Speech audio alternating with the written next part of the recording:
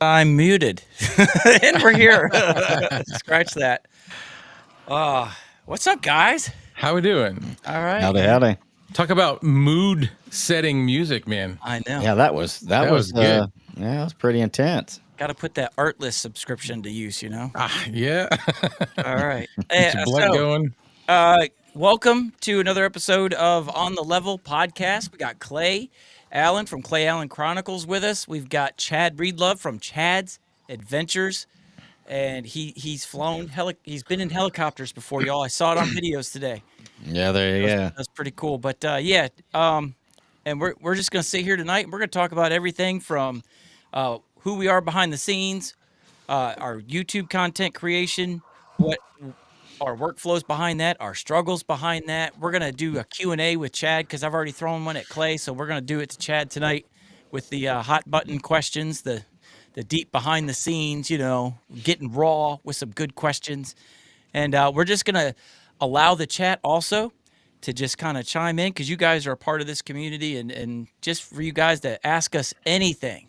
And as long as it's, PG-13 rated, we're going to roll with it. So here we go. And we've got people already chiming in. Live stream consultants. Woohoo, Mike's live again. Hey, yep, we're here. Kevin from Back to the Retro. Good evening, guys. I was on his podcast last night. They're going to be posting that here soon. Just Steve-O. Good evening, guys. Here with Clay. All right. Love it.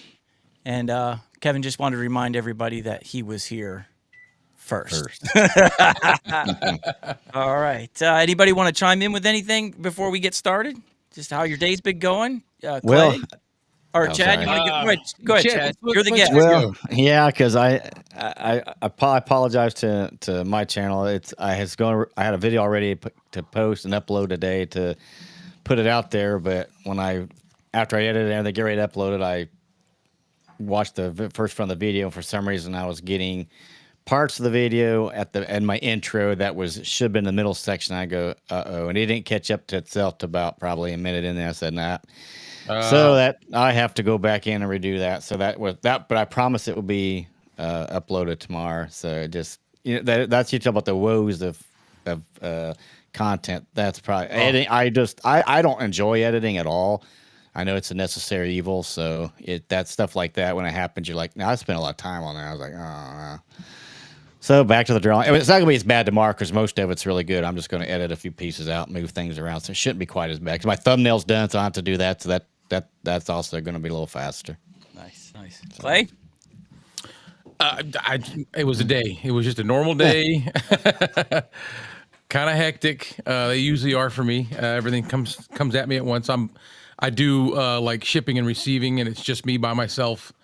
So sometimes everybody shows up at once.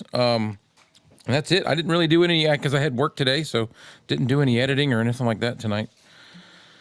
Chad, I had one of your days. I recorded my video review of the Toner TD310. I don't even know what I did with it. It's a new microphone, USB microphone, but I got about 25 minutes in and started doing my wrap up and realized I never hit record. I did the entire. Oh no. That's probably worse. That's not fun. At least I had backups of my copies, but my recordings. Oh, yeah. Wow, yeah. So I re-record, and I started with, well, guys, there's no first impressions because technically this is my second. So anyways, yeah, it's just been one of them days, man. Kevin says, shout out to Clay. Great review on the Vocaster 2. Yes, sir. You're hitting the ground running with that. Yeah. The phone call. Yeah. I never realized in the Vocaster review I did, I never tested the Bluetooth, the phone. I'm just like, here's where you plug the phone in. I never thought to test it. Hello, it's like brain fart moment. So, yeah, you can plug it in, you can Bluetooth it. It works good. Works really good. Love it, and I love how Vocaster is like the good companies are the ones where they don't. You say something's wrong, and they don't like think that. They're not trying to get out of fixing it. They're like, send it to us. We'll send you a new one. No questions asked. Oh, yeah. Yeah, those are the good companies. All right. Before we get started, everybody's looking at us today, and there's something different. I am not on a camera.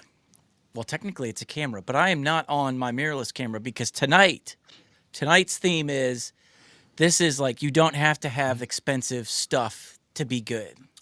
Use what you got. So we have our, I've got my OBSBot Tail Air. It's a webcam. It goes for $500. It's a little, little whatever, but it's the only one I could find right away. My son's using my OBSBot Tiny too, but it's a webcam nonetheless. And Clay, what are you using tonight? This is my iPhone 13 Pro. Love it. Chad, what do you got? I have the Anchorwork C310 4K webcam. And how much did you pay for that? Just $99 on Amazon. break our hearts real quick. Would you mind? Yeah, it looks great. For $100.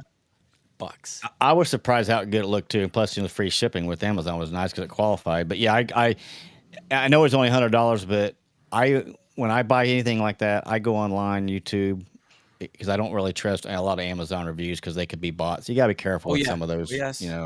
So I went online and I heard nothing but good about it. I thought I'll give it a shot. $98. If I don't like it with Amazon, it's easy to return it, and I fell in love with it. It's just, it just plugs into USB, and you're good. You're golden. Light years beyond my. I've got this. What is it? The Power Conference 200. Yeah, I think that's 2K. I think on that one. It is 2K, and it looks horrible compared to that. And that got good reviews when it came out. Yeah, it's good. Yeah. So like it's got the privacy shield. So if you want to, you can close it. And this little red lens covers the lens up. So it's I like it. It's a good little camera. I give it a thumbs up on it for sure. The C200 I think is an excellent Facebook live streaming camera because Facebook only lets you do 720p. They don't do 1080. So the 2K is more than what they're pumping out anyway. Right. Yeah. So I think it's great for that. But for YouTube, your webcam I remember when you had me on your podcast and I'm like, man, what camera are you using? And you said $99, but you paid for that. I wanted to cry, man. That's crazy. They still got them. They might come down because it's been out for a little while too. Maybe down in price. I don't know. Let me see if I can find it for you real quick. See what we got on that. I need to I could bring it up here too. Let's see. I want to get one because I'm working on trying to do a review of the best webcams under still 99. Yeah. What is it again? The C310 webcam out, still 99, which is still a great deal. The 200 is now $59.99. So, yep, there it is. All right, let me bring it up here so everybody can see what we're talking about. And let's add it. There it is. It looks almost exactly the same. Does she come with it, or is it just the camera? I'm trying. There we go. Here we go. I just got the camera. And there's a coupon for $10 off. Right there. So $89 for the webcam you're watching Chad on right now, folks. Like you don't have to break the bank to get good. No, that's good. Good audio is great audio is amazing. You have great audio and okay footage, you're good. But what you got going is perfect combination, especially for live streaming, honestly. Yeah, it's a good camera. I'm very happy with it. Like I said, it's sometimes you don't know about these things; they're hit and miss, So, but it's until you buy it, Yeah, exactly. Then you don't know, like I've talked about before, like that PD 200X. I wanted to love it so bad, but I just cannot get that thing to sound good with me. Now I might mess with it sometime again with the Vocaster one, but I don't want to leave this one, so I'm just going to stay with what I got. I know. Don't mess. If it ain't broke, don't fix it. So yeah. What microphones are we using? Real quick. Well, I think we're all using the exact same one. Yeah, I think we are. Now you got 3 different perspectives too on it. So. K669D. Yep. K669D. Yeah. Absolutely. That's what I got. And we've all done a little different spin to each one of them. Mm-hmm. Mm-hmm. Yeah, this one's shock mounted with the big, huge, my bright blue windscreen. Yeah. But you wouldn't know what it was, until you told them. I wouldn't have a clue what it was. Yeah, no. What camera are you showing there? Is that? That's the one I'm using. That's the OBSBot Tail Air.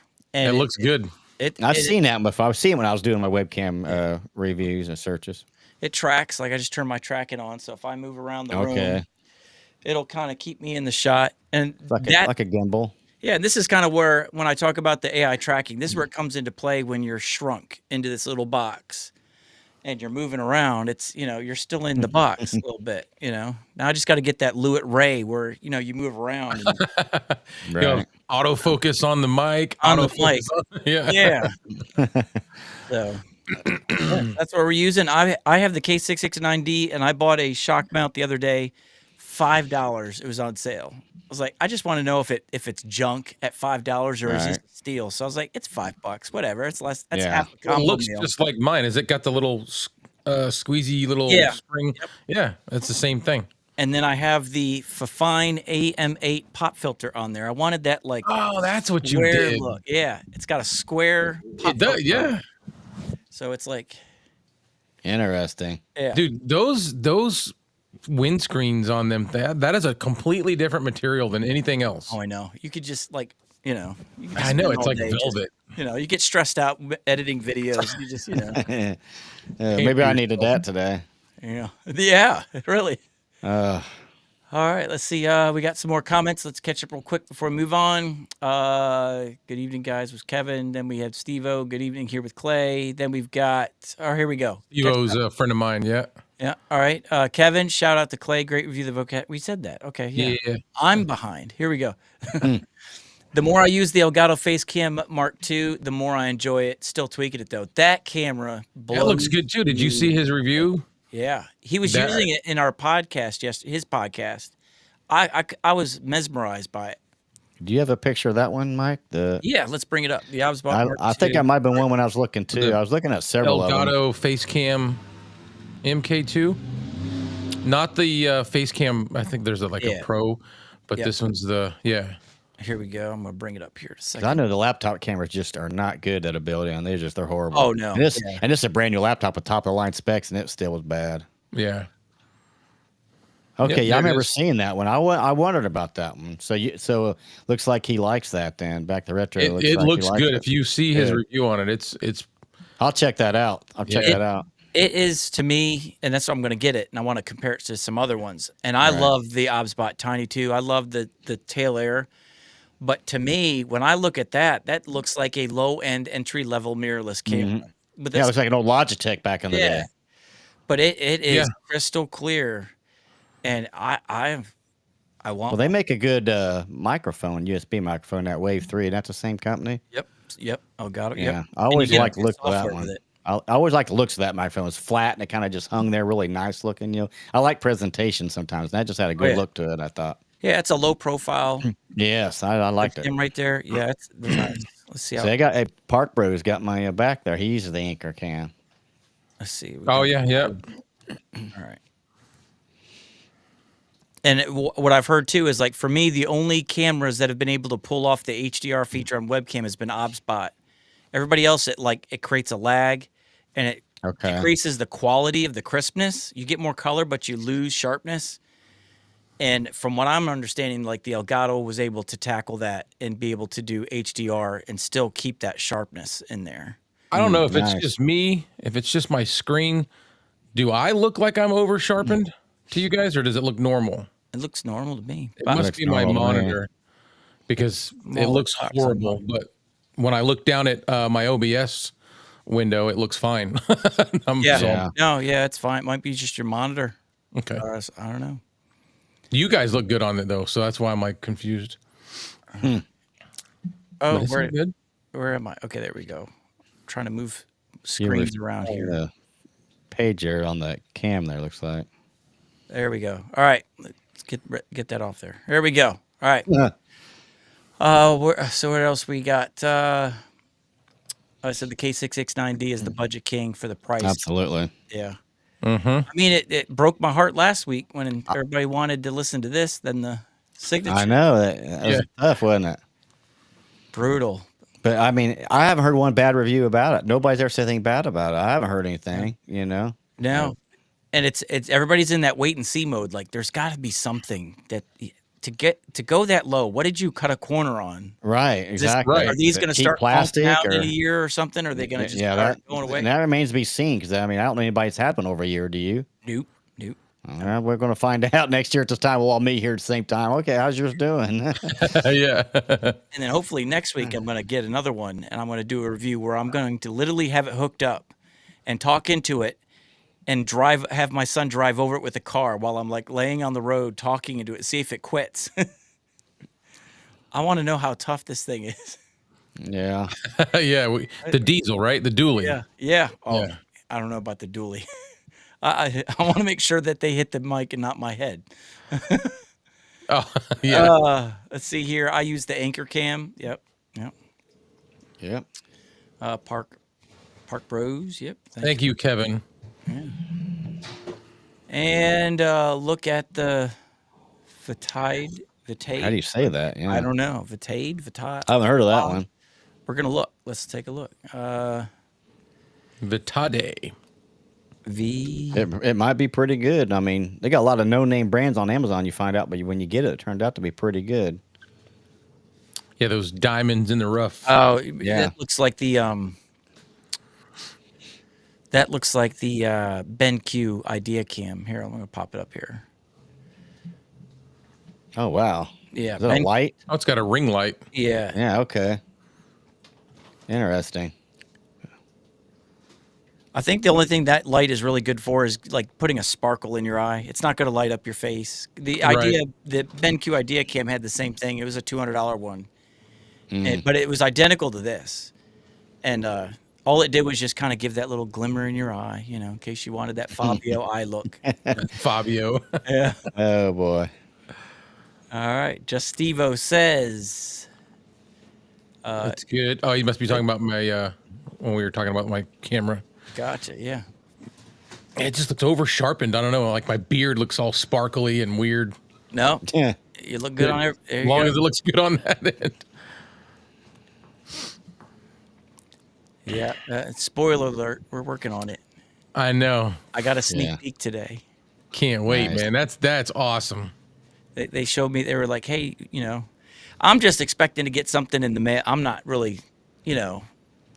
And then they're like, "Hey, we just came back with our first design. What do you think?" I'm like, "Oh, what, you're asking me too? Wow, yeah.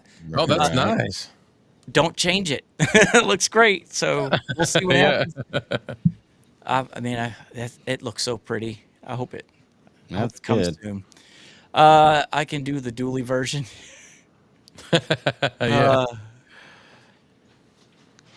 Not that one. The regular webcam without the light. All right, let me look. Okay. Okay. What's the price of that one?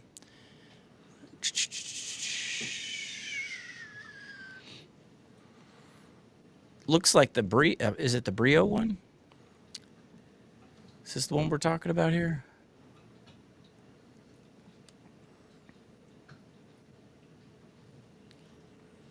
Oh.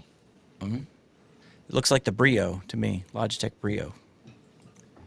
1080p. Yeah, it does. It looks just like it. Yeah. 50% coupon too. So you figure I thought that was a Logitech almost. Yeah. 50% coupon. That's $21. Nice. I almost That'd be want to worth buy it. it just to see. Yeah, try it out. Yeah, that's not That's bad the total price. Cost is $21. $21. That's a lunch at Mission Barbecue. If y'all heard. Yeah. You can't say no for that. That's Right. All right. I might have to get one myself. Alrighty. Well, we're all caught on the comments. Caught up. Nice. Well, Mike, since you got poll at for fine, see if you can get me a camouflage model. I would love you forever. If you yeah, get can me a you camouflage imagine? model, I would love you forever. All you gotta do is dip those. You know, when they call out, they dip that in like A water dip thing, yeah. that Yeah. paint. Yeah. Oh, Yeah. I'd be in heaven if that was the case. I'd love Yeah. it. I like everything camo if I can get it. So. Oh, they did say something, but they didn't like commit to it. They just made a comment. Right. They really Right. loved, and I said this in the last podcast, where they loved the Fafine. They like Yeah. that red. Yeah, the They red love- filter on it. Yeah, my contact's like, dude, we're looking at that. We love it. Like, that is Nice. really cool looking. I'm like, and he just kind of said something, but it was like, so that sounds to me like you're thinking about making something like that. So I don't know. We'll see. Hey. That's exciting. Yeah. That's exciting. Yeah. Oh, my camera's still on tracking. Yeah, that's following you around. Yeah, stop that. We're all getting motion sick back here. Let's see here. We got some more. Yes, that's it. I have two, and they work great. We'll have to check them out. $21. I'm thinking about Yeah, getting the that's case. cheap, isn't it? Yeah, I did hear. Was it someone last week? I can't remember which one it was that said that they could do it, but the metal is some kind of material where you have to powder it on. Or Yeah, that's right. Yeah, Have powder coating. Yeah, powder who was coating, that? yeah. I remember that comment now. remember. Yeah. Can't Yeah, remember. he said you had to anodize it. Yeah. Yeah. Same thing. Powder coating is like it's like baking it in. Weird. Gotcha. Part Rose says my co-host uses the Fine and loves it. Absolutely, can't go wrong. I'm curious now. Hold on a minute.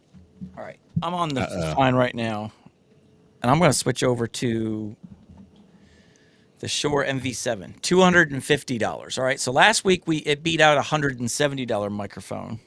Right. Let's see what it does against the $250 microphone. Just real quick. I'm just curious. I gotta know. Let's see here.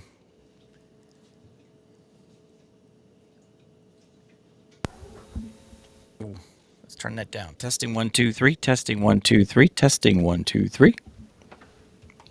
Testing 1 2 3. Testing 1 2 3. All right, here we go. This is no processing. Let's turn processing on. It's not fair. All right, processing. There we go. So this is radio. Yeah, so both of them are on radio, but this is what it sounds like with processing on. This is the $250 Shure MV7. Processing on, processing off, and now we're going to switch back. And this is the $37 Fifine K669D.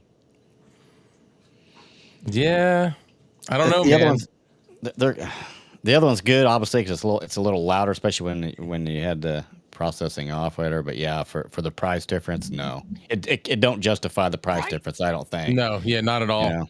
Yeah. Should we try it? Should we try it? And what's this one? No, that's a Shure SM7B. This is $400. Okay, here we go. This one scares me. Yeah, live stream consultants said it has a little more bass. It does. The Yeah. MV7's got more bass. Maybe that's what it is. MV7 Yeah. did? Okay. All right. Switching back. All right, do my auto gain or here.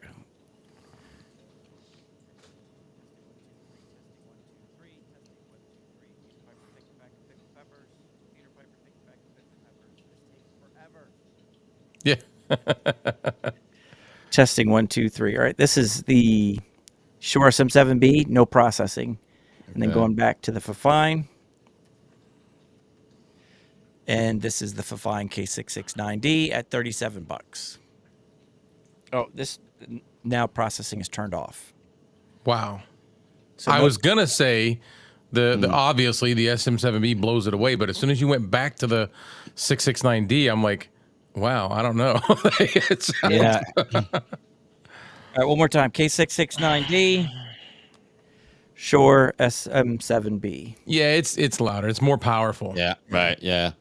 Yeah. Yeah, sounds good.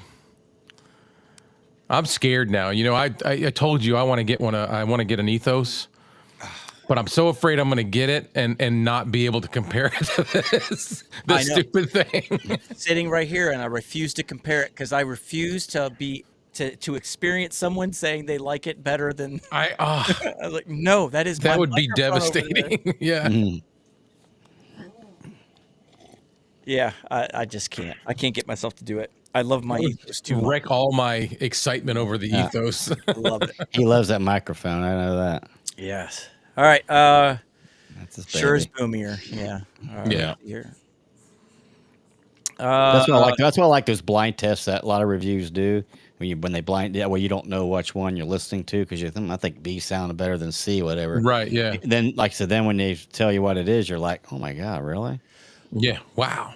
I saw a Yeah. YouTube short yesterday where someone was doing the blind test and they were singing. It was a girl, and it was the K669D versus the SM58 microphone, which is vocal powerhouse. Been around for, since the beginning Yeah. of time. Everybody uses it. It's like The microphone. yeah, for live performances, and everybody picked microphone B as the better mic, and the reveal was it was the K669D.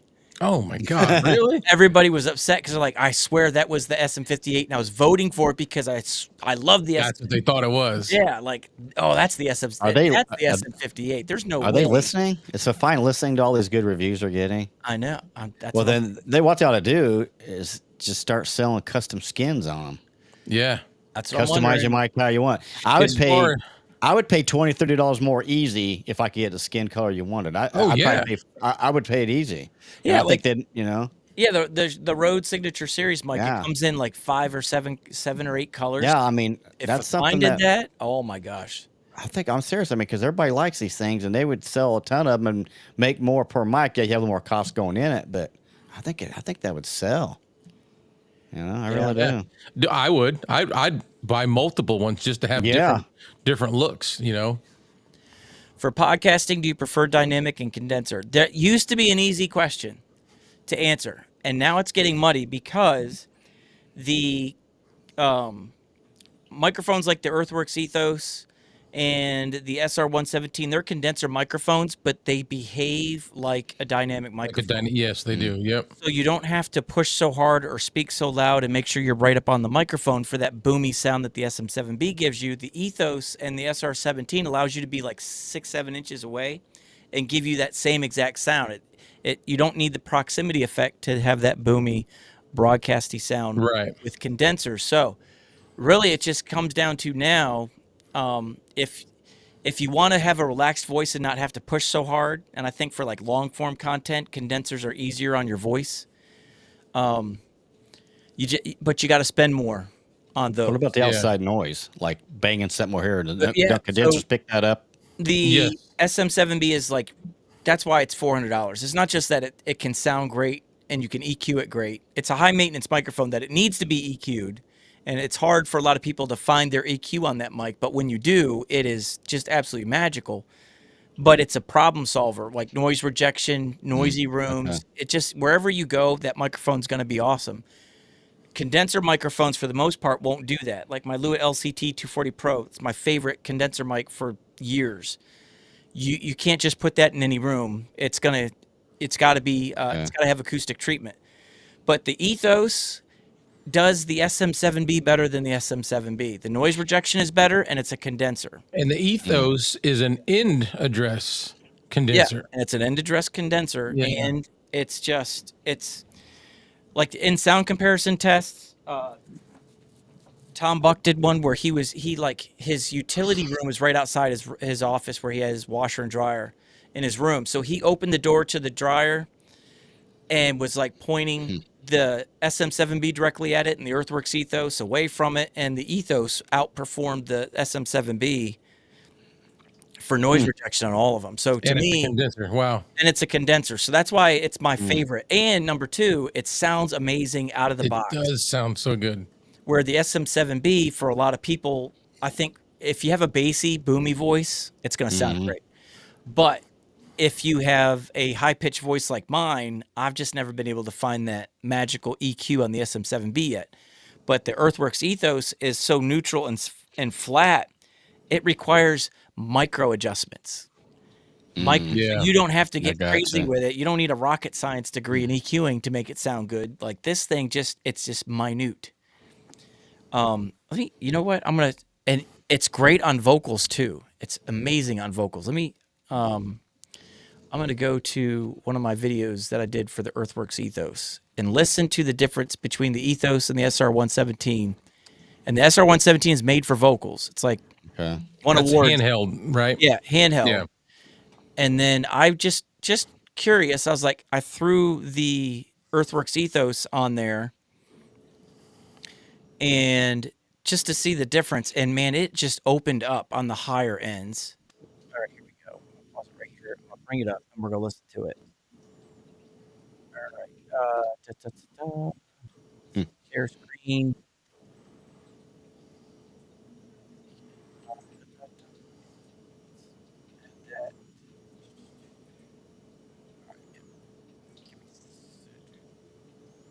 See it?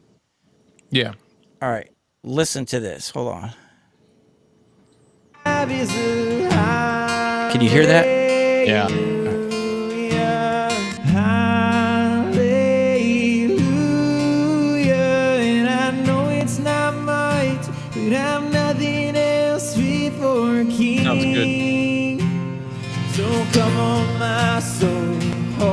Oh, hold on, man. I got it into the wrong.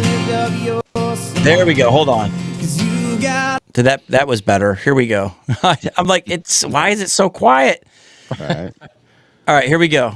Listen to the difference. Like the Earthworks ethos is neutral, flat, and warm, but when you get the SR117, but when we jumped into the ethos, it like opened up a roof and a ceiling where his voice I could tell. just opens right up.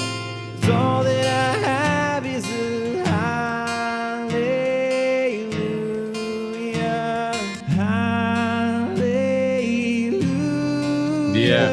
Yeah, you can definitely tell a difference. And I'm tone deaf. I can tell that. Yeah, that fills the room. Yeah. So that tamps down a little bit. Yep.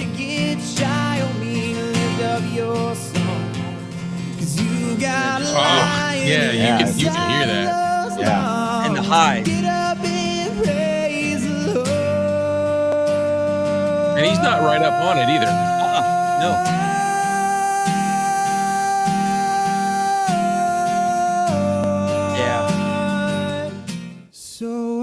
That's the difference between dynamic and condensers. Look at the distance he has. Where See, a good condenser can do, like I've got the 669C, you do too.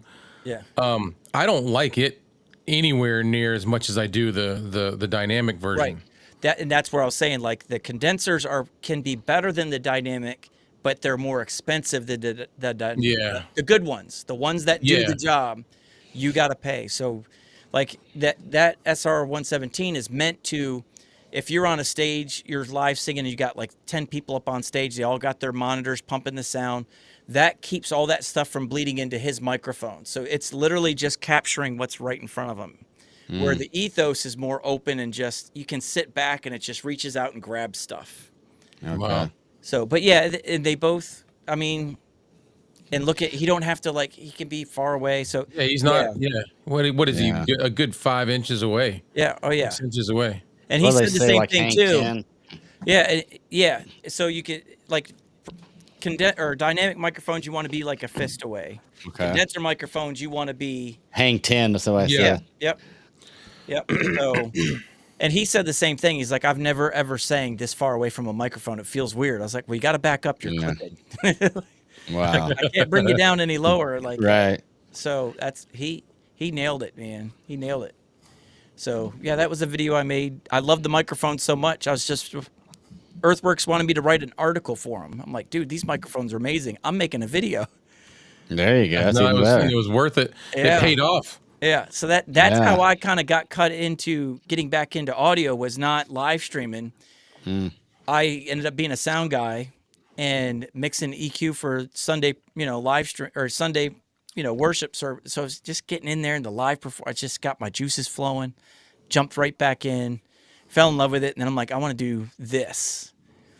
And then I realized that was easier for me mixing live than it is being in here, because there's no forgiveness. There's no help. There's not 4 other vocalists and guitars and drums that can help drown out a bad sound. Here, when you're by yourself or, Just us you talking, and the camera. yeah, there's no room for mistakes. Where live, you can get away with a lot. But yeah, anyways. So yeah, I don't know if I answered your question, Kevin. Like it just depends on which one you like. But if you want a condenser because how it gives you a little more space, you don't have to be right up on it. They're awesome, but you're just gonna have to pay more for. You got to spend some money. That, or you got to really do a good job sound treating. Yes. Oh yeah. Especially that. Yeah. Above, below, behind, in front, like all around you.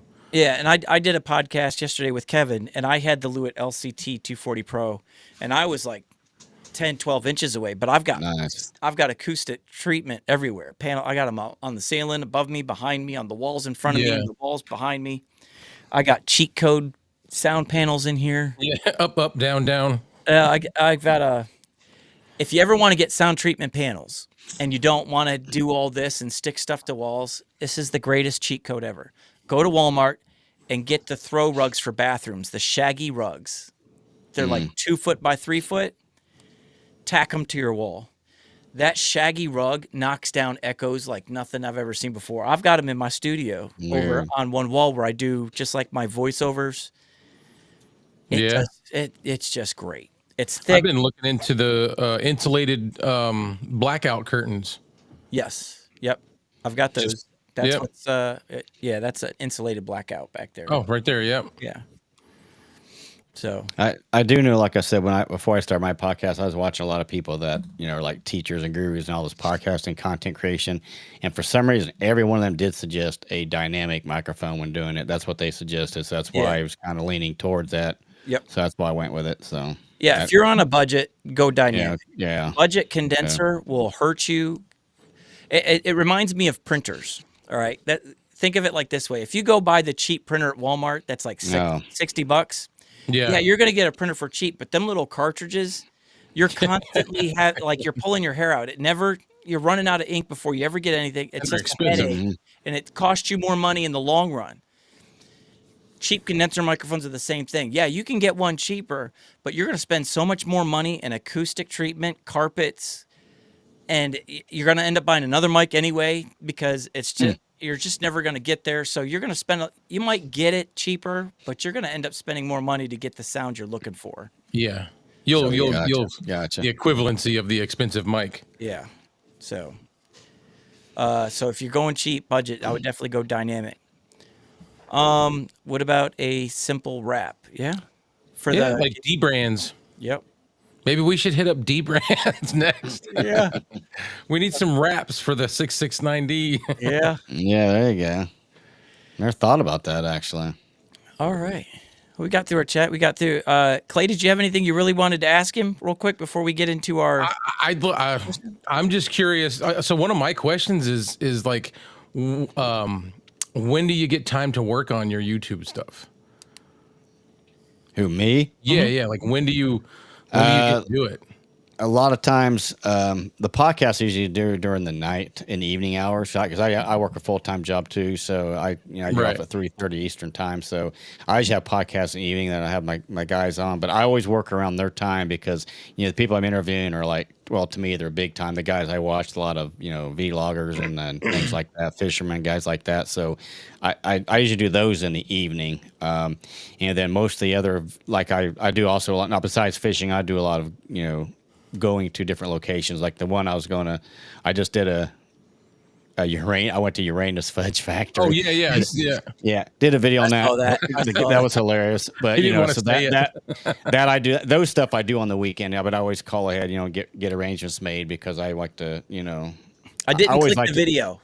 I saw the thumbnail. I'm like, I don't know if I want to watch this. yeah, right. Actually, this Yeah, could be bad. it's a pretty cool place. It's a pretty neat place. But yeah, so I usually do those on the weekend, and I try to, I meet the owners or whatever. I meet them like after hours or before hours on the like the one I was going to launch today was I don't want to. I'll just go ahead and take it. Nobody on my channel is probably watching this. It's a monster pizza parlor that's all classic monsters. The whole thing is just monster. It's so awesome.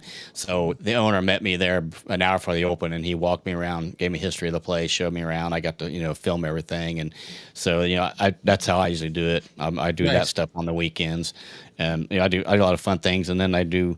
A lot of it's just vlogging adventures. What I do, I don't stick to. I guess I'm the oddball out here. I don't do reviews too much, like on equipment. I guess. So I know I might do a fishing. I do some fishing equipment reviews. That stuff that I actually deal with every day.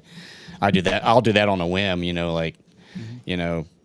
the evening time. Say I'll go out the garage with my kayak and I'll just I'm going to review this new reel I got here. Whatever. I just did a short on a little 5-inch Senko plastic worm. It got like over 200 views just like that. I just buy that on a whim, Pink one. Yeah. So Or no, sometimes the- it just no, it's the the pink pink one, one. yeah. That Yeah. sometimes they just come to me. I thought I'm gonna do it like that. So, but everything I do, unless I'm off that day, will have to either be done during the evening time or usually during the weekend. Is when I usually get my Mike's stuff got a done. visitor. What's the I name? see that. Oh, that's Lyle. I'm her person. Lau?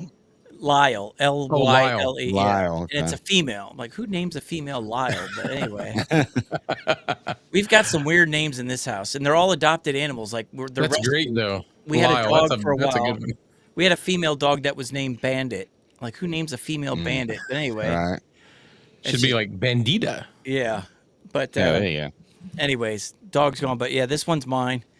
and she follows me everywhere. She won't let anybody else touch her. She lets my wife touch her, but other than that, she will not let anybody pet her. But she, wherever I go, and then if I'm at my computer too long, she'll jump. And she did it in the podcast with Kevin, or was it Kevin?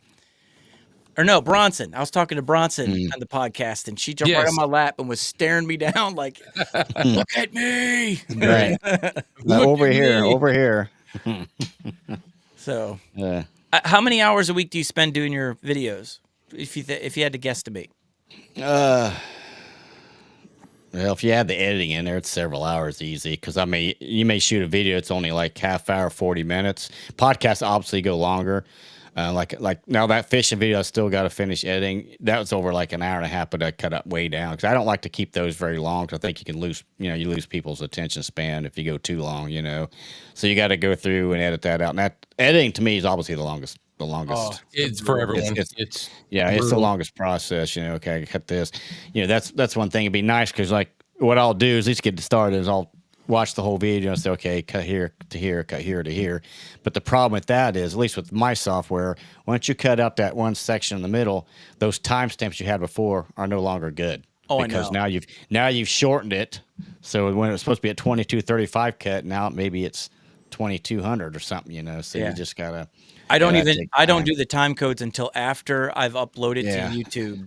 I would don't be afraid to venture out how much hours it takes. I don't do it at all. So maybe you guys gotta take me to school. No, I'm still learning. Trust me, because it just takes time. Like I said, I don't know what happened with that one today, but I had the audio was for some reason the midsection of the video was talking. I thought I had it playing in another window on my computer. I go, why am I hearing that? So I close all my windows out and I go, what the heck? The middle of the part of the video was playing during my intro. You can hear it in the background. I thought, okay, that's not good. That's not good. So I'll just have to redo the whole thing because I can't, I can't live with that. Yeah. I only try to do chapter markers now on videos that are like over 12 minutes. Under 12, they're going to watch the whole thing pretty much anyway. But when I do them really long reviews, like 28 minutes or 30 minutes, where I'm like, not only am I reviewing it, but I'm showing you how to do it and how to use it and where to use it and like. Okay, so you create your own chapter markers in there. Yeah. Okay, I'll go I through at got the you. end. Once it's uploaded, I'll watch it. My one-time review video where I say, I guarantee in my ethics statement, I guarantee one view where I'll watch it from beginning to end. I'll pause it at each point, write down the time that I changed to, all right, this was the comparison point. This was the unboxing point. So I write those times down and then I go in and I put them in and then make it go live, publish it. But yeah, So you keep it Yeah. private until then. Yes. Gotcha. Because like Chad said, I've done it before where I wrote all the times down as I'm editing, and then I watch my one time through and realize I forgot to cut something out or I was too repetitive, and you go and edit that, and then now your time codes are wasted. All right. Yeah. Question for Absolutely. Chad. Here we go. Bait caster, spinner guy. They get a bad rap, but I like both, but I prefer spinning. I Me prefer too. spinning. Yeah. I've got Baitcaster. It's the cool one. If you're a real deal, it's like the SM7B of Yeah. fishing poles. You're not a real unless you have one of these. And it's like it's such a. I've never stressful. done those. Yeah, I'm also a lot of people like to well, now it's kind of a lot of forward facing sonar making a lot of people go to, but I've used light line. I've never went out with heavy line. I don't like it. The heaviest line you'll ever see me throw is like maybe 14-pound test. Everything else is like 6, 8, and I throw for that for bass. Now crappie I go down to 4, but everything else around 6 to 8. I just like a lighter line. It's just what I am. I don't Braided or mono. and again, I'm old school. I've never used braid. My personal opinion, I don't think it's necessary. I'm still using monofilament. I do have fluorocarbon on my bait, on the one bait caster. I got 14-pound on it, but everything else I still use monofilament, and believe it, I still use the original Stren green. Oh yeah. That stuff, I'm telling you what, that stuff never has let me down. I've had it so strong on my knots. I've had to cut. I can't get to break. I can't get it. I've had to cut the line because it just will not break. Yeah. To me, my experience, I've never had a need for buying break. Number one, it's more expensive. It's harder. It's got its ups and downs on it too. But the secret, like if you're using a spinning reel, the secret is when you buy the line, don't take it off the spool before you reel it on. Take that spool out of the package, soak it in warm water for about 15, 20 minutes. That takes all the memory out of the line. So when you put it on your reel, That's smart. you won't have all those kinks. So Yeah. and so that's how I've always been a light line guy, and people laugh at me, but hey, it works for me. So whatever, I love monofilm. I'm not going to change now. It's done me. It's never done me wrong. I struggle with braided when I'm trying to fish, and I use a Texas rig, and it's hard for me to get a feel for what if I'm on a stick, if I'm on a rock, or if it's a fish playing with it. If I'm using braided, I need that play, that tug, that I don't know. I'm able to do a lot more and read a lot more with mono. Because obviously, monofilament tends to float, and your fluorocarbon tends to sink a little bit. So that's probably the main difference in those. And fluorocarbon's also less visible, but that's why I use that Strin green, because it just, now, see, I'm getting old now. When I have to tie a line, I have to use I put my readers on, because I cannot see that line going in the eyelet of the hook, so it's hard to see. So, and it's just what I've always used. I've just always used that green monofilament because it's just so good. I really don't like editing. Yeah, I agree. I don't think there's anybody that really loves it. Nope. All right. Do you like it, Clay? I love editing. Yeah. No, do you really? There's such sarcasm in that. So. Okay, as I say, we're going forward all videos. I'm 50-50. I actually do enjoy it. The love part was definitely sarcastic. Yeah. Okay, yeah. But I do enjoy. I get pumped up and excited for what I'm creating. It's almost like mowing the grass. You know how you're so excited to see that finish product. So I do enjoy it a little bit, but it's grueling. Yeah. Do you guys have a sweet spot for video length as you try to stick to? Kevin's asking. Not really. I go until I get the point across. Yeah. I It think depends when on I go, what you're talking. exactly. I think most of mine usually seem like after the editing, they're usually about 30 to 40 minutes. Some go longer, like I said, depending on because I want to make sure that they get to see as much. I want to show as much as I can about it and get a good description about it. But like I said, you don't want to do too much because you're might lose some interest. So I would say on stuff like that, I think it also might depend on what you're doing, don't you? Yeah. Because Mike, would you want to do a hour-and-a-half review on a camera? No. No. They would turn off after about a half hour. I try to never go over 30 minutes. If it's over 30 minutes, it better be something heavy duty, lots of like the OBSBot tail air with all the stuff we can do. There was no way to get through it. And that's the importance of having chapter markers. And I tell them, look, you don't have to watch this all the way through. Chapter markers down below to go to the point that you want to watch. Yeah. I think 30 to 40 is I think that's probably a good range. On a video. If you go an hour, don't sweat it. Sometimes they might take that long. Because we did some I don't know if you guys know what Randonautic is. It's some weird app that sends you to weird places. Well, I got a couple videos out on my channel where we went out and did that. And another good thing, I'll be honest with you, what good about these kind of videos that I do, except for the fishing ones, there's not a lot of editing.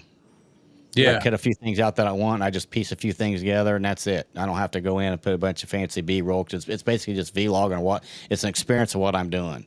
Yeah. So that's kind of good on my side, I guess. I don't have as much editing to do because it's kind of like you're there with me. You're walking along, in person. Right. But I say 30. My experience, I like 30 or 40 minutes. I think that's probably pretty good. I don't know about now. You do a lot of reviews. I don't know if yours is only like 20 to 30. I don't know. Mine are generally, I try to stay in that 15-minute, 12-minute to like 23-minute, right in there. Short ones, I try. I think the shortest one I've ever done is 12 minutes, I think. Okay. But you're somewhere in there. And then if it's a really complicated thing, then that's when I get into that 30-minute marker. But I try not to go over 30. At that point, it's like, where are you at? Yeah, go ahead. Roughly the same. Pretty much everything that I've put out recently has been, 12 minutes to 25 minutes tops. 13. I think an exception to the rule. When I'm watching stuff and it's only 5 minutes long or less than 10 minutes, I'm kind of disappointed. I'm like, oh man, it's over. Yeah, that's true too. I want something listen. real interesting. Yeah, yeah. That's exactly right. What he just said there. Exactly right. Yeah, go ahead. Kind of don't leave them wanting for more. You know, you Yeah. explain everything, but don't over explain. Leave them wanting for a little bit more. And another thing, also, it's on my mind. I'll say it before I forget it, since we're talking about this kind of stuff. Use end screens or end cards, whatever they call them on your video. Like when you at the end of the video, put an end card over here, because that's a you probably your second most viewed videos come from those end screens when they put on there. Like you've seen, like at the end of a video, okay, click here, click this See, video. I need a teacher. Yeah, the don't do that. second highest viewing content comes from those end screens. Obviously, number one is search. Will come from that. That's number one, and then number two is those end screens. So that's the one thing I recommend. I don't mean to change the subject a little bit. No, But it's fine. I want to hear this. I want to say what's fresh in my mind is that's the second most viewed a tool to get views on a video. And Yeah, my- How do sure you do that?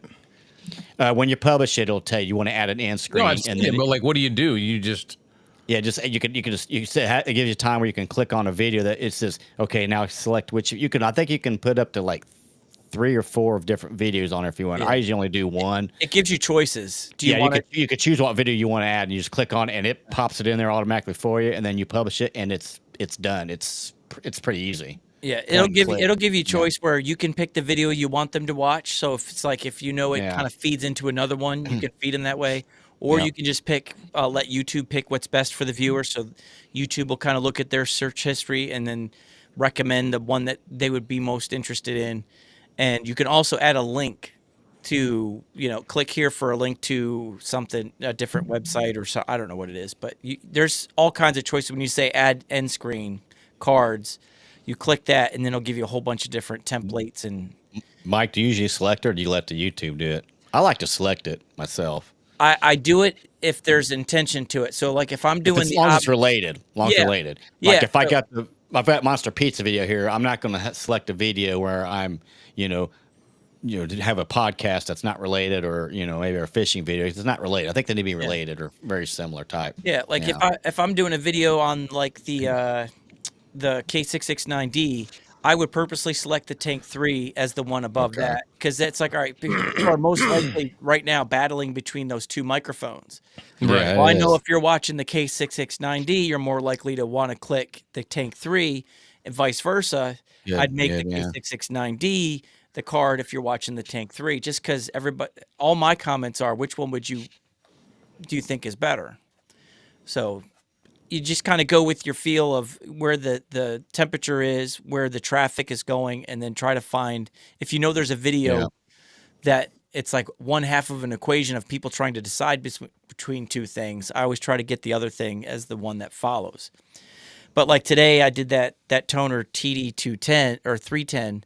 I'll just let YouTube do the algorithm after that. Okay, right. There's no competitor to it.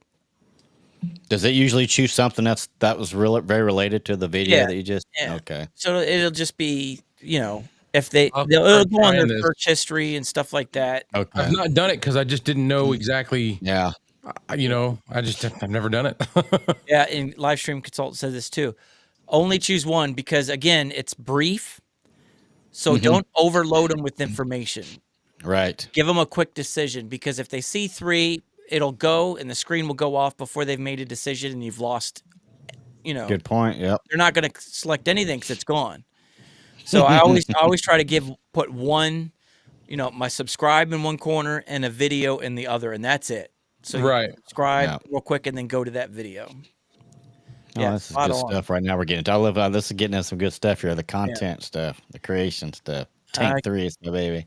I can't get Tank 3. It's my baby. You know what, man?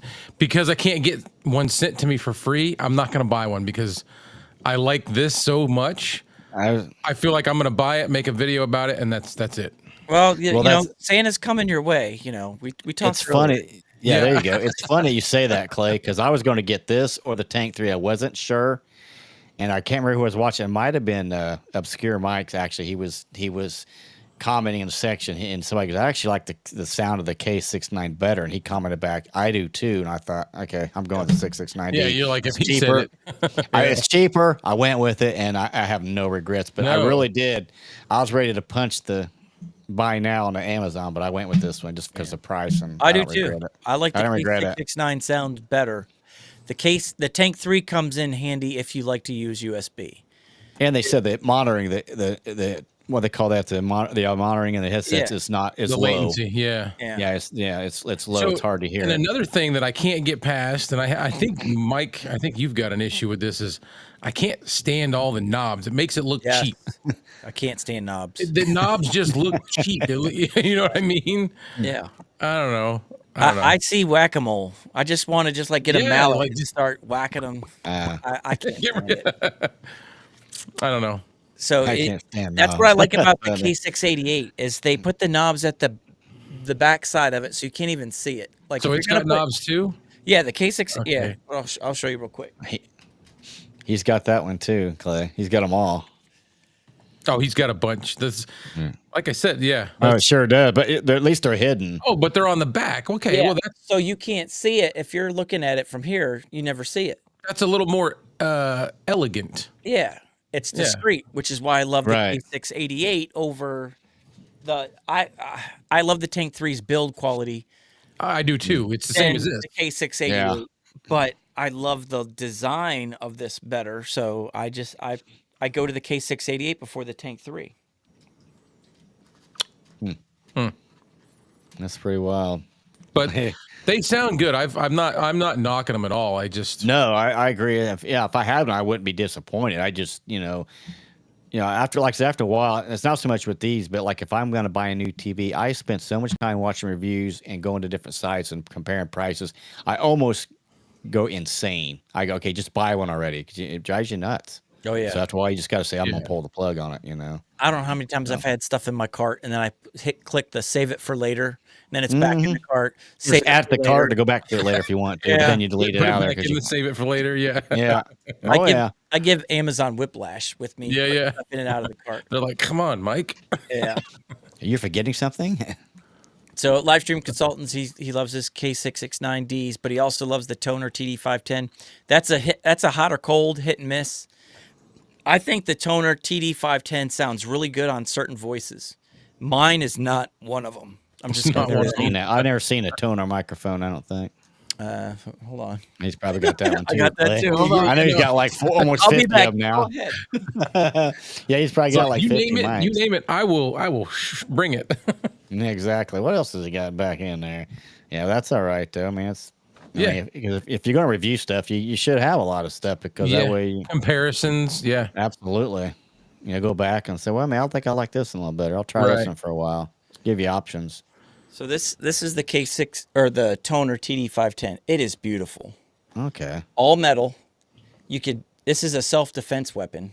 Is it RGB? No No. Oh, RGB. that yellow. I thought that yellow might have been okay. What did I do with That's another thing I'm not a fan of, is I don't really want the lights.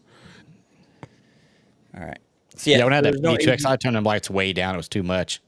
They're cool, but they don't ever look as good on camera as they do in person. Right. It gets distracting. Yeah. That's And then pretty it- nice looking mic. And if you don't like the logo, the other side Right. doesn't have one. So you could always, mic placement, you can pick the side if you want the logo, don't want the logo. That I love because they give you the option. Like for Fine, we'll put their logo on both sides. Is Rode that the will- 510? Yeah, and Rode will put their logo everywhere, including Yeah. before you know it, you look at your boxers and there's the Rode logo inside your boxers. How they got in your house in the middle of the night and stitched them on, I don't know. But They're like Amazon. Now that's probably the best line of the night, Mike. I love it. all right, I'm gonna switch to Oh, the gosh. toner real quick. Okay. Oh man. Put that on a short for sure, Mike.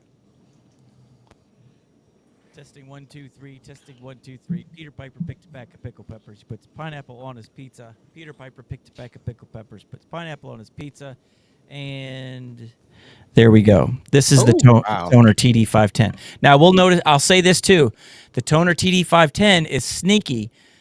If you just record raw audio to your computer, it's one sound. But for some reason, when you use it and you upload it to YouTube, they compress it in a way that makes it sound better than what you hear in your headphones. So if you're listening to your headphones, it Interesting. sounds like you're talking through a pillow. Yeah. But somehow Yeah. when it goes through the YouTube and out into the ether, it opens up just a little bit. And it should be the opposite. I don't understand. Right. Usually it gets deeper. For a toner, it's for some reason it's different. But this is the toner That sounds good. unprocessed. And Yeah, I then like that. I like it. this is no processing, and then this is, let's turn some processing on. So this is radio mode, I think. Is this radio? Yeah, this is radio. It goes to radio right off the bat. Yeah. And this is clean. Peter Piper picked a pack of pickled peppers. This is the toner TD510. This is warm. Peter Piper picked a pack of pickled peppers. The TD510 in warm, and then bright. This is the toner TD510 in bright mode. And Sounds pretty good. back in radio mode. Yeah. Yeah, like radio and clean, I think the best. And audio interface makes a difference too. And I'm going to be honest with you. This is the most I've liked it. And I'm using it in the Vocaster.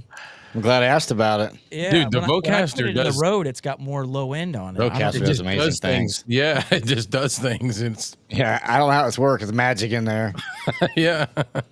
Live stream live stream consultants. I would love to have your real name on here if you could share it, because like I feel dirty and wrong. Now, Three word name here instead of calling you by your name. Like, is that friends toner a call- budget microphone or is it a higher end? No, it is. It was 60. Oh, okay. Let me so see that's- what it is that's now. reasonable now with all these other ones. Okay. Something told me to get the Vocaster 2 out because I had a feeling we were going to start doing this, running through some mics tonight. Yeah, well, I keep asking. You got this one, so you blame me on that one. No, that's good. That's why I did it. All right, you ready for this one? Mm-hmm. All right, here we go. Chris. Share screen. I gotta get off that one. And back here. Here we go. And here it comes.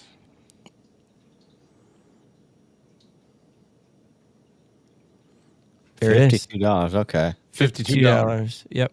$52. That's a good microphone sound for that. Yeah. I never heard of that brand. I don't know why, but I like it. I really do. Yeah, toner, yeah. I'm kind of glad I didn't see it. It'd been another 4 days of looking at microphones. I'm kind of glad I didn't see it. Bark's done a few toner videos. Yeah. He loved the look of it too. Like, this is a it's gorgeous nice. mic. It's like gold trim, right? Yep. And He had did- one that was all square looking. It was really weird. Look, it had a bunch of dots on it. I can't remember what the name of that one was. It was Feel weird. World, the Feel World. No, Feel World that It was strange Oh, looking. I know what you're talking about. It looked like it had dots or like dimples or something all in it, like or like little circled grills on it. It was square rectangle. Square, yeah. Yeah. I forgot what it was too, but I know, but it comes he has in. a bunch You can of get a them. white one, and it has like a racing stripe down the middle of it. If you get the white one, or you can get it in all black. I forgot what it is. Let me see if I can. Now I find have. it on here. I'm looking now. I shouldn't have said anything. Like, Yeah, oh, I I'll gotta recognize figure it, it out. and Yeah. it should be on my like Amazon. because he even history. commented that if he could design it, it would look just like this. Is I it remember him the- saying that. This is let's junk see. right here. This one here is don't ever. Just don't. Save yourself. I never know that one either. Looks like it might be like the old Bell Yeti or whatever it is. It looked Yeti like a Blue, mini whatever. Shure SM7B. I was like, oh wow. There's I was the like a Blue Yeti. U-Mic 22. That might be. Yeah, I think that might be it. I wonder if I can. Yeah, 'cause no. here's the Feel World right here. Yeah, Oh that no, here it is. wasn't The Octava. Octava. That's it. It was. That's and they weren't cheap though either. That's Russian. If I remember right. If I remember right, they were pretty expensive. Yeah, expensive Octava microphones. ML19 ribbon mic. Yeah. Yeah, so it's a ribbon instead of a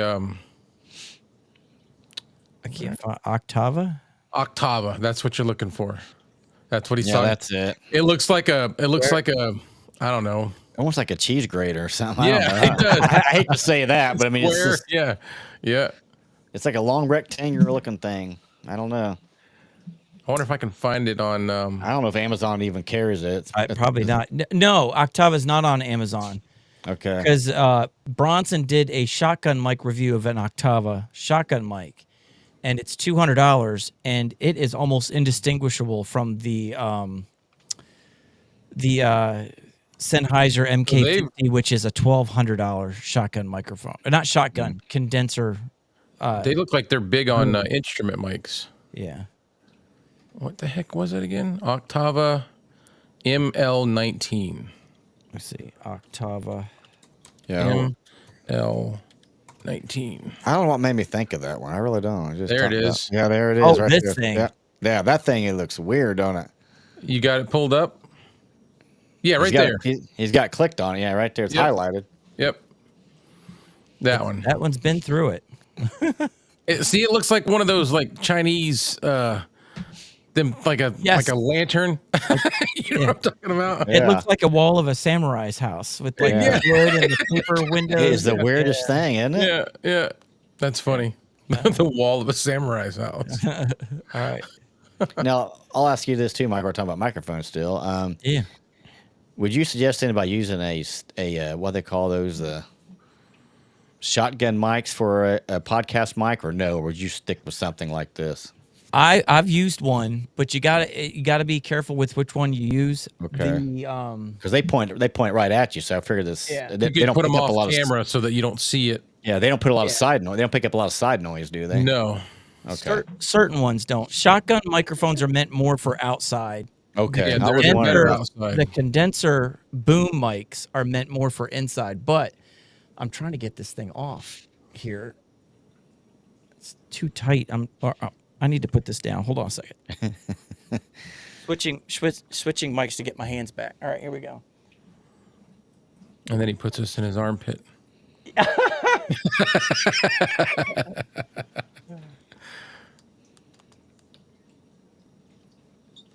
I gotta quit asking Mike questions. There we go. Because Yeah.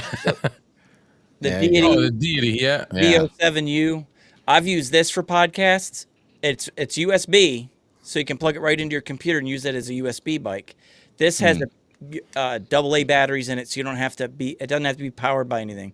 Sounds great. I've used this for voiceovers and portable podcasts because I mean this thing could just fit right in a pocket. Yeah, it's And- portable.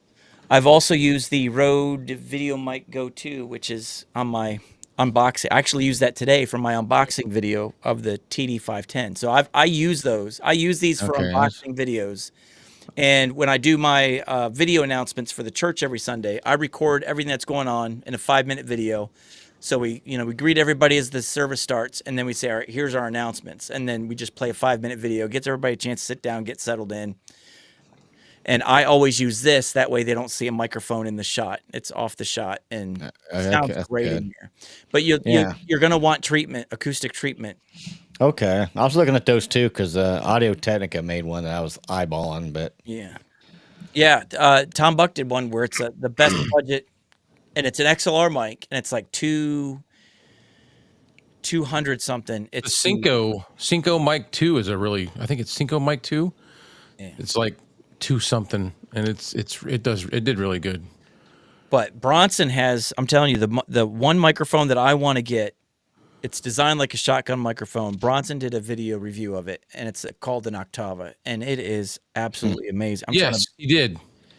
I'm going to show you the video, or bring it up so you guys can see his video. Audio hotline plug for Bronson tonight, Yeah. and there it is right here. Oh, didn't mean to do that. All right, so let's get this. I keep switching tabs. All right, hold on. it's all right. Yeah. All right, here we go. This is live. It happens. Yeah. You can't edit these unless you just get rid of it altogether.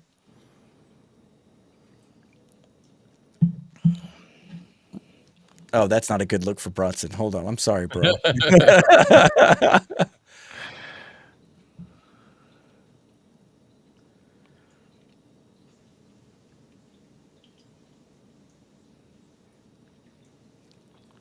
It's a $1,200 microphone. Wow. Yeah, but it's incredible. Like you can put that off camera a good distance away from you, and it still sounds really good. And then he switches to this one. Is that the Sennheiser? Yeah, this is him switching back and forth. See if you can hear the difference.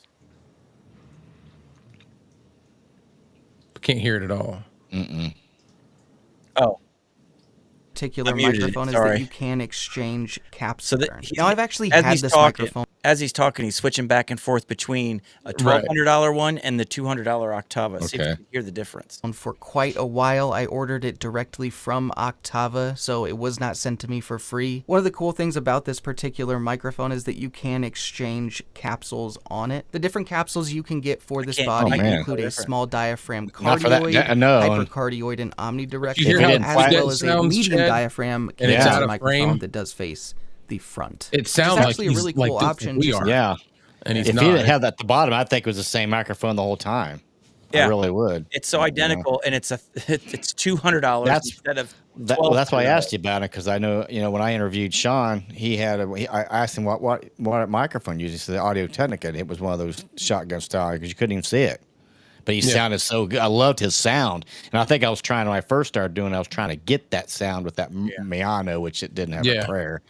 But so that's why I wanted to ask you about it, Mike, because I thought you probably might know better about those. Budget wise, like the Deity V Mic 7U's, $99. I think it's on sale sometimes for less. The Rode Video Mic Go 2, same size, $99. I love those two. You can plug them right into your computer and go, so it's super easy to use. Those are the two that I would, on a budget, go with, because they give you. That's USB, you said. Yeah. And then if XLR, that's what I'm going to next, the Octava. Because to me, I want the Sennheiser MK-H50, which is $1,200. It's crazy. Yeah. That's what Tom Buck uses. Yeah, he does. Yeah. So that's his main go-to. Yeah, and he absolutely loves it. I was really quiet. I'm sorry, guys. There we go. But yeah, that's what he uses. And now that I've heard the Octava and I can't tell the difference, I'm like, I want that one. I want it. Yeah. I want it. Yeah. That's the bad thing about this, man. Every time you see something new, you're like, "Oh, I gotta have that." I know. That's what I'm saying. I gotta have that. it's on a rabbit hole. You just can't get out of it. Uh-huh. Look at this and look at that. Like I thought I'd buy this, and I go, "Well, I never heard that microphone." So I got to click on that video. Well, I never heard of that one. It's like, it don't end. So rough. All right. Yeah. Let's run through some questions out there too. Yeah, we got some falling behind here real quick. Kevin, that's why I have the knobs on the other side of the camera on the Tank 3. I don't like the knobs. Oh, yeah. Yep. Yeah. And Kevin keeps asking me to try and figure out a way to deck this thing out and get custom with it. I can't, because the knobs are in the worst place ever. I can't on put the opposite side of the mount. Yeah, it's like you can't put a shock mount on it because the knobs are right there. And I've tried. I'm like, I'm gonna have to remove this whole body from it, and then I'm gonna have to saw off the knobs. See, if they could make those knobs tiny and put them on the back, then you're golden. You can do anything you want with it. Yeah. So, but it's built like a tank. I love it. But it looks good. It looks quality. It does look good. That's the first thing I saw too. I like that look. Yeah. So it's a great mic. There's nothing I can really do to customize it other than a colored pop filter. So sorry, Kevin. I tried. Tank 3 was my first mic sent to me for a review, which is why I have bias. Clay, what was the first mic have reviewed mics yet? Gotten into it yet? No. I was going to, but I only have 2 different types of mics now. Yeah. I have a bunch of fee-fine mics. I just don't have them with me. I lent them out to here, and everybody's got them except me now. My first 2 mics I reviewed, I paid for them. So yeah, I've paid for all these. Yeah. My first mic I reviewed was the Rode Pod mic, and then I also reviewed the Behringer XM8500. I did a comparison of the two, and I paid for both of those. So the first one that was sent to me, I can't even remember the first one. K688 was the first microphone that was sent to me. That was almost the first decent mic that I bought. I held back. I bought like I told you before, there was a couple of fee-fines that I bought that were not this style. They were condenser mics. They were more meant for sitting on the desk. Right. And then I got the AM8. And the AM8 sounded awesome. Gotcha. 2 weeks after I bought the AM8, I got this, and then I just took that AM8 and shoved it off to the side. It's in the box. Yeah. And fine, if you're listening, Dave Satura and I were talking. The AM8 to me is the best sounding microphone out of the box that Yes. Fine makes. Like, let's say you have no EQ skills, you have no interest in messing with processing, you just want to plug it in and run with it. The AM8 is that microphone. It's a really light plastic. If Fine ever decided to just like take over the world, build that microphone with a metal body, Yeah. like the Tank 3. If you build the AM8 with a solid, And if legit body on it, I would buy like 10 of them. oh yeah, and if they could make that same capsule, that same windscreen, make the body of it a little smaller, Yeah. that would be the king right there. That Yeah. thing sounded great. You didn't have to do nothing to it. Yeah. How long have they been around? AM8 or No, No, fine. the Fine's company itself. I've never heard of them until recently. 8 or 9 years. The first Okay. Fine. It's really fine. I always say It it is. wrong. There's The no first- extra N in it. I'm trying to say it right since they're making me that Their microphone. I gotta pronunciation be is fine. fine. Yeah. Okay. Yeah. All right. So fine, and I still say fine. It's habit, and they know. They forgive me. But the first one Yeah. I had was the K669B, which was a USB mic. Sounds just like the C, but Yeah. it was the cable was permanently attached to it. So if the cable failed, your mic was toast. And that was probably 6-7 years ago. So at least that, but probably more. I'm laughing because these guys they're saying everything that we're thinking. I'm like, yep. All right. The toner sounded good on USB on your voice. And Yeah. I'll say that I think that when you switch to USB on the toner, that pillow, that deep, thick sound goes away. It lightens up a little bit. It gets a little thinner. And I think in my review, I'd said if I had to pick one or the other, I would use it as a USB microphone. Chris, thank you, Chris. I just feel like, man, you're one of our top commenters, and you're always here. And man, Yeah. I think twice now you've been on there. The 2-3 hour podcasts I've done, I think you've been here for the whole 3 hours. It's like family. It's like family. So I said, this needs to be Yes. first name basis, bro. Yeah. Live stream consultant seems like I'm insulting you when I keep saying that. You got to be a diehard to hang in with somebody for 3 hours. I know, especially when it's like it's his third show. Like, what are you Yeah. doing? I love you. Make me feel better. Kevin, I got to get a toner now. I know. Now that I put it on the Vocaster, I'm just like, man. Yeah. I'm not going to ask about mics anymore, Mike, if you have it, because I know I'm not going to do it anymore. The answer No, is go yes. ahead. I love doing it. I love doing it. Let's see here. I did notice this on your review of the Vocaster 2.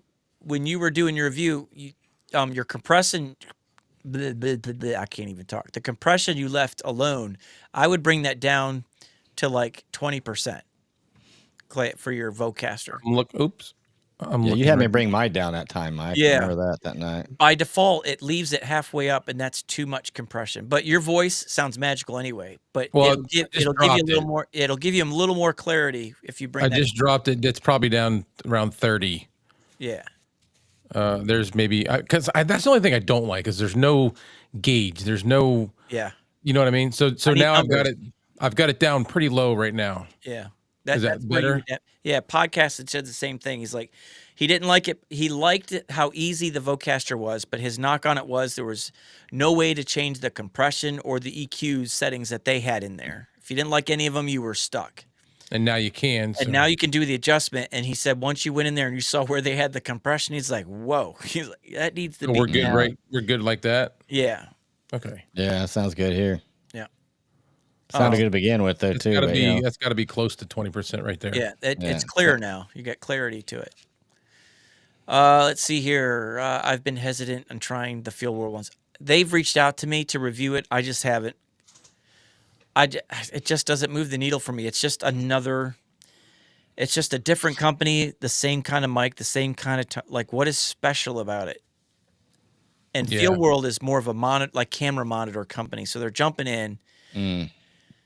And I'll review it eventually, but right now there's so much stuff I want to do. It's like I don't want to stop to review this 30-second different flavor steak. Like I've had enough steaks. Yeah. I'd like to have some chicken. Right. So that's where I'm at. I'm bad with the analogies. some I'm chicken. sorry. Depending on the mic, shotgun mic inside can get a bit of reverb. In the room. Yes. Yeah. Yeah, that's Exactly. what I worry about with here. Is this is just a regular office, so I don't know That's how what good I it'd be in noticed. here. All the reviews that I saw, they were like comparisons deep. There's a guy, I can't remember his name. He's well known. He's in the Hollywood, but he did a bunch of different shotgun mics, and every time he was outside, they sounded way better. Yes. Yeah. Yep. So, yeah, exactly. And that's what I like about the DD VO7U. Not only did he give you that thick pop filter, but they also give you a dead cat filter that fits over top that as well. So if you Oh. are in an untreated room, it Double gives layer. you a bunch of layers to help knock that stuff down. Is that a Yeah. cold shoe mount with that one too? Yes. Yep. Nice. I go on a tripod or my Yep. DJI Yep. case. I like that. Let's see here. Kevin says, I personally like a mic in frame, the aesthetic thing. Yeah, it's me. Yeah. I was a DJ when I first started, radio DJ, disc jockey, whatever, but it's just the nostalgic look to it. Yeah. I just remember, guys, it all comes down to use case, no matter what mic you want to use. Yep. Yeah. And I think voice a little bit too. Voice Maybe is that's why everything. Maybe that's why the Mano didn't like me, because I have a deeper voice, and I think to me it sounded like it stayed on that lower end. I just couldn't get that higher crisp sound I wanted, so I said I'm done with it. The only, like I said, yeah, the I got Mayano, this here. Mayano has a V shape, so they emphasize the lows, they emphasize the snowball. high, and if That's you have a huge. deep voice, it really Yeah. pushes it too far. But the Mayano PD 400X, that would probably be good on your voice, because that one acts like a condenser Okay. microphone. It's like it's bright, it's clear, it doesn't have a really thick bottom end on it. I Like wanna I was try telling, like Clay, like I was telling Mike, I got that snowball to sound better in USB mode than I did that PD 200X. And I mean, I know the snowball's only USB only, but it had a much better sound. So I said, okay, that is going back. and That's I'm not- crazy. It is. I tinkered that thing forever in OBS, changing this and moving this around, moving that around. And that was the That was a blue. I got to put a cover on it. It's an old. I've had this for years. It's a bright green one. It's the blue snowball, yep. I You can't know, test it. My son stole it. but it sounded better 400. than that PD 200X. He's got the PD 400X in his studio. I forgot. He came up and went Christmas shopping. It sounds good, man. It's that's one of the ones I wouldn't mind getting next. This here is the PD 100, the one where you're talking about it was just like the PD 200X is mid forward, but this one is that boomy. Let me switch. Let me do the auto gain first. Peter Piper picked a pack of pickled peppers. Peter Piper picked a pack of pickled peppers. Peter is packed pickled peppers. Yes, he did. Let's move it along. Okay, here we go. And let's turn the processing off. This is there we go. This is the Mayano PD 200. So you hear that low end, just like 200 or 100. 100. Yeah, sorry. That sounds good though for It you. sounds I really think. good. Yeah. It's good on mine because I have Yeah. that higher pitched, and I don't have a lot of Okay. bass in my voice. So it like Oh, when alright. I relax, I probably wouldn't do like that. it then. Yeah, and you put a Rode, or you put the Rode Pod mic pop filter or the Shure SM7B pop filter on it.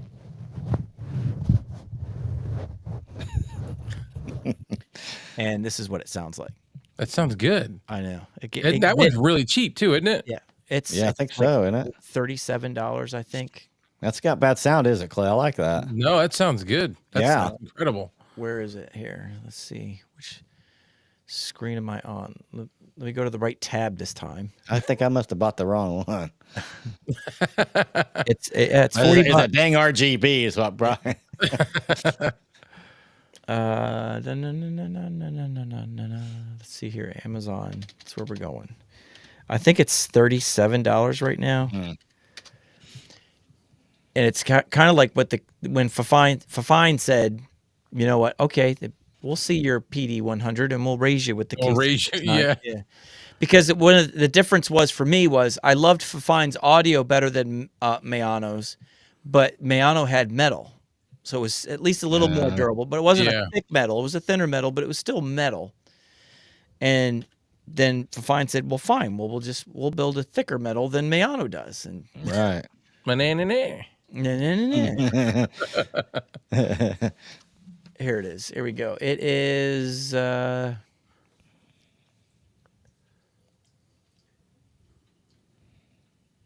39. yeah. Wow. Yeah. I That sounds good. So Yeah, it does. that's a good comparison and competitor with the 669. I think Yeah. you're right. I think you're is. right. And it's $39.99 and it's 5% off. But what I like Sounds about this one is I can you put the right pop filter on it. It loses the cool look of it, but I Yeah. can relax with this one. It's like for me, if I was doing like a 3-hour podcast, I could just sit back and relax with this one, like pillow talk. I know I'm aging myself. What was He's that guy? holding that. It's Yeah. just like the 3.5 hour podcast live. My He was arm still holding- hurts. That was crazy. So yeah, that's the PD 100 going back. Don't do that to yourself tonight. All right, back on the K669D. Little brighter, little more mid. Yeah. But I will say It does this. sound really good though. I mean, that price, you cannot beat the sounds of the price.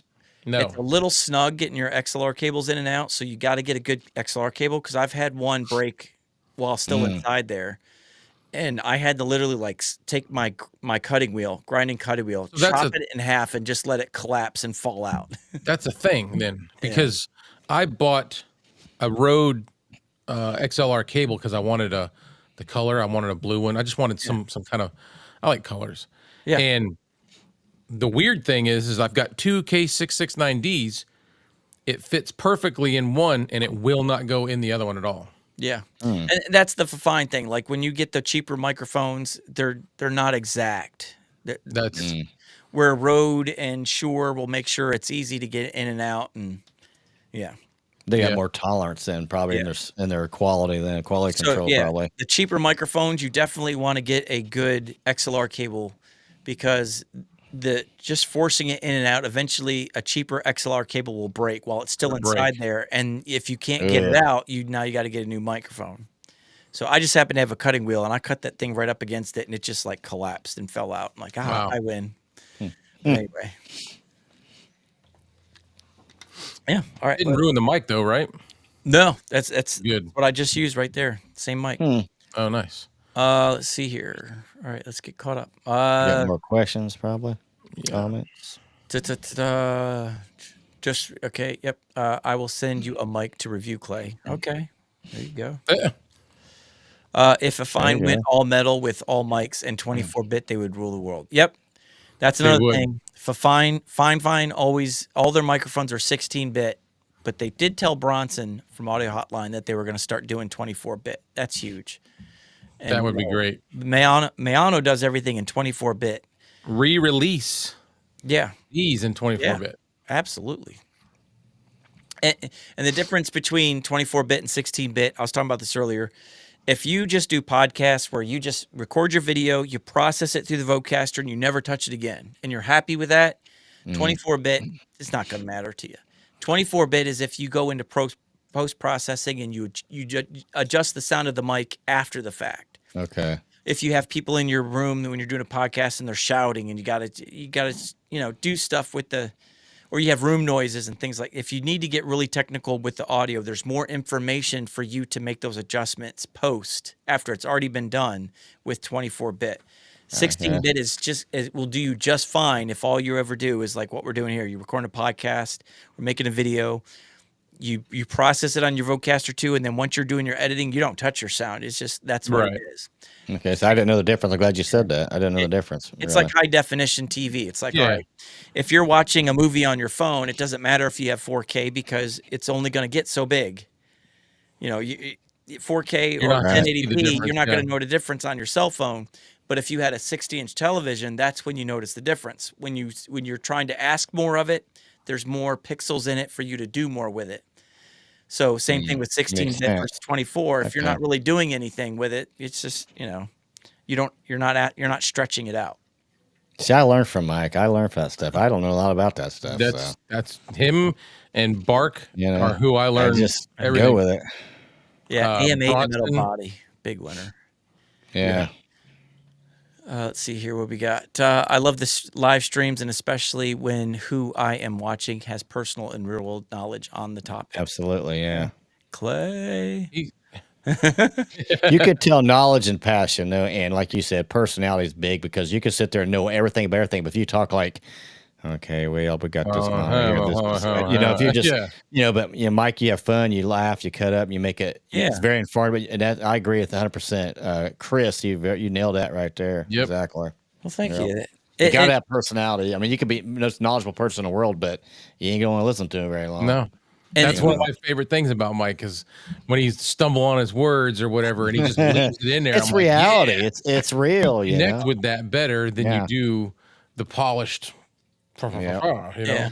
And Go ahead. we'll kind of go back to content creation. I heard this too, and I didn't think about it until recently. I never thought about it at all when I heard it.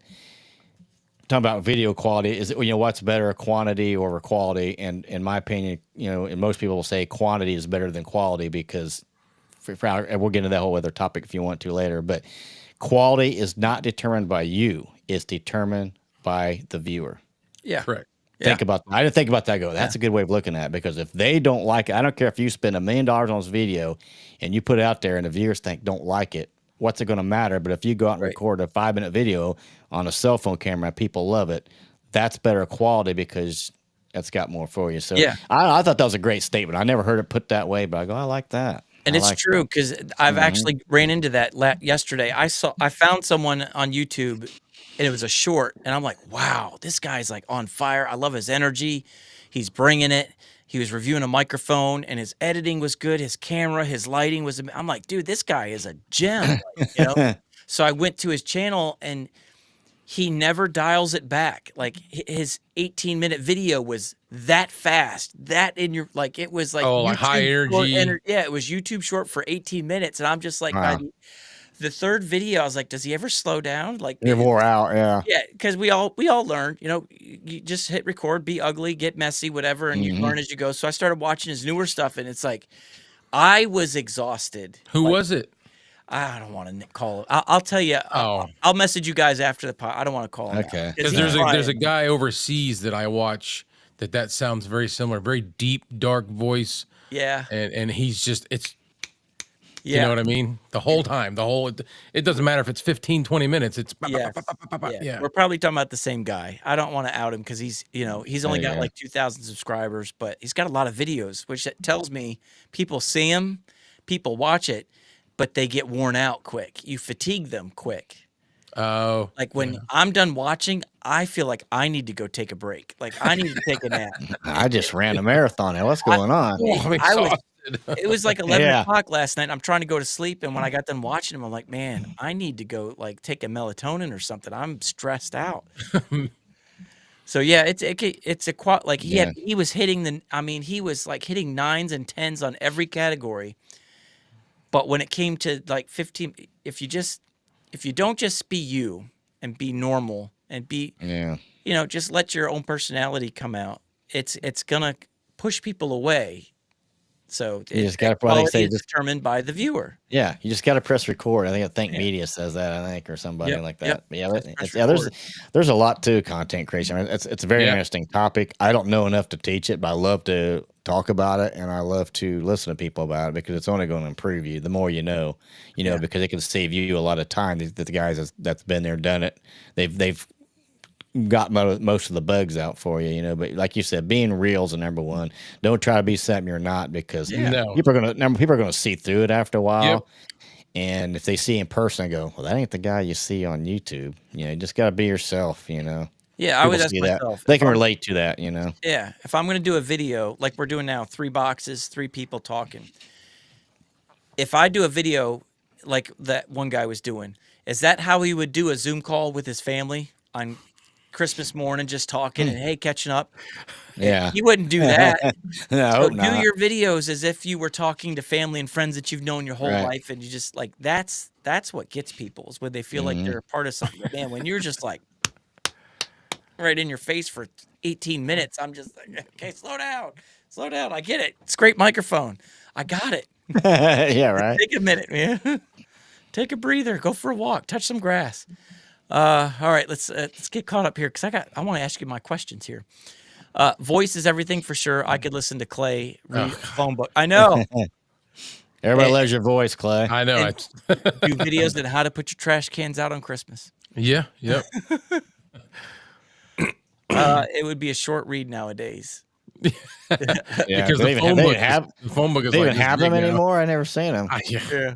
For what? Exactly.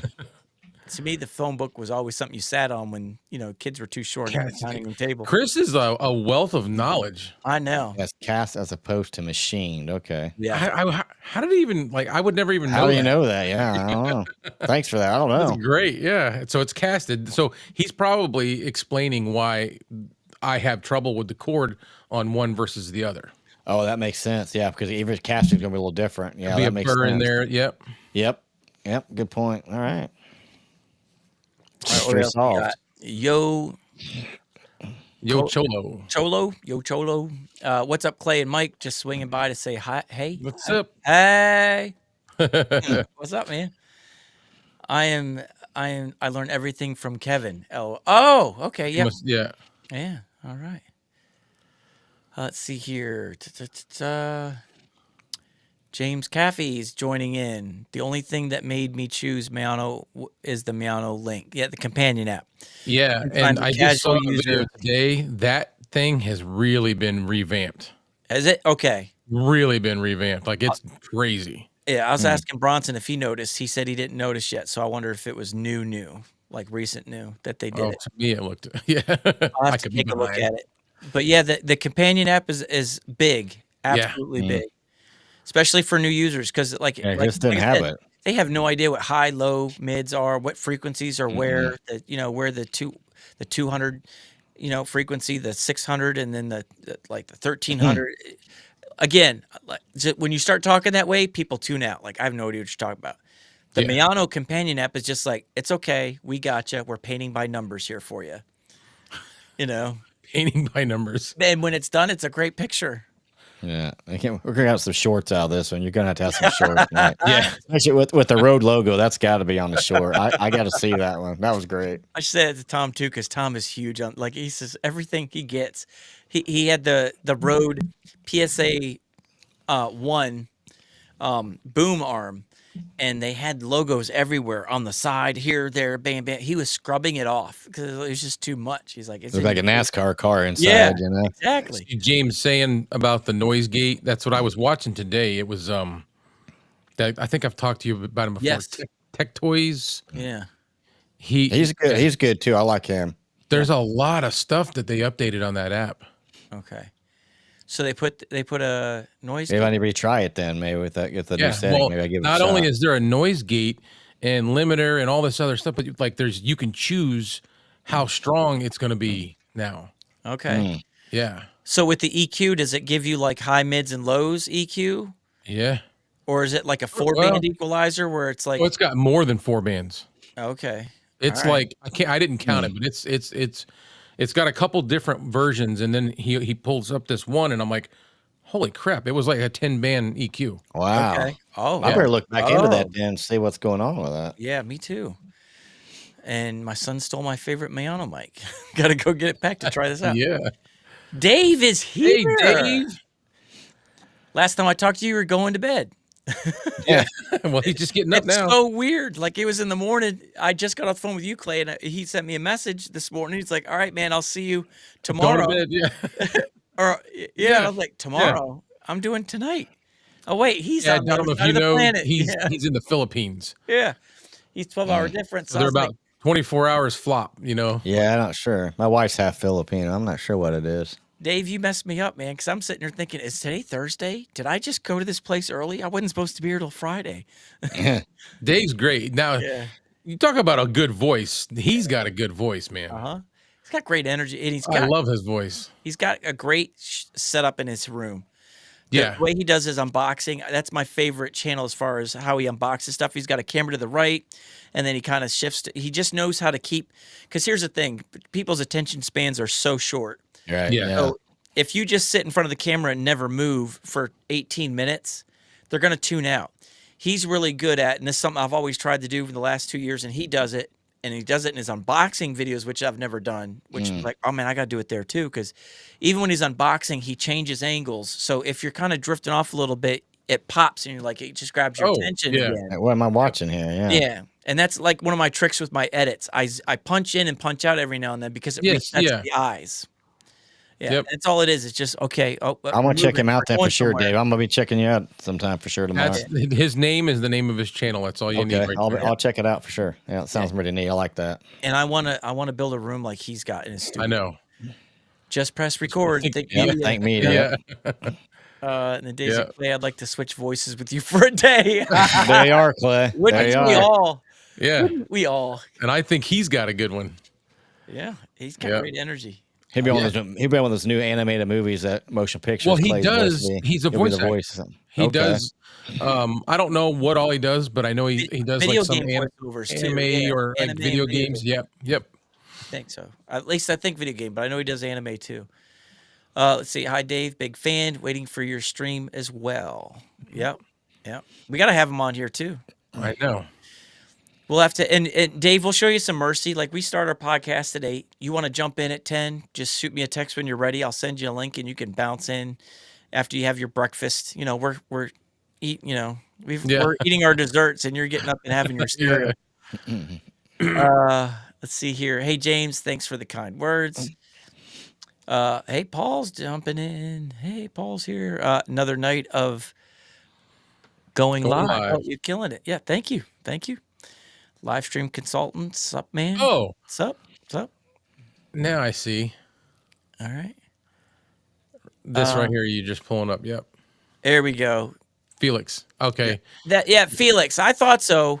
That My black screen and is white. small right Yeah. now.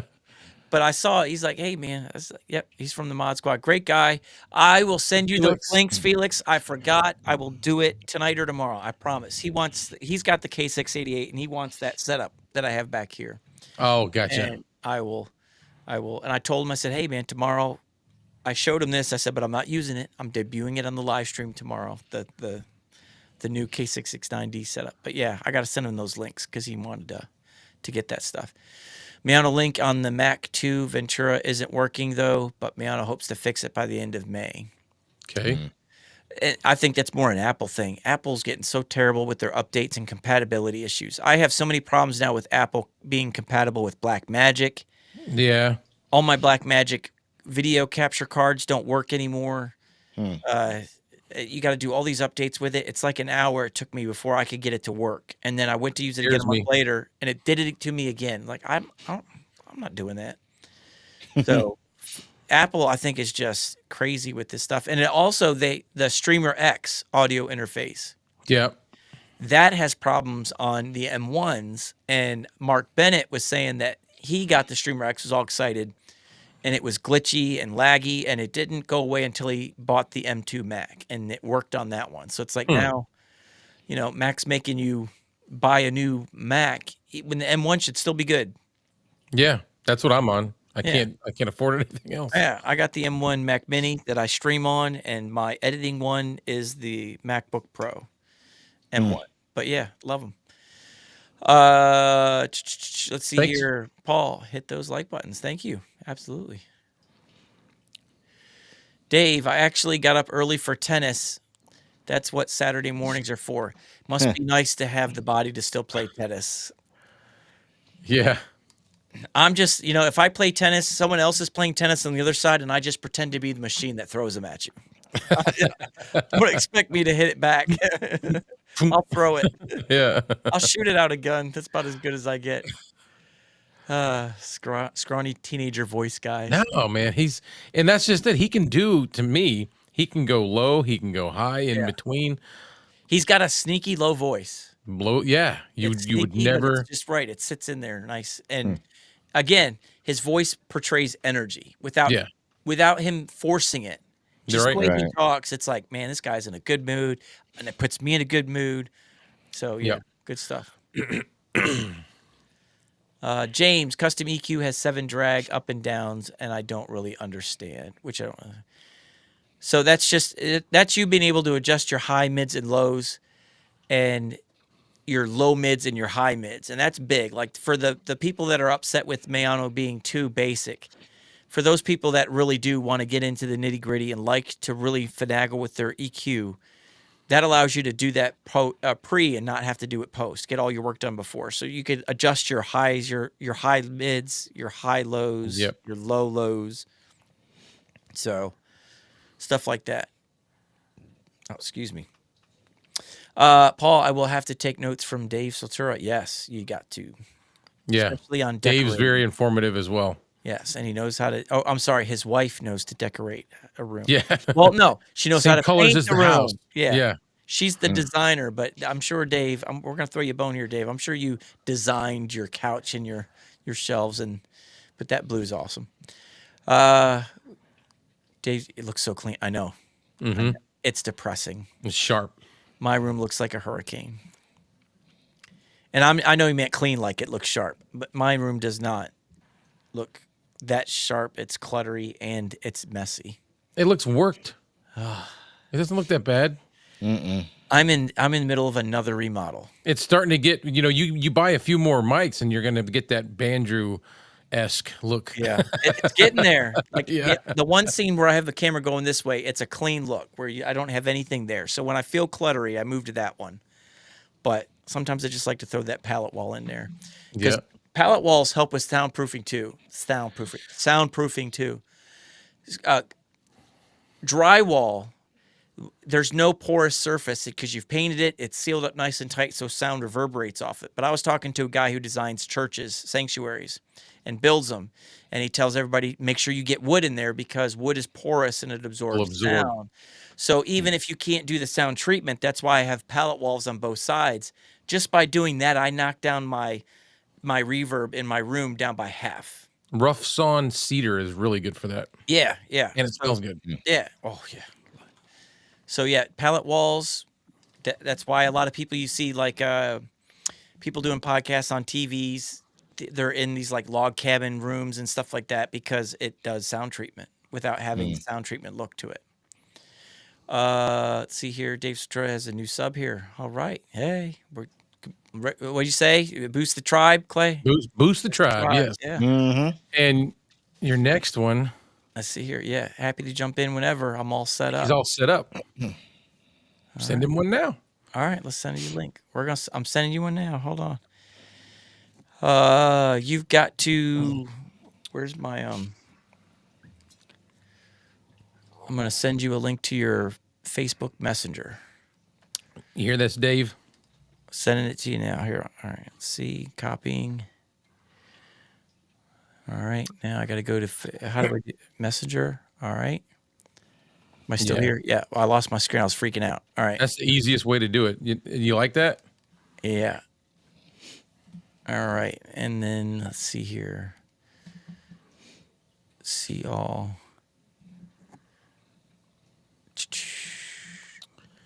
Paste. Oh. All right. Just send it, Dave. I'll let you get to it, but down in the questions. All right, here we go. Let's move on while he's getting logged in here. Feinberg, thanks for the sub. Also looks clean. Let's not talk about us.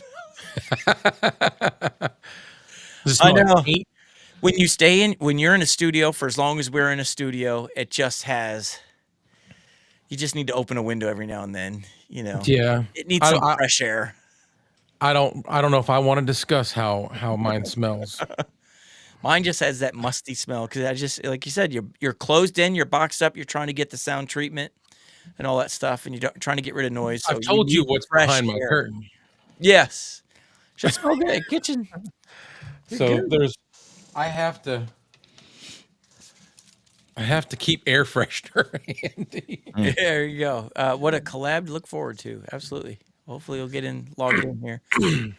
Live streams. Chris, I got to say it this time. Good evening, Paul. What's up, Paul? Chris, yeah. Paul says, get to meet Mark Bennett. Oh, Paul, you got to meet Mark Bennett at Oh, NAMM. nice. Oh, such a nice guy. He's awesome, dude. He has hooked me up time and time again on my Don't look now, but my we've got microphones. got a guest. All right, we're gonna bring him in. You ready? Nod when you're ready, Dave. All right, here we go. Here he comes. Dave's here. There he is. Hey, gentlemen. Glad to be here. Listen to that. Listen to that. See, Tell me that doesn't saved sound me. good. He saved me. Huh? PD400X. PD400X. Love the sound. Yes, Absolutely. I was trying to show him the sound. Like I'm going through all my mics when people ask, and I'm like, I went to go get the PD400X. I realized my son stole it for his live stream. Like I can't get to it. Dave comes in with a PD400X. There you go. Thank you, Dave. Absolutely. And hey, nice to meet you, Chad. Hey, you too, man. Appreciate it. Welcome, Love welcome that aboard voice. tonight. Yeah. You do? Yeah. Absolutely. I love switch voices with you for a day. Yeah. Yeah. I think that's the first thing it's hard to get used to too when you first like record yourself is listening to yourself. It takes a few times like, oh, I don't know about this. You know, I don't know if I like. Once you get past that, though, it is what it is. Yeah. Agreed. Yeah. Yeah. Well, I never get used to my voice. I know. I tell everybody when they're like, "What's the hardest part about being a YouTube creator?" Is your Listening voice. to your own voice for 10 Watch- hours a day. Watching yourself, and it takes the first few times. It is awkward. I'm not going to lie. It's like, man, but like you said, you just got to press Yeah. record and go for it. Just got to press record. I think the EQ helps. Yes. Yeah. The Vocaster is what's doing it. Trust me. This is the Yeah. question, Mike. So Dave asked, Sure. Dave, you want to ask? I was like, let's throw that up there. I'm using the K669D. I tinkered. Ah. I put a love shock that. mount on it, and I've got the AM8 pop filter on it for that square Oh, wow. fluid look to it. And Never it would've changed known. it changed the sound of it too. It kind of gave it a wow. smoother bridge between that because it's got like an even low and an even mid and then the high on the K69. It kind of jumps a little bit. I think Sounds it kind of good. smooths Yeah. out that curve a little bit. Sounds Yep. real good. I believe that's what we're all on, Dave. Yeah. Yep. Oh, So- wow. Every So one single of one these- us. I should One of these is grab doing mine. this. You go Yeah, right one of these ahead. doing his own Hey, thing. you messed us up, Dave. You messed us up, Dave. Okay, I gotta join the K669D tribe, and I right. gotta have my. What electric company or Sesame Street? One of these kids is doing his own thing. Sesame Street. I think that's what it was, wasn't it? You gotta do the Brady's. That sounded good, The though. Brady I like Bunch that one. theme song. Yeah, Here's but the that story sounded good. I thought. of Another whatever he was on. K669D. Here we go. Yeah. Very different voice. Well, that was a 400, right? That he had there. Yeah. Right there. I thought that sounded good. Oh no, it sounds great. Yeah. Look at his room. I know. I just It that does one look thing nice, like doesn't that. it? Party. Need a Yeah. K669D. Yeah.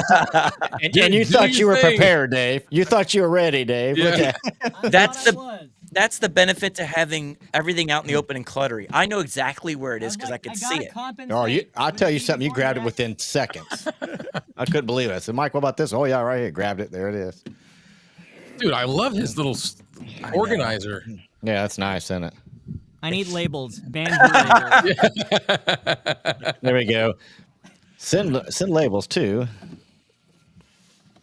We need to You send him want one to of get those. you want to I know. get into a little bit of content creation, Mike? I mean, you want to talk a little bit about that or something? Because, Yeah. people getting started in YouTube. I mean, because I consider myself just getting started. I mean, I'm new and young with it. I So don't know how far you wanted to go into it, but I just think, like for me, getting into it, just avoid the biggest mistakes I made. Number one, waiting to be perfect before getting started. absolutely. Just That's a hit go because Yep. you got to learn who you are, and you're not going to know until you start posting stuff. So you You can gotta post the screw best up. video in the world, yeah.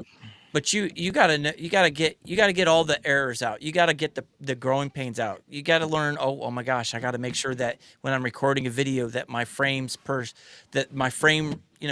second, 30 frames per second, 60 frame, whatever that is that you're recording in Yeah. live stream, that your editing software matches that. Because Yeah. that's going to create sync issues. Oh, yeah, that looks weird if you don't. Yeah, so and you're not going to know any of this stuff until you start recording a video, getting into the editing software, and then post. So it's like there's a whole process from beginning to end, and you'll never be perfect out No. the gate. So if you're waiting for that, you'll never get started because I tried Yep. that. I waited a whole year not posting stuff, three or four videos in an entire year. And then when I decided to get serious about it and post consistently every 2 weeks, now I look like an idiot because, this guy's got great stuff. He Yeah, has he's no got idea it. how to use it. Yeah. There it is. Yeah. You're right, though. Come as you are, and you'll get better as you go. Yeah. So just get in there. We got to do Dave. those drop tests. Yeah. Yeah. 10 feet, 15 feet. Yeah. 15 feet. Yeah. Yeah. This is how it sounds throwing it a feet up. Yeah. Yeah. There's a foot up, feet up. All right. I'm telling you, I'm gonna We'll when I take do it. that. We'll take it either way, Dave. When I do the video of running it over with the car, I'm gonna have it plugged into the Vocaster as I'm talking. Oh, it needs to be into on. it, Yeah, it needs to be running. Yeah. laying on the sidewalk, pointing at it, talking as someone just runs it over with the car and see if it quits as it's You're doing standing it. off to the side going, this is what it sounds like. Yeah. And Yeah. I'll be devastated if it like shatters. Just because I want it to not I just want it to do it. Right. I wanted You to want have it that to win. SM58 legendary. They ran it over with a tour bus and it was still working type story with it. They've done a lot with that. They've cooked it. They've put it in ovens, tar, Yeah. like hot tar, all kinds of stuff. Yep. So, yeah, that's my big thing is you just get in there and get used to the workflow because I'm telling you, when you do YouTube content creation, your first 10 videos are going to be the hardest videos you'll ever make. Yeah, because a lot of people don't make it to 8. Yes, that's what I'm saying. Yeah, like that's the yeah. hardest because there's no glory in it. There's no Right. reward in it. No one's watching you. YouTube's not helping you. You're Nope. on your own on an island, so you're putting in all this work for 30 views, 60 views, 100 views. And Felt Mike, I that. remember if you posted this a while back, you said something about, do you think the YouTube algorithm helps you or is against you? Remember that? You posted that question? Do you work? Is the algorithm working for you, Here- or are you working here's- for the algorithm? I still start a channel. If you haven't done start one, just do it. But I do want to be realistic about it. I will say this is just facts. YouTube has what they call pre-selection bias. 3% of the top channels get 90% of all views. That's just something you cannot change. So because bottom line, YouTube's a business like anything else. Yeah. So yeah, it's going to favor them a little bit, but you still got to do it because you don't know where it's going to go. Right. Yeah, And absolutely. and it's just fun doing it, I think. I mean, yeah, we talk about editing, how editing can be kind of monotonous and tricky and not fun at times, but I really enjoy doing it. I mean, I do. I just enjoy getting out there and sharing my ideas and watching other people's ideas, Yeah. But I just want to throw that out there about that pre-selection because some people may not know that, but I've learned Speaking to that point, that's why they push the Mr. Beast narrative so much. Why they're always Right. trying to say, the mid-level content creators, you're not going to be around forever. Don't let that scare you. I mean, I know it is a hard fact. You're not going to get around it, but don't let it deter They you. need another Mr. Beast because let's say he goes, who fills that void? Because here's the thing: you said he gets like 97% of the views. That's revenue that they're making off of him. Their placement ads, on Right, exactly. So they need more Mr. Beasts, and they don't care how many of us they burn out trying to find him. If we disappear into the ether because we're burnt out, there's 140 other, And you're not- 140 million other creators out there to keep. This isn't a negative against them. This is just the truth. Yeah, it's not a knock on them. They're a No, business. not at all. They're trying to Absolutely. survive. But There's no other platform like it. That's what I mean. Yeah. It's great. It's really great, So, well, hey, Dave, let's do a sound check. How do you sound on that now? How do I sound on this right now? the guy It's could louder. Give me a sec. Yeah, I good. think it's a little louder than the other one. Yeah. It is a bit louder. Yeah. let me- Which is good, I think. These things are just this tiny little mighty. You know what I mean? Right. Let me turn off the settings. Yeah, I'm running it through the Apollo Twin, so that might be a bit overkill. Let me try a bypass. Okay, this is how it should normally sound. There Okay, you that go. sounds good. That sounds good too. Yeah. Yeah. Mm-hmm. That Sounds sounds real more good. natural, actually. That This sounds is more natural. bypassed. Okay. All right. That sounds more natural. I like it. More natural. Yeah. Okay. Hear that? I Hear his voice on that? This is an incredible little mic. I like it, man. It sounds really good. I love how the fact we've got the K6X9D on 4 very different, distinct voices. Isn't that weird? Yeah, But voice. yet every one of them absolutely. sounds good in a different way. Right. That is great. That is absolutely great. Now he's got the windscreen. Yeah. Fine. If you're watching this, man, I just hope that the just got a CEO free ain't, commercial I hope the CEO here. ain't going like this. I hope the CEO is not going like this. Oh crap, we put that good bits in that 699D. We shouldn't have done that. We better scratch that. I hope he's not that saying that out there somewhere. That's for the higher end. You know what I mean? yeah. So, If they put this is 24 so good. It's just so good for the price. I mean, come on. All right. So, Absolutely. Dave, Yeah. what are your thoughts on the algorithm in Mr. Beast, the narrative from NAB, where they were trying to say, he's the template that we all should be pushing to pursue. Oh, really? Well, I wasn't able to catch that. But it's pretty cool what y'all talked about. It's a thing in terms of platforms in general. Or in general, we keep talking about you just need to do 80% of the work to get or 20% of the work, get 80% of the results. But there's an inverse of that in pretty much any industry, there is like this outlier percentage. Like in the VO world, Nancy Cartwright earns $400,000 per episode of The Simpsons, and you have tennis Oh, wow. players, like the top 10 earn way more than the rest. So it's just kind of like a natural law, at least based on That makes sense, certain yeah. industries. Yeah, across Yeah. industries. Yeah, you Yep. think about it, yeah, because your top football players or pro sport players, they make Are the way- majority of the money. way They're above the ones rest. signing these, the multi-million-dollar deals where where the average player comes in at 800, 700K. So Right. yeah, very very good point, Dave. And I think I wanted to bring this up with the algorithm too, like realizing it's not gonna work for you as a small creator, but that doesn't mean you're locked out. This is how you create your own algorithm through community. Like now I can use my community tab to promote because YouTube doesn't do it. All right. YouTube's not going to push Clay, so I'm going to push Clay. Now Clay's getting views and YouTube's algorithm would have never done that.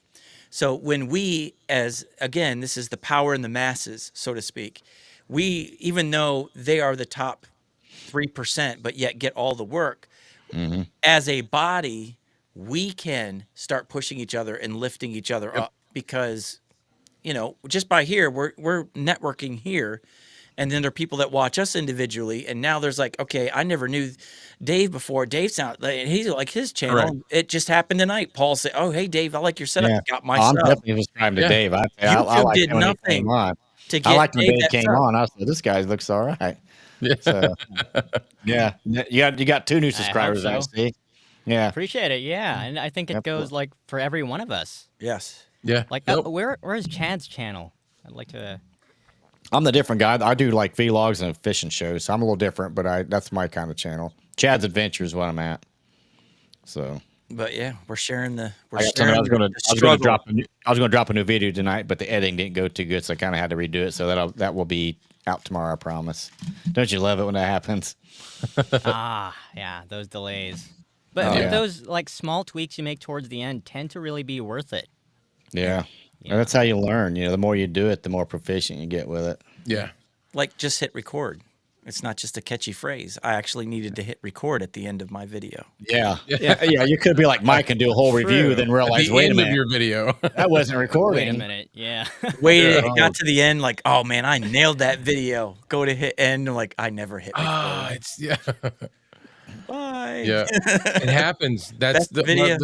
The first video I did for my Vocaster. I did the whole thing, and then I had opened up a browser window on one of my monitors, and never noticed it. But that bright white background of that browser, it just blew me out. And then I had to try to fix that, and so I just redid it. The one you saw was a completely redone version.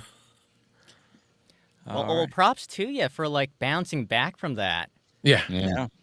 Yeah. The Thank most you. frustrating thing. Yeah. Oh, it was because I like tried to color correct it and adjust it, and it just started to look so gross, and I was like, no, I'm starting over. Now, Clay, do you use your iPhone with the content videos as well, or do you use a different camera? No, I use my phone for everything. Yeah. Everything. Those cameras are really good nowadays. So that's what people. It's what I have. Creating. I mean, start creating. Just grab your phone. I have a grab this. DSLR camera, but it's just 4K. I don't have the room to use the lenses that I have. Yeah. So I would rather use this, and this matches up perfectly with my MacBook, so I'm fine with it. See you, man. Have a good weekend too, guy. Wanted to throw that in there real quick before Yep, we. absolutely. Yeah, we're getting behind the comments. We want to get those caught up. Yeah. All right. Sorry. All right, now we got Dave in here. All right, here we go. My studio smells like the ET ride. I bought theme park scents. I've never been on it. I don't know what that is. Oh man. Theme park scent. Oh, that's a thing. great. That's So is Guess it so. is it the scent of like the hot dogs, the food, or is it the scent of all the people that ate and then went on the ride? that's what I'm thinking. Oh, we don't want to think of that. Oh man, yeah. Before or Yeah. after, huh? Yeah. Oh, That's scary. That's a funny comment. Scary. Yeah, it is. I was supposed to be on Mark's video with the camera set up, but his audio messed up for the section he recorded me in. I forgave him. Yeah, I was talking to Mark. I'd mentioned him in the podcast I did with Bronson, and he reached out and commented on the podcast. So I was like, oh wow, Mark even watched our 3-hour podcast. I'm sure he didn't watch the whole thing, but it was just What a sight popped to in to watch see. that. Hi, James. Hi, James. I know, what a sight to see. What are the odds when I was like telling myself never to start a podcast? Would I ever get to this moment right here? Dude, This is awesome. you have no idea how I'm feeling inside. It's just not coming out. Like Eh. you both. Well, I'm not trying to cut you out, Chad. I'm just those two. I've watched so much to learn about audio, about mics, interfaces, and I'm sitting here in a live podcast with both of them and you. Yeah. I'm like blown away. Yeah, Blown and away. we're all jamming off each other. I love it. Yeah. Yeah, absolutely. And I think we still really got ways to go, which is really exciting. Oh yes. Right. Yeah, this is the part of our lives and our story in YouTube where we look back 5 years from now. I'm like, oh, that was cringe. Remember that? You know? Oh, I can't believe I did that. Yeah, Oh no. I actually look absolutely. like that? Nah. Yeah. I can't change. I'm not going to change. I can't change my face. So hey, it's all You know good. what? I was watching your video about that one of those model aircraft things that you do, and you put like an old video in there, and you didn't look much different at all, man. I appreciate it. Yeah. And it was an older video, and I was like, well, he hasn't Yeah, that's changed. 4 years ago. I wasn't Yeah. going to repost that, but I saw my dog, and I don't want to get sad, but I saw that, and it brought back so many. I miss my Yeah. dog so much, and Yeah. I didn't when I was filming at the time. I didn't realize she was right there. I couldn't remember it, so I saw it. I go, oh my gosh, looking right at me. I said, I got to repost back, this. yeah. That was my baby girl, So yeah, I'd repost it. I'd been to get sentimental on you, Mike, but No, you're I good. love all right. animals. I love animals, so. Yeah. Let's see here. So fun doing it. You talking about NAB, Paul? Is that what we're talking about? So fun. I want to go next year. I got to figure out who wants to buy my kidney. What is NAB? If you don't mind me saying. Dumb National. question. Association of Broadcast. Yeah. There you Okay. go. And it's a big conference they have once a year in Las Vegas where Rode, Blackmagic, Sony, all the big guns bring all their gear out where we could go and test the stuff. And it's basically like the Super Bowl for us content creators. You go Is there. it media only? Is it media only or No, you can get there, get your ticket, and then it's just expensive. What hurts is it's in Las Vegas. So you're not going Right. to find a $100 hotel room. They're like all $300 a night. Yeah. And yeah. Wow. So it's Still want to go. very expensive. Tom That's Buck, something we might think about planning something like that next year. like Tom Buck said himself, like he lives in I think he lives in Arizona. Arizona, maybe. Yeah, I think he lives somewhere out there. Yeah, out there in Arizona, and he's right there. And he said he wouldn't have been able to afford to go to NAB with those prices, but B&H covered him. Yeah. But he said without them Right. doing that, he wouldn't be able to afford to go. If you get several people to go, you split the cost of the room. It wouldn't be so bad. Yeah, yeah. See, there you go. Yeah. We got our room right here. Yeah. All right, let's talk. And Dave's in it. Yeah, that's what I'm Absolutely. saying. That's Dave. Great. All right, here we go. Is in what? Our room. We're gonna get a Oh, room yeah, that's together. right. Yeah. Room. Yeah. We're gonna all go in fours, and so we can get a room in NAB at a cheaper price. There That'd you be go. amazing. Yeah, That would be fun, wouldn't it? Grab an Airbnb. Yeah. Yeah. There you go. Yeah. Okay, Mike, do it with the dually tomorrow for you. Ah. If you record that and show it to me, I'll throw it in the video. That would be great. I'll do it. Yeah, and I'll like if we do a compilation video, man. I'll do like if we're all running over our K69Ds with our cars. Throw me the links, and I'll be like, man, just going from one clip to the next, and then us all talking. Yeah. The live stream on the very microphone with tire tracks across our K69Ds. Like you kind know, of Mike, squished looking. I'd love to hear you do like the K6690 tested on 100 voices type of videos. Like, Yes. Wouldn't that be cool? Just one right after the other flow in, Yeah. yeah. Good Wanna know what idea, it sounds Dave. like on your voice? Watch this video. Your voice is in here somewhere. Yeah. Your doppelganger voice. Somebody in here is your double. Let's see here. I'm at the point where I Yeah. don't do it for the views much anymore. I just enjoy having. Dave, do you watch your views or subscribers anymore, or you just make your views or your It's videos kind of and move a on? bit of both. You know, I started the channel with a very revenue-focused mindset that, okay, this is going to be part of my business, and, you know, it's a way to market what I do as a voice actor. Yes. And initially, like, even before 1,000 subs, or maybe at around 1,000 subs, you know, I was doing, like, maybe software reviews and things like that. And then I realized that I learned video production along the way and found a really good editor and all these things and developed workflows. And, you know, before I knew it, I was doing these SaaS reviews, you know, software as a service, right? Yeah. So, and these were like, aside from the reviews, there were the tutorials for the companies themselves, like those spokesperson videos of like, oh, okay, so there are other opportunities that come from YouTube aside from the actual views, AdSense, and everything. Yeah. Yeah. So where you are now, you're not. Are you chasing the analytics, or are you just riding with it? Right. I think it's a bit of both. I think when I hit 3,000 subs, I'm kind of. I don't want Congrats, to by the way. announce this. Yeah. Appreciate it. Thank you. And that's the thing. You know. I came from this mindset that subs are, you know, in this day and age, they're kind of like a vanity metric and all, and they don't really dictate how much you're earning. But I also realized, like, to balance that it does have an impact on brand perception. Yes. And that kind of matters. If a company sees that you got 20K subs or whatever, like in the world of voice acting, they're going to think, oh, okay, if we cast Dave for this project, then we already have, you know, 20,000 prospects for the video game we're Yep. going to put him in. Yeah. So I kind of am, but I don't want to be as, I don't want to focus on the things that I can't control. So I'm trying to do a mix between an input goal of working on this every day for the next 90 days and possibly an outcome goal with like maybe 10K subs in 90 days, but who knows? We'll see. How often do you check? That's the thing. I think they've really gamified the YouTube Studio to, you know, just send you these quick dopamine hits. Yes. Yeah, so maybe I might check at least 3 times a day, like when I'm just sitting on a couch and like, oh, YouTube Studios, like it becomes it becomes instinct now. Yeah. Back in the day, like when your stats go down, it was red, and they've changed that. Okay, maybe that's not good for. It's creator gray now, I think, It's isn't it? gray now, Yeah. right? And so you see gray and green. And I saw like a poll somewhere like, how often do you check analytics or how do you feel about it? And everyone's like, it feels like a game. Yes. Yeah. So that's kind of like how I'm looking at it now, like a game, not as something to stress me out. Yes.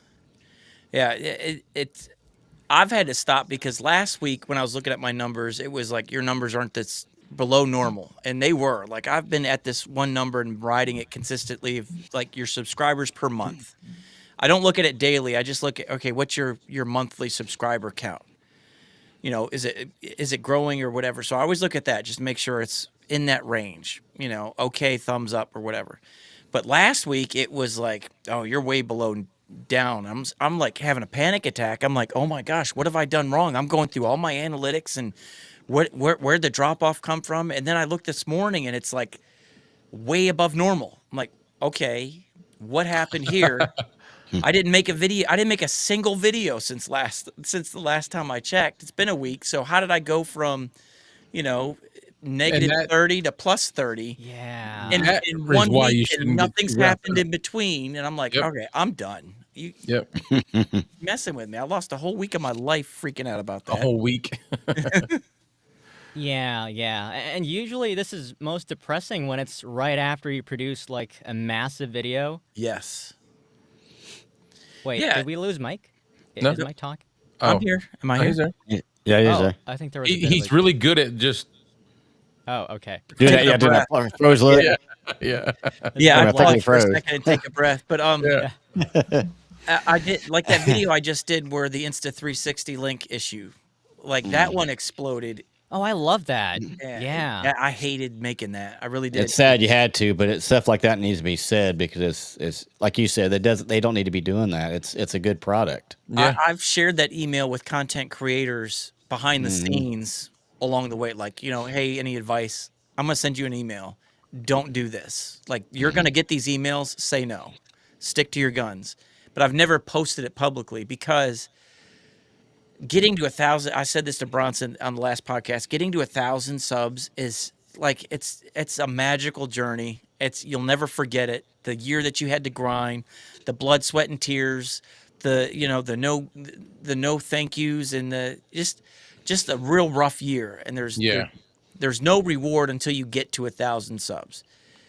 I knew this video would get views and I knew it might get subs. I didn't want to post this before I got to 1,000 because I didn't want that to be part of it. I wanted everything. I wanted everything and every sub and every view I got to be my creation, my journey, my joy, my passion.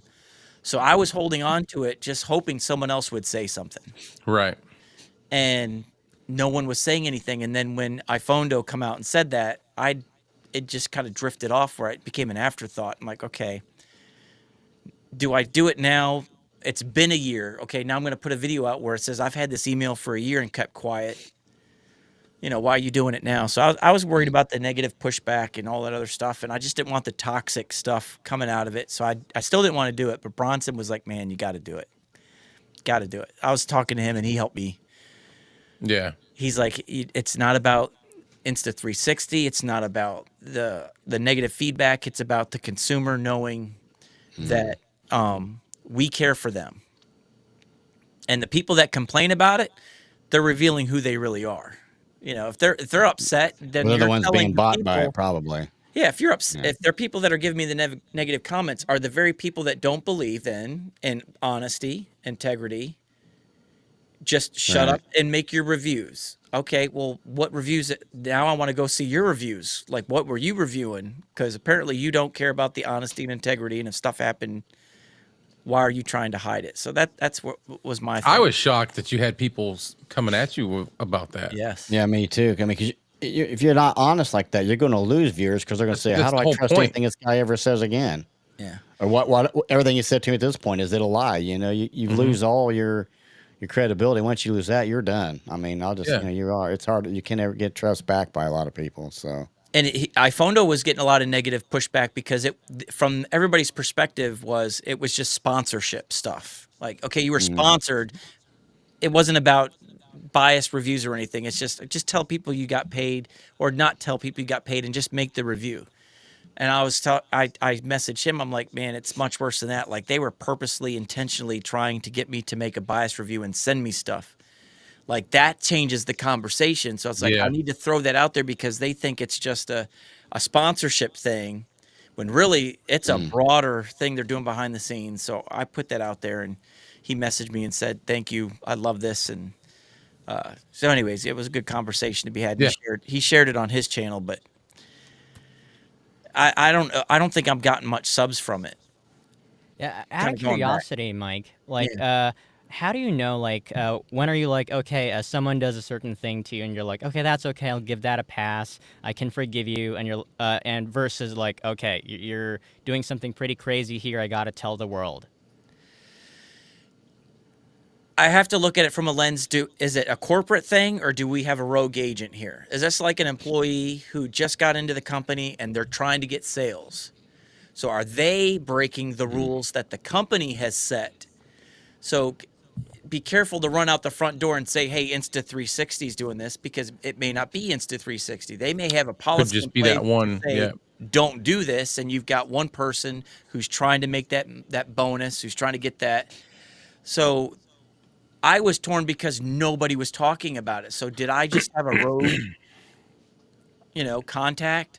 But then once iPhonedo come out, I'm like, all right, now he's only 2, but these are wide spanning. Like, I'm a small time, 1,600 sub channel. He's 600,000 sub channel, and his is sponsorships. Mine's biased reviews.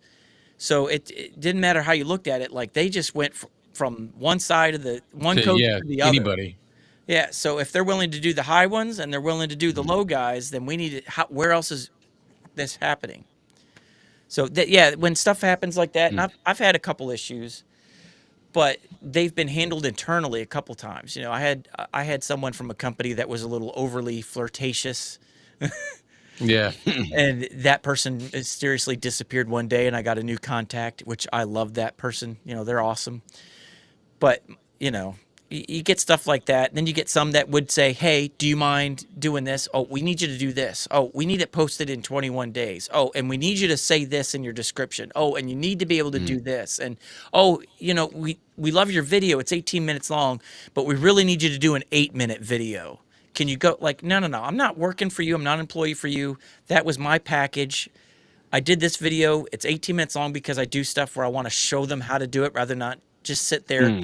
Hey, this can do this and check out what it can do. Bullet point, pop, pop, pop, pop. Right. Or I could say, hey, it can do this. Let's check it out and walk them through. And Dave, you've done that. I've seen that where you just Yeah. don't say what it can do.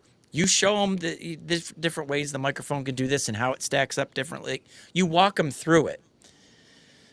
So yeah, it's just because of that, I was really torn about it because no one else was talking about it. And if I was wrong and it was just a rogue agent and Insta360 suffered as a company because of that, I don't want to be the poster child of the person that was trying to cancel culture. That That's not brought what them I was down. trying to do. Yeah. Yeah, I didn't want to do that. Yeah. I still don't want to do that because they make great stuff. It's good Yeah. gear. It's They a don't shame, need to do any of yeah. that. Yeah, it is. I don't know why they're doing it. Yeah. So Yeah, the 360 link was great. That was like my Grail webcam for some time. yeah. Yeah. I had it forever and I loved it. And the only reason I went to the OBSBot Tiny 2 was when I went into HDR, the high dynamic range, it stayed crisp. It stayed clear. I'm like, okay, I love it. And the OBSBot Tiny 2 didn't lose me in tracking. Like if I moved quick, you know, the Insta360 link would let go of me. The OBSBot Tiny 2 held on to me longer. I was like, okay, that's going to be my new, and I ended up selling the Insta360 link. You know, I didn't want it to collect dust. I knew someone could enjoy it, so I sold it. You know, and if it was junk, I wouldn't sell it because I make a YouTube channel. Oh man, this guy's selling me junky gear. Don't watch his videos, you know? Right. So I only sell the stuff that I know people would enjoy, like resale. Right. If it's something they wouldn't, I give it away. Right. But just like being honest, like with OBSBot, Great principles. Yeah. OBSBot came out and when they first reached out in March, I said, no, I didn't, you know, do anything. I let it go. I didn't reach out to OBSBot or respond to OBSBot till after Insta360 Link tried to bribe me. I'm like, all right, now you got my interest peaked. What is so good about that? What is going on with this webcam that you're so scared about it that you tried to bribe me? So I reached out to OBSBot. I was like, all right, I'll review it. So I had that email for 6 months, and they sent an email saying, hey, we'd like to do this, this, and this, and this. Can you do this? And I sent them my ethics statement. I don't do this. I don't do that. Yeah, I don't post in a 21-day period, especially with webcams. I want to Yeah. make sure it's all out there. And their response, they didn't answer. So I'm like, oh, great. So these guys are just like Insta360. 3 days later, the box is on my porch. So they agreed to the ethics statement. Okay. They asked. I said no. And that was it. And so it's like, all right, that's the company I want to work for. Yeah. And they weren't asking for anything crazy like Insta360. They were just asking for like certain details to be posted in my description. Can I, you know, put this link to their website in here or hashtags and and stuff like that? I'm Simple like, stuff. yeah, it's little stuff, and it's just piddly. But I was like, I don't do that unless it's something that needs to have a conversation for. But I don't know. It was little stuff, and I said, and I didn't say no to it. I simply said in my ethics statement, what I post in my description is my decision. So I'm not telling you no. I just want you to know before you start thinking, okay, you've asked for these things. I say yes, that this, I'm gonna stop this here. I do what I want. I post what I want. Yeah. So if Yeah. you know, if you want me to put hashtags, if I like to put hashtags in there, I'll put a hashtag in there. But I'll do it because I want to. I didn't want them to feel like they had authority over me in any way. It And they speaks a lot ran about with it. them that they sent it to you after you said all Yeah, that. yeah. And their customer service is awesome. Like the OBSBot tail air that I'm using right now. When I got it, the motor wasn't working right, and they were awesome with their customer service. The app was glitchy when it first come out, and I'm just like, hey, I'm not making a video right now because this is not how it's supposed to perform. I'm not going to bash your equipment because I got a rogue one. So I'm not posting in 21 days. I'm not. I'll post when I'm ready. I had that OBSBot camera, this one, for 6 months before I made the review, and they never pushed me. They never pressured me. They're like, okay, we got it. Just checking in, love seeing how you're that. doing. I'm like, Oh, I'm still. yeah. Yeah. If I make this video, I said I'm not going to post again. I'm not going to post a video with bullet points. I want to know what this thing can do. I am learning how to use it. I want to know how NDI works. So if people ask me questions about your gear in the comments, I can answer them. And that's my process. I said, so I'm not going to just crank out a video and tell them what it can do. I need to learn it so I can use it and be informative on questions that are asked about it. And they were fine with it. Like, who does that? Who sends out a $600 camera at the time and then waits 6 months for a 1,000 subscriber guy to make the video? Right. It went against the narrative that's out there. So That's good. that's why I do a lot of OBSBot stuff, is just because they're fun to work with. I have total freedom to do it at my pace. And what I like about OBSBot compared to the other ones, and I don't want this to be an OBSBot video, but they make all kinds of stuff to go with their webcam. So you buy an Insta360 link, that's it. You know, you might buy a tripod with it or this or that. But OBSBot is like creating technology to make it multi-purpose. They're creating adapters for NDI connections and HDMI. You can use it for this and you can use it for that. And that's what I like about it. You buy it and it's not, hey, there you go, enjoy it. We'll see you when we make a new model. They make all kinds of stuff for you to keep the model that you just bought. Yeah. So that's Love why that. I like their stuff. So there's some new stuff coming. They're sending some new stuff to me. A new webcam. It's supposed to. They asked me today if it came yet. It's not here, but there's a new one coming out. Well, And I'm really hoping for like a 1-inch sensor webcam from them. oh, that would Yeah. be nice. That would be nice. would be I think the looking one that's forward coming. Can you won't have imagine? that. Oh, it'd be nice though. Yeah, that would be. Yeah. So, but yeah, they're. I like working. I do a lot of OBSBot stuff because I know with my workflow, if I need to pause, take a break, put it on the shelf to do some gear that I want to do, reviews I want to do, I can do that with them. So, Yeah. they're just the greatest to work with. Now, Bronson, he had a negative experience, but that was, again, going to the vendor, the contact that you work with being a bad apple. Like, that person was just Right. uncooperative, argumentative, talking down to him. But yet, my experience is the opposite. So it's like, okay, it's not the company, it's the person. Yeah. balancing your experience, good or bad, ethical, unethical. Is it the person or the company that does it? So for you, it was primarily really the company. That's what you saw, given that the data points. For Insta? Yeah, for Insta. Yes, and Yeah. the only reason I'm saying that is because if you noticed in my video, well, you didn't notice because I X'd it out. I blocked it out, the contact. They sent me an email a year later saying, hey, we're so sorry about your experience. You've had, like, I responded with my ethics statement, and you dropped me like a fly when I said, these are my ethics statements, and I'm not going to budge on these things. So you didn't try to patch it up then. You were fine moving on without me. And you didn't reach out until I made a comment on iPhondo saying my situation is much worse. So then they go back to look at the conversation from a year ago, like, oh yeah, it was much worse. You weren't worried about me then. You're worried about me now that this is a negative effect. But here's what the corporate thing: the person who reached out in that email a year later to say, hey, we'd like to talk about your experience, what happened, your point of view. It was the exact same email address from the original one a year ago. That person should know what the point of view is because you were supposed to be the one on the other side of this conversation. So who's sending me this email from that email address? If it's the same email address, shady again. Like, okay, if you're someone who's pretending to be someone who doesn't know, who wants to fix things, you shouldn't have the same email address. Yeah, it's a And little weird, isn't I it? was conflicted on that. Do I post this email address to show people and see if they'll figure it out? But I was like, no, we're not. The message is clear. They're shady. Here's proof. Yeah, that's How weird. shady they can be. So that was when they sent me that email, that was my green light. You know what? I am perfectly comfortable now posting this because you tried to patch it up and you're the same person who did it to me and you're pretending to not be. Gotcha. Yeah, it makes sense. they There's didn't- a lot of Yeah, it wasn't a reply to an old email. It was a completely new, fresh email, no attachments from prior conversations. But I'm sitting here looking like, wait a minute. Go into the one into it. That's the same email. ... at insta360.com. Same exact name in the front. So either you are the same person or you're pretending to be the same person using someone else's whatever it is, but this is not honest again. So anyway. Yeah.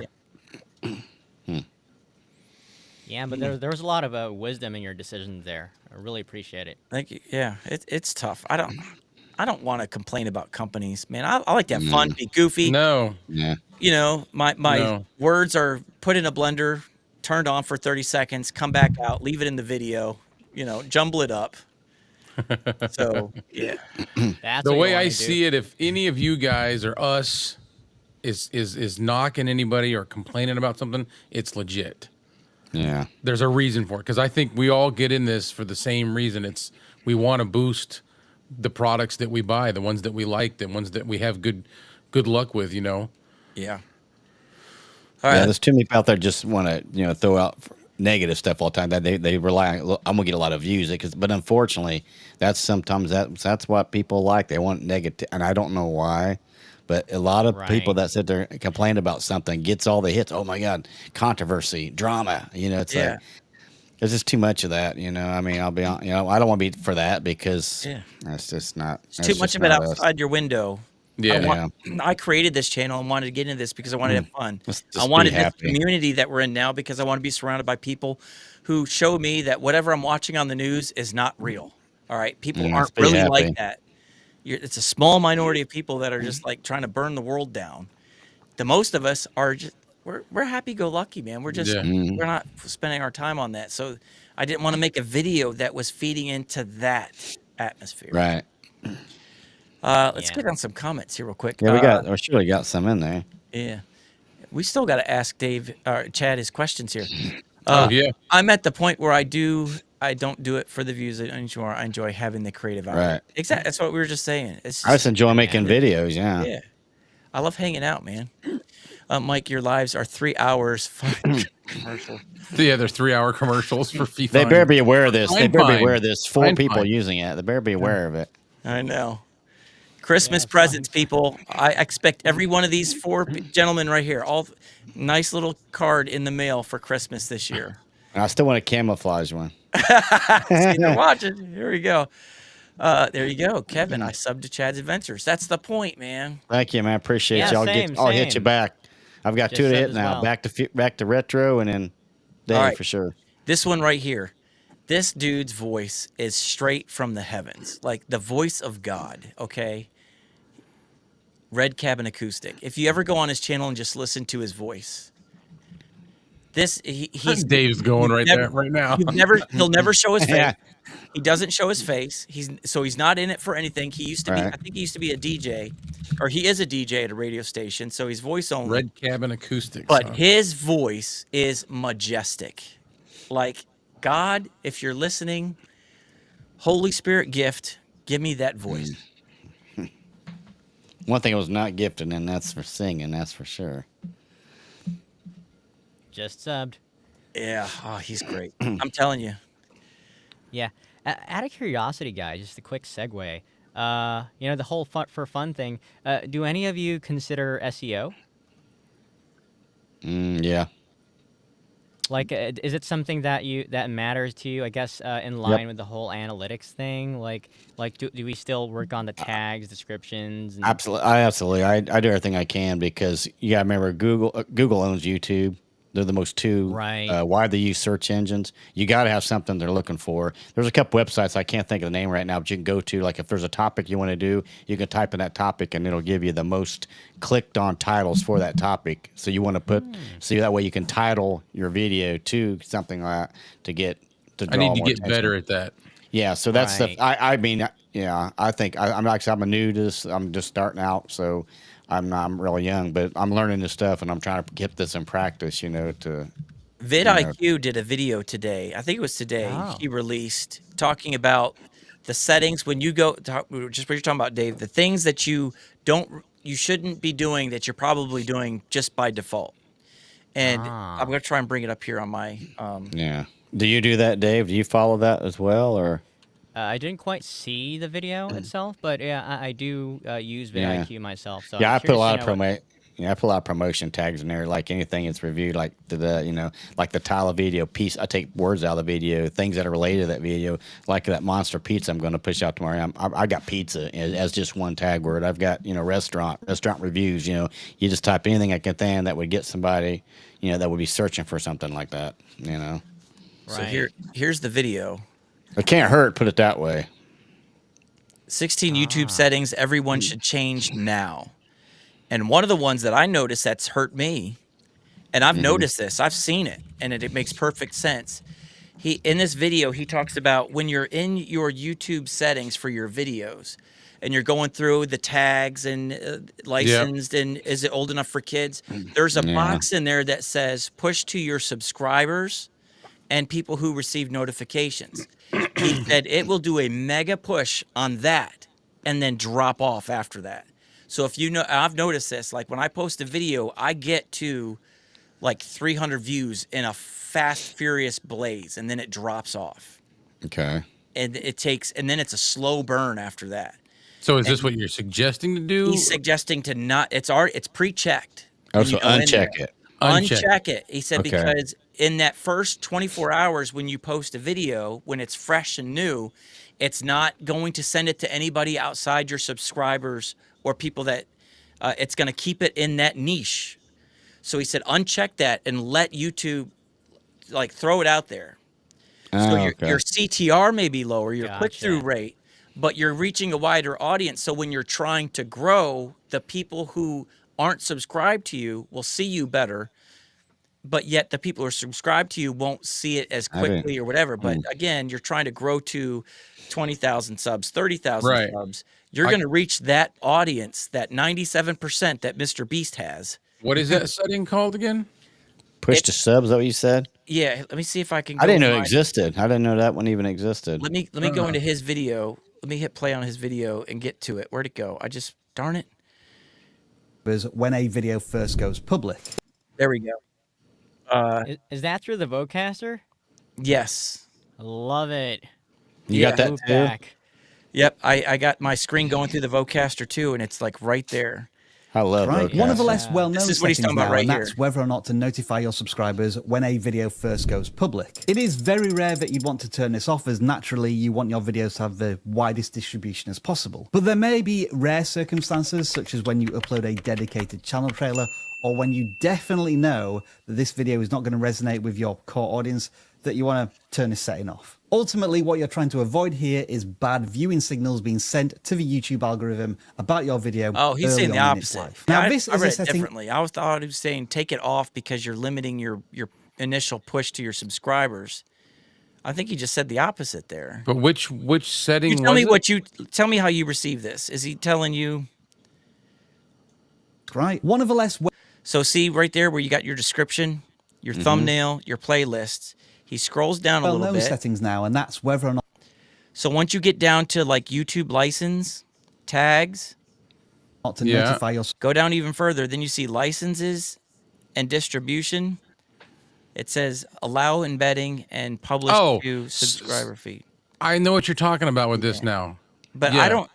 tell me for clarity, like how do you guys take him saying this? How do you receive it? Because it's confusing to me. Is he saying to check it or not check it? Right. One of the less well-known settings now, and that's whether or not to notify your subscribers when a video first goes public. It is very rare that you'd want to turn this off, as naturally you want your videos to have the widest distribution as possible. But there may be rare circumstances, such as when you upload a dedicated channel trailer, or when you definitely know that this video is not going to resonate with your core audience, that you want to turn this setting off. Ultimately, what you're trying to avoid here is bad viewing signals being sent to the YouTube algorithm about your video early on in its life. Now, this is a setting I use all of the time. It's found. So he's saying the opposite. He's saying if you uncheck that box, you're going to get negative numbers because it's throwing it out to a wider audience, and you're getting a lower retention. I gotcha. What I learned about that setting was that when you switch it from standard YouTube to Creative Commons, that's what the one you're talking about under licensing, right?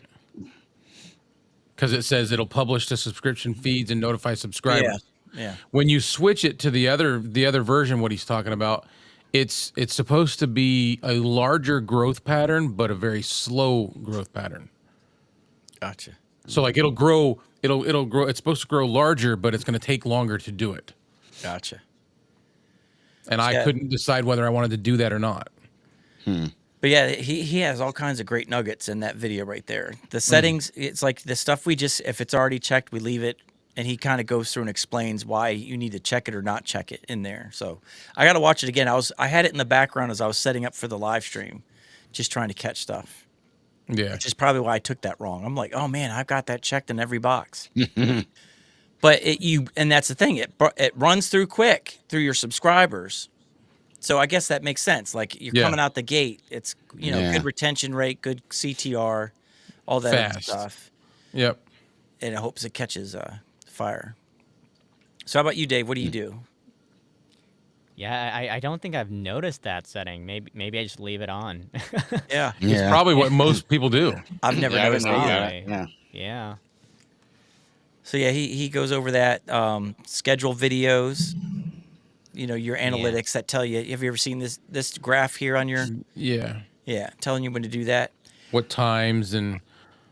I'll be honest with you. My most successful videos, I posted outside of that. Yeah. Like the Insta360 video, I posted at like 11 o'clock at night. Mine are always, my best viewing area is between 11 in the morning and like 2 in the afternoon is like the peak. And yet my most #1 video in the first 46 hours was posted at 9 o'clock at night on a Saturday, I think it was, or Sunday. Yeah, Saturday night at 9 o'clock, which is totally in like the dark purple. I don't know. Dave, I'm looking at Dave's. He's got such a nice looking room. I know. Thank you. I'm like, oh, look at that, man. Yeah. I know we've already talked about that, but just looks good. Looks crisp. You got all kinds of good stuff. Anyway, It's the wide angle lens, I think, really helps. Yeah. what lens are you using? Yeah, this is the Sony 11 1.8 Oh, jeez. for the ZV-E10. Yeah, like Okay. like my mindset back then was, well, I really need to do more vlog videos. Actually, I realized my vlog video performance was really bad because people go to the channel for the mics. But then, like if I could have a 2-in-1 mic, and I used to use the Sigma 16 1.4, served me really well for a couple of years. But I'm like, do I really want to blur out this background? Yeah, so this is one of those rare instances where I said I do actually want more of that. And I think it's part of the whole early YouTube culture. Peter McKinnon, Casey Neistat, they used like these wide-angle lenses, and people just kind of assume, hey, that's a full-frame camera. But actually, no, it's a focal length thing. They might be using full-frame cameras. I'm on a crop sensor, but I figured if I put a wide-angle field of view, like I've had a client say, hey, is that an 8K camera? No, I'm using a crop sensor lens here with a pretty wide angle, and that's it. Yeah. That's what I noticed with the Sony ZV-10 because Mark Bennett hooked me up on this. I was like, man, I'm trying to get into people are reaching out now. They see my YouTube videos, and I was using a Sony A6000. And the first video production thing I did for a company, they wanted me to do a 50-year anniversary special for their anniversary dinner. They wanted me to put something together that was like 10 minutes going over their 50 years of history. I was using a Sony A6000 because that's all I had besides webcams. And of course, this. Some may know the Sony A6000 does not have a mic input. Right. You only could use the Sony shotgun mic that goes right into the hot shoe mount. So there's not reach. And I'm trying to shoot videos with this. So I had the Sony A6000 capture card into my laptop, and I was recording I had to go everywhere with I had to get mobile. I had my MacBook, M1 MacBook Pro. Everywhere I went, set that down, camera, capture card into that, and recording audio into the MacBook, which was USB. It was the Rode Video Mic 2 Go 2 I was using but it was USB-C into the laptop. But anyways, I was like, all right, this was painful and excruciatingly long and toting all this gear in and out. I want to be able to just pop the camera down and just the lights are the issue. Yeah. Right. So I reached out to Mark. I'm like, look, people are now paying me professional money for professional work. I can't afford an A7 III, all this other stuff. What's a good professional video production camera to get me started. And he went with that. I mean, didn't even waste any time. It was like within 10 seconds, I got the reply. Sony's EV10.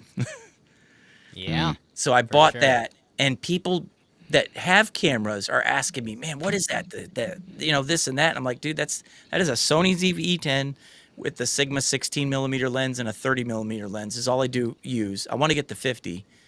Oh, But yeah. that's all Yeah, I the was using. 56. Yeah. I want to be able to use that, but that's all I'm using. And they can't tell they're like, dude, that video is so crisp, so clear. And the autofocus when you hold something up, people who know nothing about cameras are like, that's the most professional camera I ever heard. And I loved how the autofocus like grabs it so quick, Absolutely. So Sony ZV-10 is just, it is. And that's a what Dave's using powerhouse. right now, right? Yeah. Yeah, same. Yeah. I do remember there was a time that they went out of stock because there was a massive shortage around the Yes. world during the pandemic. Like Yeah. you right now it goes for about 600, I think. Yeah. but yeah, it dropped. Yeah. Yeah, but you'd find it back then for like $2,000. Mm-hmm. It was crazy, Wow. massive shortage, Yes. and people were buying it at that price. Price gouging. Couldn't get it. Yeah. Yeah. There is another like a content creator device. Like if I were to start over with YouTube, like this thing over here, this is the DJI Osmo Pocket 3, like 1-inch sensor, gimbal, everything is balanced. You plug in a USB mic, you get pretty good audio. And, if you guys have ever balanced a camera, I used to do that, like use a gimbal. Yeah, no, balance it's tough. is the biggest friction point. Like, you can have these fancy videos with B-roll and everything, but I had mine sitting there, like I used it maybe 7 times for a studio tour, maybe a couple of other high-end videos, but not for the kind of week-to-week type of YouTube videos. Yes. Right. Yeah. Exactly. Yeah. I've got a huge gimbal. It's a Scorp. Ah, the Scorp, yeah. Yeah. Is that I have the Scorp C, I think. I'd love but- to have that. It is a beast, and it's man. They're heavy. If you don't have that thing dialed in right and balanced right, it is unbelievably painful to get a video done because it'll start shaking, and then before you could even like catch it and dial it and fix it real quick, it just blip. Oh man. And funny thing, there's the video where I did the Where'd Dave go? We lost Dave. Oh man. Let's see if he comes back in. Yeah, I'm sure he probably will. The video that I did of the Earthworks SR-117, there's a clip where I'm zooming in, and the camera does this like belly roll. There he is. Oh, is he back? All right. He switched views. Oh, he's there we using go. he's using the pocket. There you go. Yeah, there we go. Now he's in the video because we're not using cameras tonight. Like my Sony ZV-10's disconnected. I got webcam. Clay's got his phone. Chad's got his what C. I'm using an Anchorwork C310 webcam. Yeah. Dave did a video with the pocket and the Mayono, right? The PD400. Yeah. PD400 And it was Max. great, man. I was like, dude, that sounds good. It looks good. Yeah. Well, I Yeah. vlog with my DJI Osmo Action 4, and I was telling Mike that camera, I love it. It's an action camera because it's stable. I do a lot of walking with it, so it's got the image stabilization on. It's incredible. The microphones and audio is immaculate. I mean, it picks up really good. Very rarely would you need an external microphone with that thing. 'Cause it's so good. I absolutely love that thing. I mean, it does everything that I need it to do. And webcams look great when podcasts like this, because again, the picture's been shrunk, so the pixels are crammed together. Right. It's not stretched, so you're getting like it's punching above its weight when you're in a podcast with more than one person. Yeah. He's making Because me it's want striking the the box. pocket. Yeah. Yeah, It looks way good. better. Yeah, and it actually already has a bit of that bokeh, Yeah. Oh yeah, See look the at that. See the background. Oh yeah. Yeah. So, the reason why I'm like raving over this is because for years Sony was doing this the ZV-1 series, and the Yeah. 1-inch sensor, like that became like the baseline for like the pro YouTube look, Yeah. like 1-inch and The vlog, upwards, yeah. the vlog look. Yep. And that's a pretty good device, but there were a lot of issues in terms of like the battery life and things like that, and you just had this active digital stabilization, and just to have that stabilization on a physical level, without having to worry about micro jitters and everything is just Right. it's great. it's just And it's small, lightweight. I think it's like the embodiment of just press record. Yeah, so that was I got to get that because I've been Yeah. for gimbal work now. I've been using my iPhone 15 Pro on an iPhone gimbal. It's a Zhiyun something. I forgot what it is, but it's easier to use than the Scorp with the camera and the balancing. It's when workflow matters. Oh, is this Yeah, the workflow. Yeah. ZV-10? Oh, Okay. you have the white one. I wanted the white one too. Yeah, But that's again, the that was unboxing one. 2000 because it was Yeah. gouged. Yeah. I So ended up that- getting 2 of them for the price of 1 too. Like by a the way. B-roll shot. Oh wait, it's not Yeah. turning around. I not ended up tracking my getting face. 2. There we go. I ordered it on Amazon and they lost it, or UPS lost it, Nice. and Oh, they lost it. wow. So I told them it's lost. So That they sent hurts, me don't another it? one, and then a week later, UPS drops it off at my house, the one that was lost. And I'm like, I already got it. They sent me a new one. You're gonna have to come get this. They're like, keep it. Insurance already paid for it. Merry Christmas. That's great. Sweet. So I bought one Sony ZV-10, but I got 2. Nice. Wow. Yeah. Yeah. Yeah, absolutely. Because, I think it's just a smarter thing to have 2 of them Yes. rather than having one really expensive camera. And if it fails on you, well, you Yeah. can't resume YouTube. Yeah, that's what I was Right. gonna sell You're it. done. Like, they were like, oh wow, I got an extra one. I don't need it. I'll sell it. My wife's like, don't. If you're doing video production, something fails, you're gonna be able to just grab the other one and hit and keep running. You're gonna want another one eventually. Just it's a blessing. Yeah. It showed up, just keep it. So I kept it. And it is huge because now, again, I have one I keep stationary here, but I've got these things and these are huge. Man, where's my other? I'll be right back. I want to show you this. Sure thing. Yeah, Dave, that looks really good. I like that. I can't afford the big dollar cameras right now. But that's still like $300-400, right? Yeah, it's about 600, but for me, personally, it's a steal. Because like maybe 500, I'm not sure what it's like, but that's like if you were to buy it in pesos, maybe Right. 500-ish. Yeah. If you can get it, it's on massive back order all over the world, so you got to watch for it like a hawk. Right. But when you do get your hands on it, gosh, it really makes your YouTube workflow easier. Yeah, it looks good. Yeah. And you can punch in a little bit if you didn't want such a wide view, right? Digital zoom, yeah. No. I mean, like you could just. Well, yeah, there's that, but Oh, I mean, yeah, you could you just mean, physically, yeah. mount it a little closer. There's a bit of distortion there, but yeah, it's possible. Yeah. So I got this quick change attachment. So it allows me to like move my cameras from one pole to the next easy. And it's by Alonzi. Oh. So What is this? these screw right onto your boom arm, the mounts, the desk mounts and things like that. I've got like Elgato little attachments to my ceiling, and they all have that. this. You screw it on, and then there's attachment here, and it's a quick change. Ah, yeah. So literally, when I want to move now, all my things are preset. My poles are preset, but all I got to do is just snap it on. It's good. But when I want to move it over here, I just take it, move it. Arca Swiss. Nice. Yeah. Yeah, love it. And these are huge, like video production. Like I have 2 cameras in here, but like you said, having 2, I leave one here, and then I just unsnap one from my unboxing station or somewhere, and I'm out the door and I'm running with it. And they're super cheap. Super cheap. Let's see if I can find it here on Amazon real quick. But yeah, I'm telling you that these are great. That's another reason I like the Absolutely. Osmo Action 4. It's got the magnetic things. You can just take it off the camera and attach it. So you can take the Yeah. camera off to any different tripod 'cause it's all magnet on the bottom. That's one thing GoPros don't do. So that was a big That's advantage. got like a whole modular ecosystem. Plus, Osmos don't overheat. GoPros overheat so bad. I wouldn't buy one. Get the Osmo yeah. instead.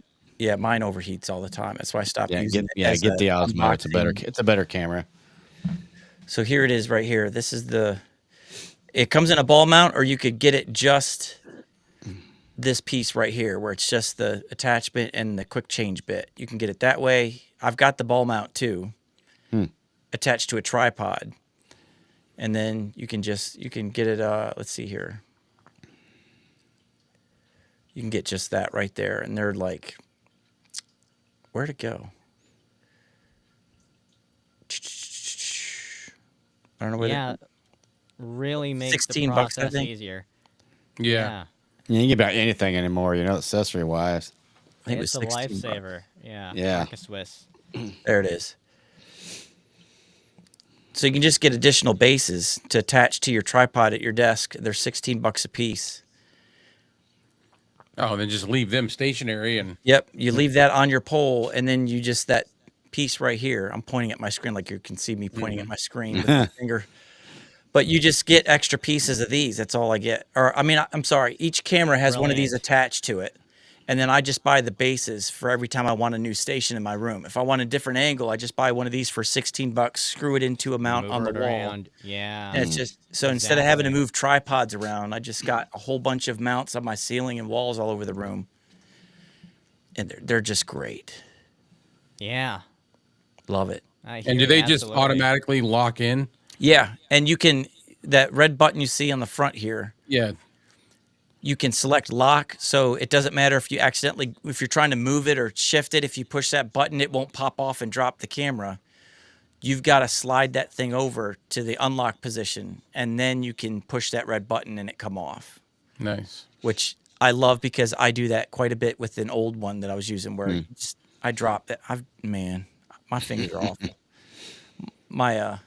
All my issues that I got since COVID or whatever, pot syndrome, and now my hands don't work like they should. The nerves, I can't feel things in my hands anymore. So I drop stuff left and right. So that lock button saves me time and time again. So yeah, there we go. Cool. Brilliant. Yeah, absolutely. Yeah, it's just a workflow, a convenience thing. Yes. Yeah, Yep. everything like speed is the name of the game. Like sometimes you just want to be creative and focus on your storytelling, not the technical stuff. Right. You can get hung up on the technical stuff. Yeah. You can. But you do want a bit of quality as well. Yes. So, but there's that point where you just get enough quality and don't have to worry too much about perfection, which is why I love the Vocaster too. So thank you again, Mike, for mentioning Yeah. that sale. Yeah. Yeah, I know. It I is got the one, but I still like it. It is the easiest interface to use. Yeah, very much. It gives so. you professional sounding, like pro to the uninitiated, to someone who's never done any of this and they're just turning Right. into a channel. They don't know if you're using a Vocaster or a Rodecaster Pro 2. Yeah. Right. They don't know. They just know it sounds good. It costs you next to nothing, and it is super easy to use and learn. So easy. I even know a little bit about EQing and just I like the sound of this. Most of the presets in it, I wouldn't have known about the compression thing if you didn't tell me. But Yeah. Yeah, it's hidden. Red Cabin Acoustics responded. He's going to pick you up, Dave, on the way to NAB in the Philippines. Oh, that would be great. Yeah. NAB is Comic-Con for content creators. It's pretty. I'm not I'd paying like for to the get. plane I'd like tickets. to get out there. Yeah. Yeah. Yeah. That'd be NAB fun. Comic-Con. All right, let's run through these because we're almost getting to 3 hours here. I was just Wow. saying creating content on YouTube is fun, but NAB is amazing.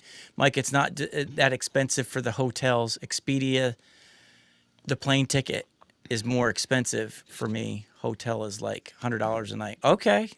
There you go.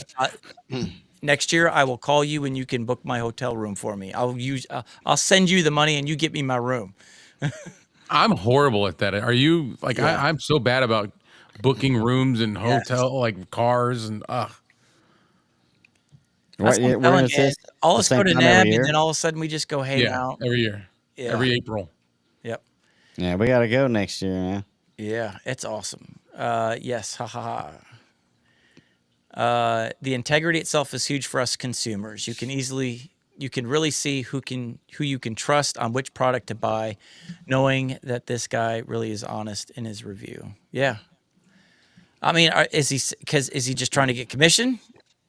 You know, is he Right. trying to get the next item from Insta360 Link? If I do good and sell this thing, and you know, they're going to send me something else, and they're not worried about the consumer. But it comes back to bite you in the end. It does, because these people are buying off of your recommendations. Let's see here. Interesting. Didn't know that. Let's see here. WEBCAM and Acoustics. You are too kind, Mike. I'm a full-time professor, teach production, VO artist, broadcast engineer for WB WC 88.3 FM. Dude, I'm telling you, if they do this thing, if you ever died, who would you want to narrate the movie of your life? Right? Yeah. WEBCAM and Acoustics. I went and listened to him earlier, and Yeah. I was like, "Wow, holy!" He's like the Morgan Freeman of audio. I was just gonna say that. Yeah, yeah, Morgan Freeman. Yeah. Please narrate my eulogy at my Oh, my God, funeral. yeah, that- Please. See. I see. I got the Lumix G7 years back with the 2 lens kit, added wide angle adapter at the end of the lens, and it has worked great for me. I've heard a lot of good stuff. I'm I just looked at nervous. those a while back. Yeah. Just my luck. 2 weeks after I bought the Vocaster 2, it went on sale. I know. Oh. Story of my life. That's awful. Yeah, I bought the Vocaster 1 for the same price as the 2. Like, I wish, if I had waited a little. It's $69 right now. I know. It makes So me want to buy I another think- one just because I want to be able to say I paid $69 for it. I think even though those I have Yeah, exactly. I think yeah. those prices are there to stay now. So I hope so. tempting. I hope so too. The market has just changed so much since they launched them, and maybe Yeah, their right. initial asking price was too high to begin with. Yeah, it's like Right. the Samsung Q9U came out at like, I don't know, $200-$300 when it first come out as a competitor to the Shure SM7B. Nobody's buying it, so now it's at like $129.99. The Lewitt LCT 240 Pro came out at like $170 or something, then $150, and now it's down to $99. And last week it was on sale for $79. It's good stuff, but everybody's just got it programmed in their head. SM7B, Rodecaster 2, Rodecaster Yeah. Duo, the Streamer X, and it's good stuff. So it's like, how do we get our stuff out there enough where people? We're going to lose some money selling this gear for a while, but we got to get our footprint out there for people to talk about it. Yeah. They're just not buying it, so we got to get it out there for people to talk about it. I'm like, man, people need to talk about this thing, especially for small time or upstart content creators. Like, Oh, yeah, there's it's no way to amazing. sound professional this easy. So, Yeah, I think the other budget mic companies, they've really disrupted the industry. yes, Yeah. they're ruining it. I think right now. To me, it's an RGB fest. Instead of making the mic better, they're making it lightier, shinier. It's a night light in your room now. It's the backdrop. But it's Right. not any audio wise. It does nothing. And I it's had to say making it something harder. about that. Go ahead. Well, we had a power outage the other night, and all I had was my iPad, and I'm gonna quickly try to record something. I plugged in like an RGB fine A6B, and I got lights. Yeah, I Yeah. got lights during this power outage with Yeah. RGB. Yeah. that's all it does. And then It's a Mayano, gamer thing. Right. They're appealing to the gamers. yeah. And then The during streamers. NAB, Yeah, I think that's what it's for. Yeah. yeah, and during NAB, Dark Corners was doing a video where he was in the Mayano booth, and they he panned over to the new microphone, and I swear it's 90% RGB and 10% microphone.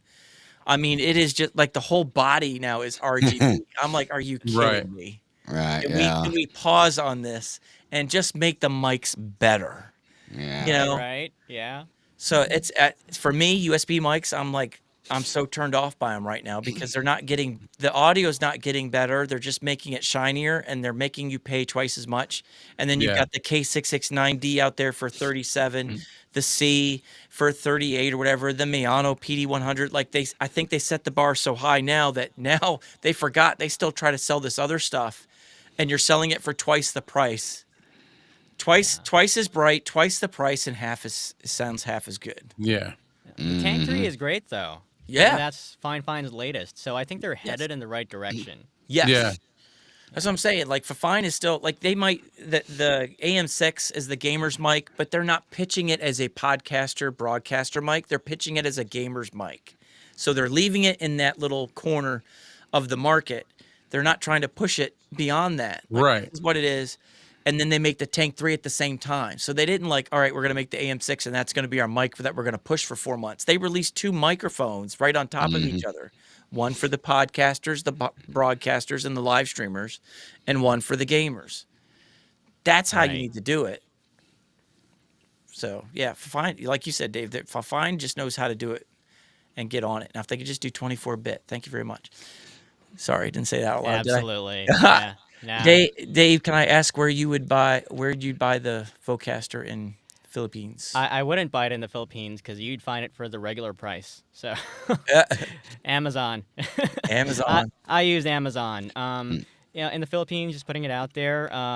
If you buy something under $100 or so, then you wouldn't get as much of the duty and import taxes and stuff.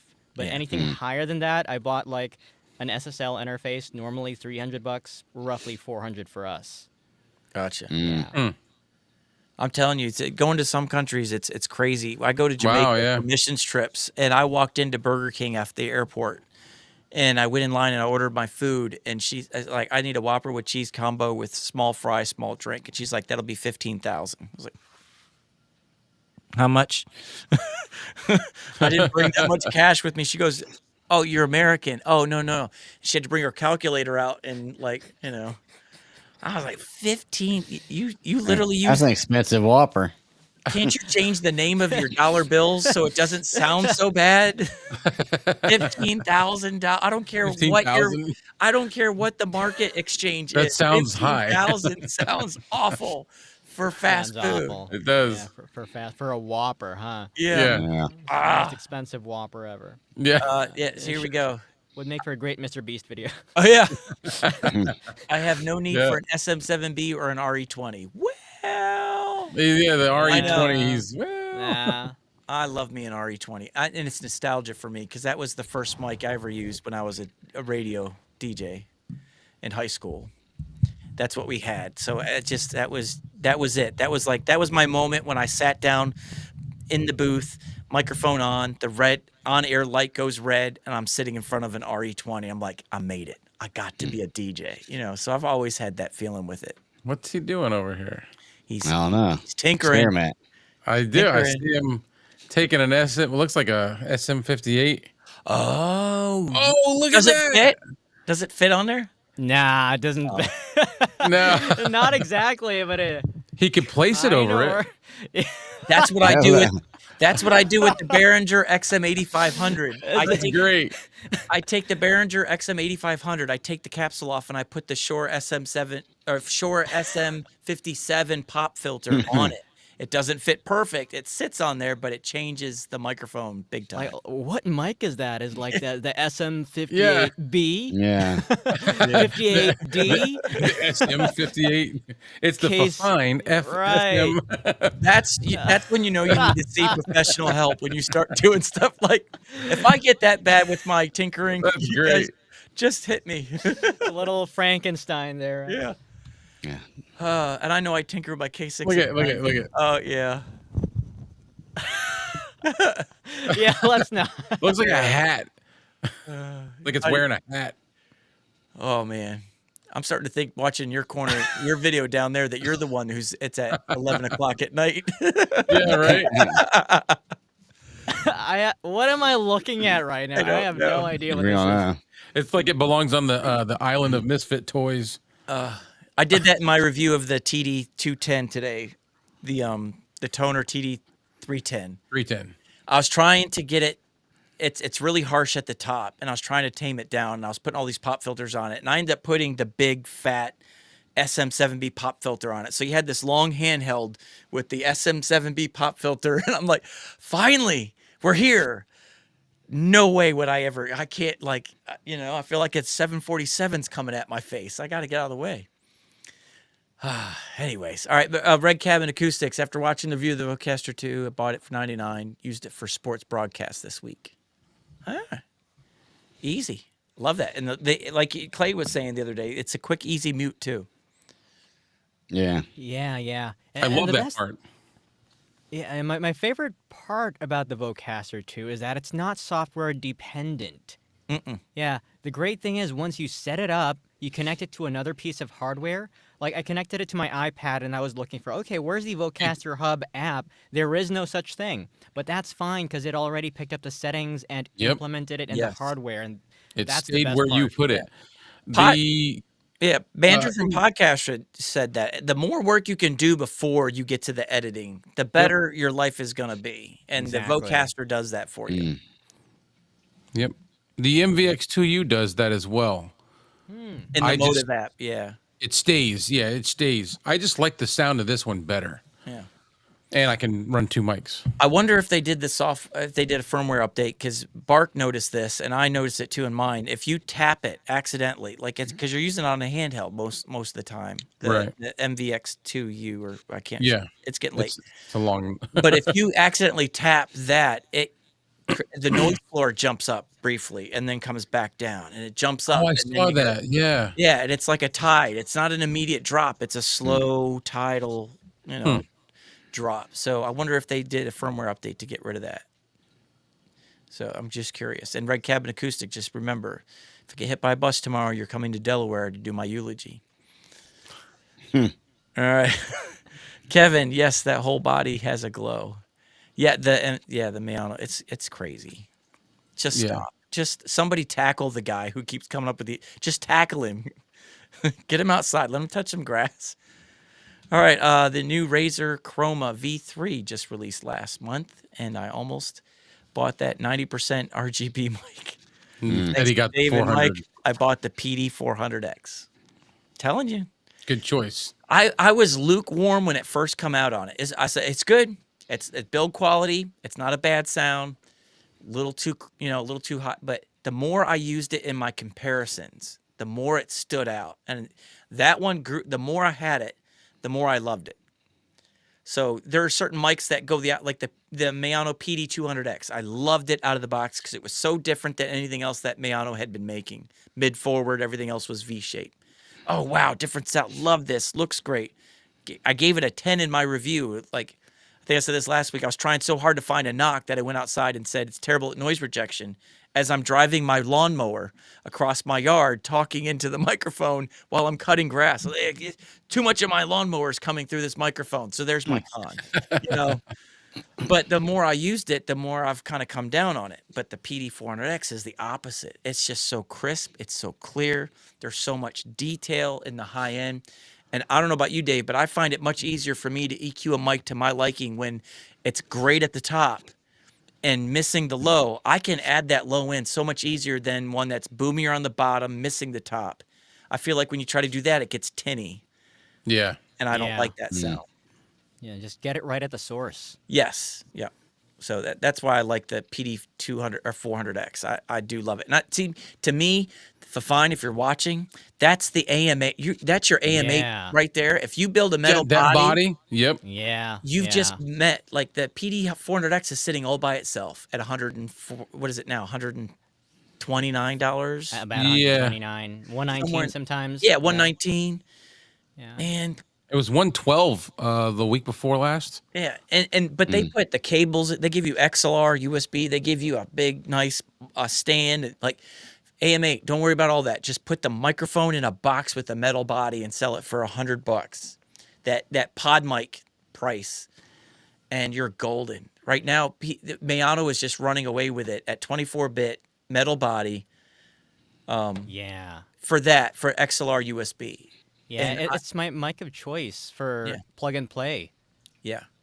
And see, that for me, audio only, I love the AM8 better. I don't like how it moves around. You can't tighten it too tight, and you can't touch it. Cannot touch it. So, out of the box, I love using it as far as audio quality. But if I've got to put it on a mic stand in front of the camera, I don't use the AM8 because I've already bumped this microphone like 20 times grabbing a cup of coffee. Like everybody's eardrums would be bleeding out right now if I was using the AM8. Right. So it's just a shame. It's a great microphone. Just put a metal body on that thing. Yeah. Save the world. Fine. Yes. Save the world. Yes, please. Fine. I think that's the great thing. I think where these budget mic companies are headed, they're now trying to penetrate the proper build quality market. Yes. Yes. They're trying to meet the actual standard. Yeah. They're pod micing it. The Rode pod mic is known for its build quality. $99. You're not going to get that kind of build quality at $99 unless you go Rode pod mic. And Mayano went ahead and did that it's not quite there. It's close with the PD 400X, but I think like with the K669D and the Tank 3, that's road. To me, that's road Yep. build. Like if Yeah. they had come out and it had the name road on it on the side and you handed it to me, I'm like, yeah, that's a road. Just by looking at it and holding it. And then, oh, it's a fine. Wow. Okay. Thank you. Thank you. So yeah, absolutely. We're almost caught up. We got one more comment here. Oh no, I forgot to read that last one. What did it say? Mike, do you think Fafine will make a 2 XLR input mixer for all of us in the near future? I hope so. I think they're doing that. They're listening to this. These comments here, they watch. They are actually. Yeah. If you mean mixer, like in terms of EQ and all that, maybe. Yeah, very likely. But right, they do have an interface they're coming out with. Metal one, That's right? two input. Yeah. Two Dave input you were telling me interface. about that. Yeah, I posted it in the community tab. Yeah, it's like 24-bit, 2 XLR inputs. Like finally, Yes, finally, Yeah. At 24-bit. but finally. Finally. Yeah. Finally, yeah. Give the people what they want, man. Right. They're good at it. Here we go. I think Kevin's saying I think Mayano and Fafine should merge. Use Fafine design. Mayano 24-bit. Call it the Mayo Fine. Mayo fine. Yeah, there you go. I don't know. I like it separate. I like the fact that they're competitive. It drives the other to beat the other, and that's where we win. Yeah. So I don't want Fafine to leave Mayano in the dust. I want Mayano to keep up and just keep pushing each other because More options. Yes, more Right. options. Absolutely. Like AMD and Intel, the same thing, you know. And everybody's not going to make them exactly the same. So each one will be a little, different voices. Okay, here we go. We're at 3 minutes and 3 hours. Holy and cow. 15 minutes. All right. I thought about 2.5. Oh. Yeah. All right. We're gonna do the speed questions here, and Dave, we're gonna include you on here if you want to answer these questions next. All right. And what I do is you've probably seen this before. If I can find a video or a picture of whatever it is you're talking about, we're gonna put it up there for all to see. So here we go. Question number 1. All right. We're only gonna do like 10 questions. All right. No, I've got 11 here. And Clay, if I know you talked this morning. You had some if you got anything along these lines, throw something in here. Number 1, time to go out with the wife. Who's driving? You passenger princess? I love that phrase. Bronson came with that. He said that last week. He said, "Oh, And he I'm said he doesn't mind being that. Yeah, I don't mind being Always a passenger." drive. I was like, I love that term. Who's driving? I I'm drive. driving. Yeah. You're driving.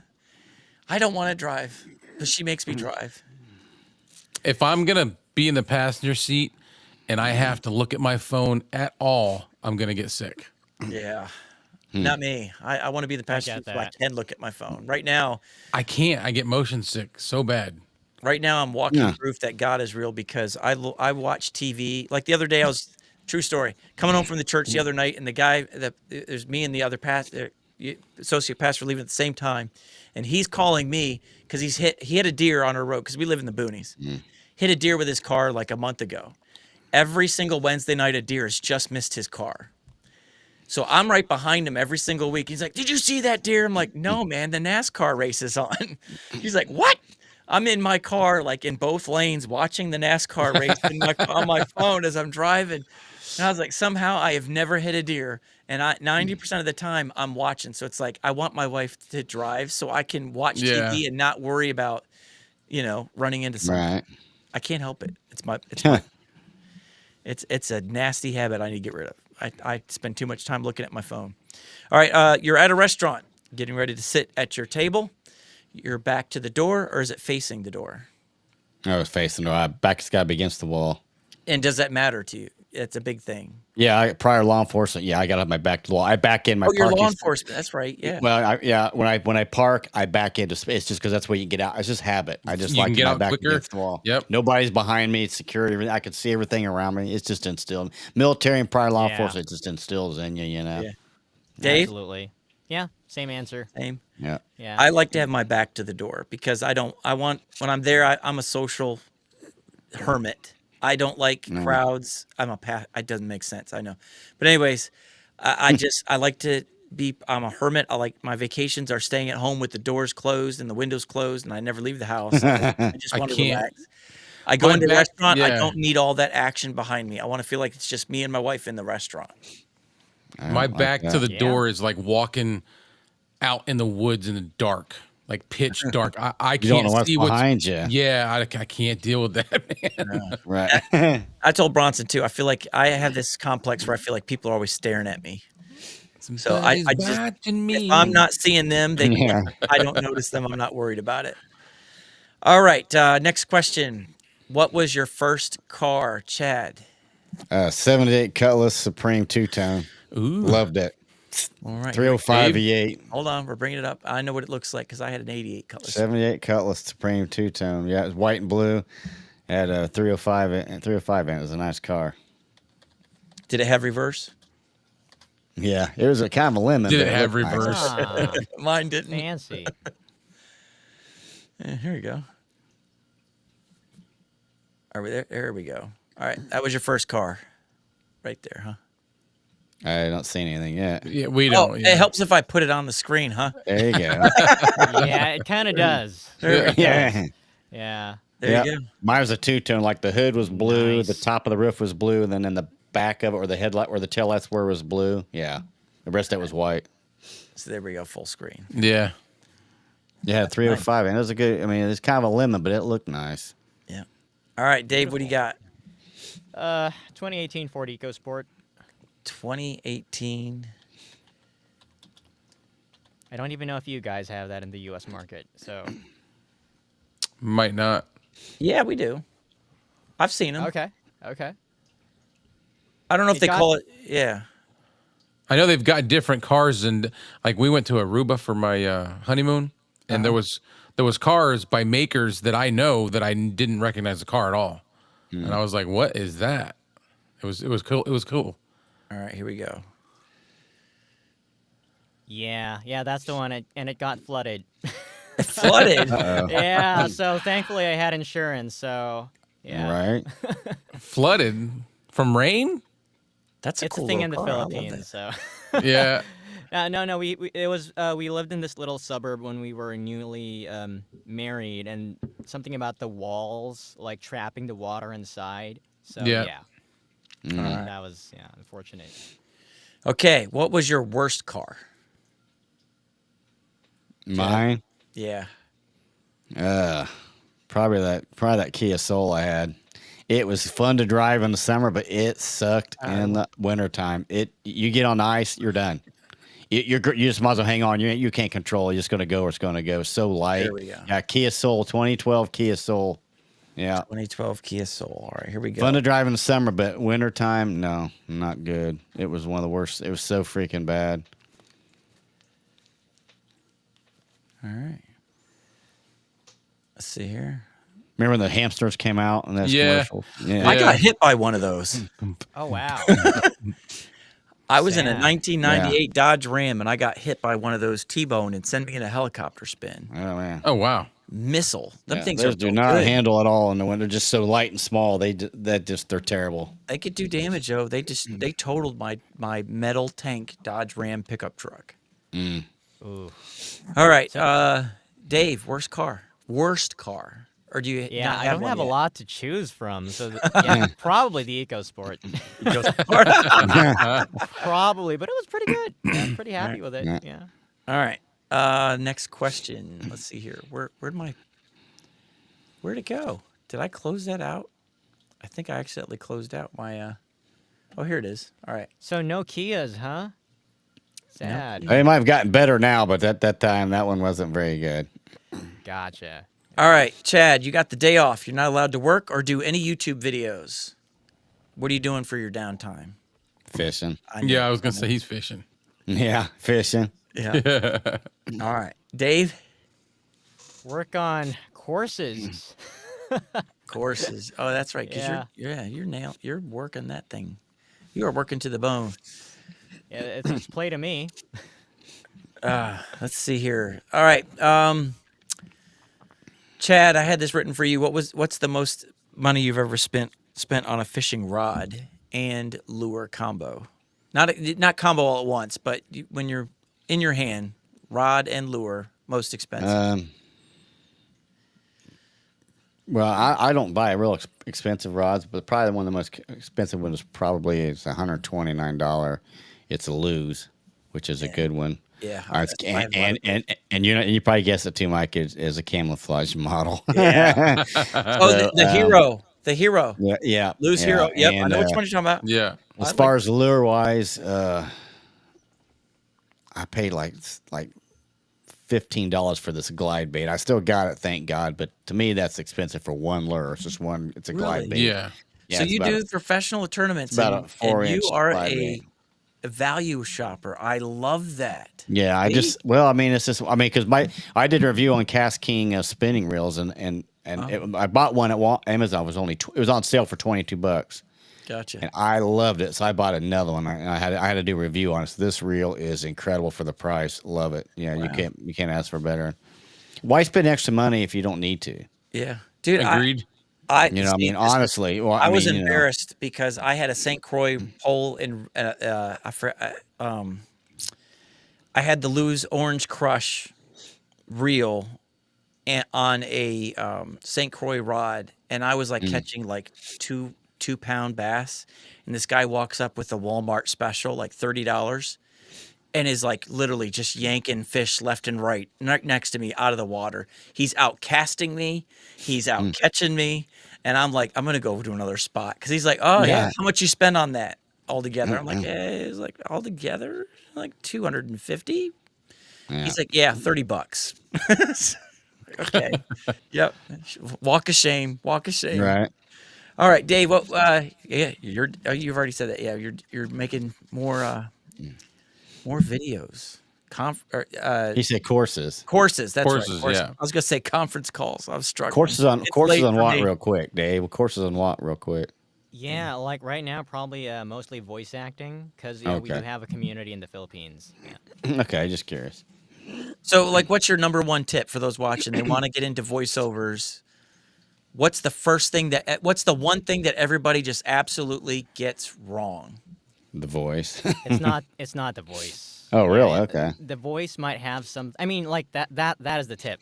It's not the voice, or like It's the diaphragm, right? it's the diaphragm. Yeah. I mean, like not the vocal technique, but rather to say that you might think that you need a golden voice to get into voice acting, and I keep telling them, well, look at me, I got a scrawny teenager voice, and I make a living doing this. So you don't need to be like Morgan Freeman to get into voiceover, because if you sound like like Kermit the Frog, then you can voice Kermit the Frog. Yeah. True. Check it out, Clay. Yeah, I was trying to respond for it. There you go. We got him to 500. Kudos to Red Cavern going to 500. Boost the tribe. I'm trying to find that PL10, that Electro Voice PL10 that he was. Oh my gosh, I know it's his voice too. Like, his voice is magic, Yeah. and his voice on the PL10. And then I'm like, ooh, PL10. I'm gonna start saving for that. Oh, they don't even make it anymore. You gotta find it used and put all this work into it. What'd you show? What was that you put out there, Dave? What was that? Oh, this was the SM58. SM58. Yeah. A naked 58. There you go. Yeah. Yeah. There we go. Red Cabin Acoustic. Thanks, man. Hey. Oh yeah, you're welcome. I was trying to figure out a way. I guess I can't answer back to him in the chat, but yeah, you're welcome. Definitely. Well, you could post a comment. To bring up another tab into YouTube and go into the live stream and post a comment. Oh, and then do it like that. Yeah. Yeah. Yep. Yeah. That was where my thought was going. That's another next. thing. Like, eventually with EV Mux, I got to get you like editor thing where you could like post stuff too. All right, next question. Weirdest quirk or habit? Something you do that everybody's just like, ugh, why? And I'm sure your wives are probably the first one to point them out. Probably my overuse of the term mate. Mate? I mean, howdy, mate. I know, because that got started back in the military, and I'll tell you why. Because I'm not Australian or anything, but I was in the Air Force. We communicated with the Navy. They was out on this ADAC island, and back then we just old technology. We'd be typing back and forth what's going on in our stations, and that for some reason the Navy would end everything in mate. Like, we got this coordinate here at 40 mate. They would say everything ended in mate. So me and my but it was working. We had to joke around where we start replying back in mate, and then we started joking about mate, and unfortunately, it stuck. Yeah. So like, mate, well, what are you calling me mate for? You know, it's nothing offensive. It's just unfortunately a bad habit. You know, you just get into it, like eating fast. Start in the military, I still eat fast because stuff you just can't break. You know, habits like that. But Right. probably calling people mate, and if I probably called you mate and I don't mean anything by it, it's just Yeah. it's just a habit. I was just finished the sentence with, you know what I mean? Know what I mean? Know what I mean? Know what I Yeah. mean? Yeah. We know what you mean. Stop. Yeah. All right. Dave, what's your weirdest quirk? Yeah, so for you guys, it's filler words. For me, it's gibberish. Sometimes we're watching TV and I'm just like, That sounded like Bruce Almighty when he was. yeah, no, really. It's like, I don't know if it has to do with the whole adulting thing. Mike's I'm falling apart. Look, Look, we're like, what happened there? that's It's like Tourette's, man. what Yeah. I do when I'm falling asleep. Yeah, Like if I'm getting real tired, I'll start doing that. Yeah, it just happens. Yeah. That's Oh. funny. I do a thing where I get tired and I do one of these. I got to make sure the mic's far away. Hold on. I'll just walk in the room and just go, "Ah!" You know? Yes. Yes. And everybody's Yes, like, all right, Mike. Michael, we know you're here. Stop it. Yep. You Grand, just making gotta the let grand that, like, entrance. desperate, Felt that. flailing wail of life leaving your body. All right. Next question. Cat or a dog person? Oh, dog. I'm allergic to cats. Dogs for sure. Dogs. Sure. Dogs. Yeah. Yep. Clay, oh, you're cats. Yeah. Well, no, I'm a both. My wife is a cat person. Gotcha. I don't have a choice. Like, there's 6 in this house. But cats? Yeah. Oh, I couldn't stay there. I'd go. No, I don't. Yeah, my allergies would just kick up so bad if I was with them. I'm not allergic, luckily, but I'm allergic to all the other stuff. Wow. Ham Kevin. and peanut butter. Ham and Ham peanut and butter? Peanut butter. Is that like an Elvis thing? He liked banana and peanut butter, I think. Yeah. I don't know. He did No, he peanut did butter, something weirder than bacon, that. and banana, I think. Yes. It was No, weird. no, Mike, I do put ketchup on my biscuits and gravy and my eggs. Yeah, eggs. Absolutely. Biscuits hot and sauce. gravy gets ketchup? Yeah. I'm weird. I do, yeah. And I've hot never sauce. heard that. I know. That's probably another quirk I didn't realize I had. I better can't- stop listening. Ketchup on eggs? Down. Yes. I've done that. I And can't do sauce. hot love, sauce. I love spicy food. The hotter the better. I want to sweat when I eat. I know I'm that hot sounds sauce on crazy, but- everything. Everything Yeah, has hot love sauce. it. Love it. Pizza, burgers, doesn't matter. Eggs. I Yes, can't do hot it. And sauce. for church the other day because we have a school attached to our church, elementary school and middle school.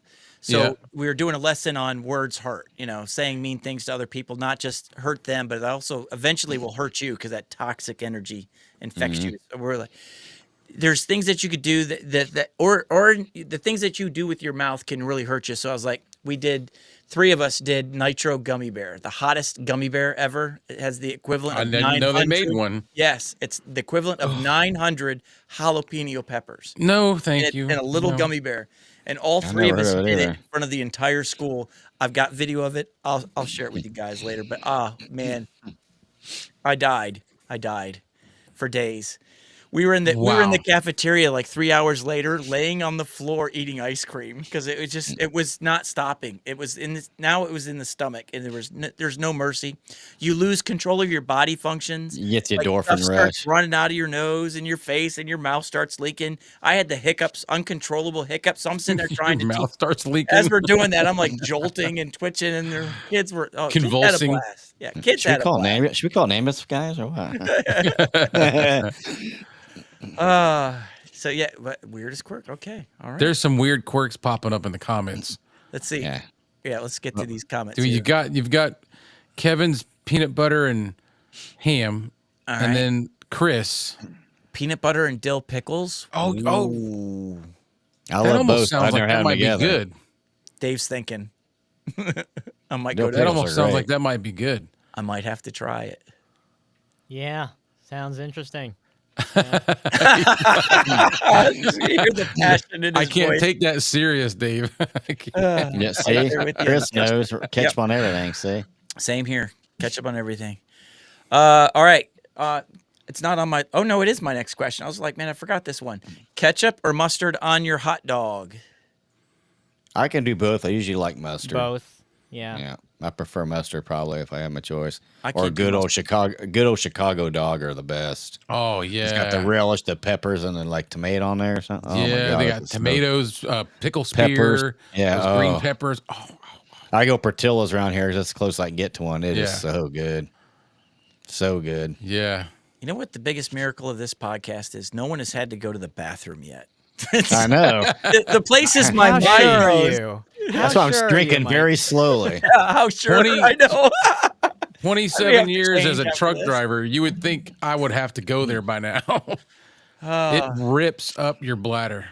And I've been drinking water the whole time. Let's see, Rick. What did Dave like? Sure about that one? I've seen the Dr. Pepper Yeah, with pickles, both. though. Yeah. Okay. Oh yeah, Kevin wants to know: is a hot dog a sandwich? He asked me this on his podcast yesterday. No.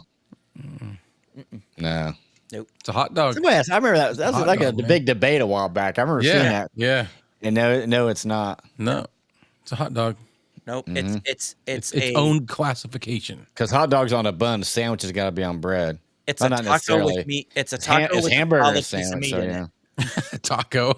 Yeah. Taco Especially with if you a buy solid- those New England style buns. Have Yeah. you ever seen those? They look like they look like a piece of bread folded in half. Yeah. All right. Next question. All right. Yeah, you both answered that one. It's hot dog a sandwich. Favorite movie genre? Favorite movie genre?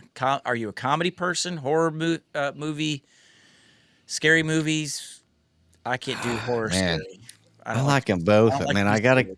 I go feel like with Dave action. is action. I gotta go with action, man. You got to see The Beekeeper, the new Jason Statham movie, whatever called The Beekeeper. Yeah, I've heard of That it. is a must see. Phenomenal show. Phenomenal. He's Dave? good.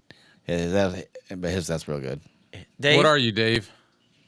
Yeah, the thing with action is like, you have these long chase scenes for 20 minutes and I'm like, oh, what is going on? And my mind just kind of wanders. So I think I might be, into rom-com. I don't know. Well, my wife There you tends go. to say historical fiction. And so I like what my wife likes. So yeah. Historical fiction. Favorite TV show? It's gotta be. Well, it's tough. Seinfeld is definitely on top, but the one that's like probably right there with it on equal level is Big Bang Theory. Those two shows will never be beat. Oh yeah. They will never beat those two shows. The comedy is so funny, and it's just great. I can watch them over and over and still laugh. I can probably repeat every single line. I still laugh. Yeah. Yeah, I mean, and who ain't in love with Penny on Big Bang Theory? Everybody loves her anyway. But the show is just so good. It's an awesome show. Dave? Yeah. Can't think of one right now. Let me get back to you on All right. that. Thinking of that one. All right. What is your favorite movie of all time? Oh man, that's tough. Probably 'Cause- the LOTR series trilogy. Yeah. Oh yeah. It's hard to pinpoint down one, because Top Gun was good. A Few Good Men was one of my favorites. I love that show. A Few Just Good Men. the military man talking. Yeah. Yeah, Top Gun's the reason why I enlisted anyway. So, Yeah. but I didn't fly planes. I didn't go in the Navy. I went in the Air Force. Go figure. But no, yeah. So, I really love Few Good Men. Was really good. I just enjoyed that. Broken Arrow was good. I mean, I wouldn't put it in the same category, but it was good. It's hard to choose one. I mean, I don't know if you really can. I could top 10 maybe, but I don't know if you can choose one. All right. 'Cause, Guilty pleasure movie. Like the movie that you would not tell another dude you watched and you liked it. If you said music, I'd say Debbie Gibson. That's my. I just outed myself, didn't I? That's good. Yeah. That's a Hey, that was Kevin my first concert I went to, and I'm not afraid to admit it. Dave? Dave?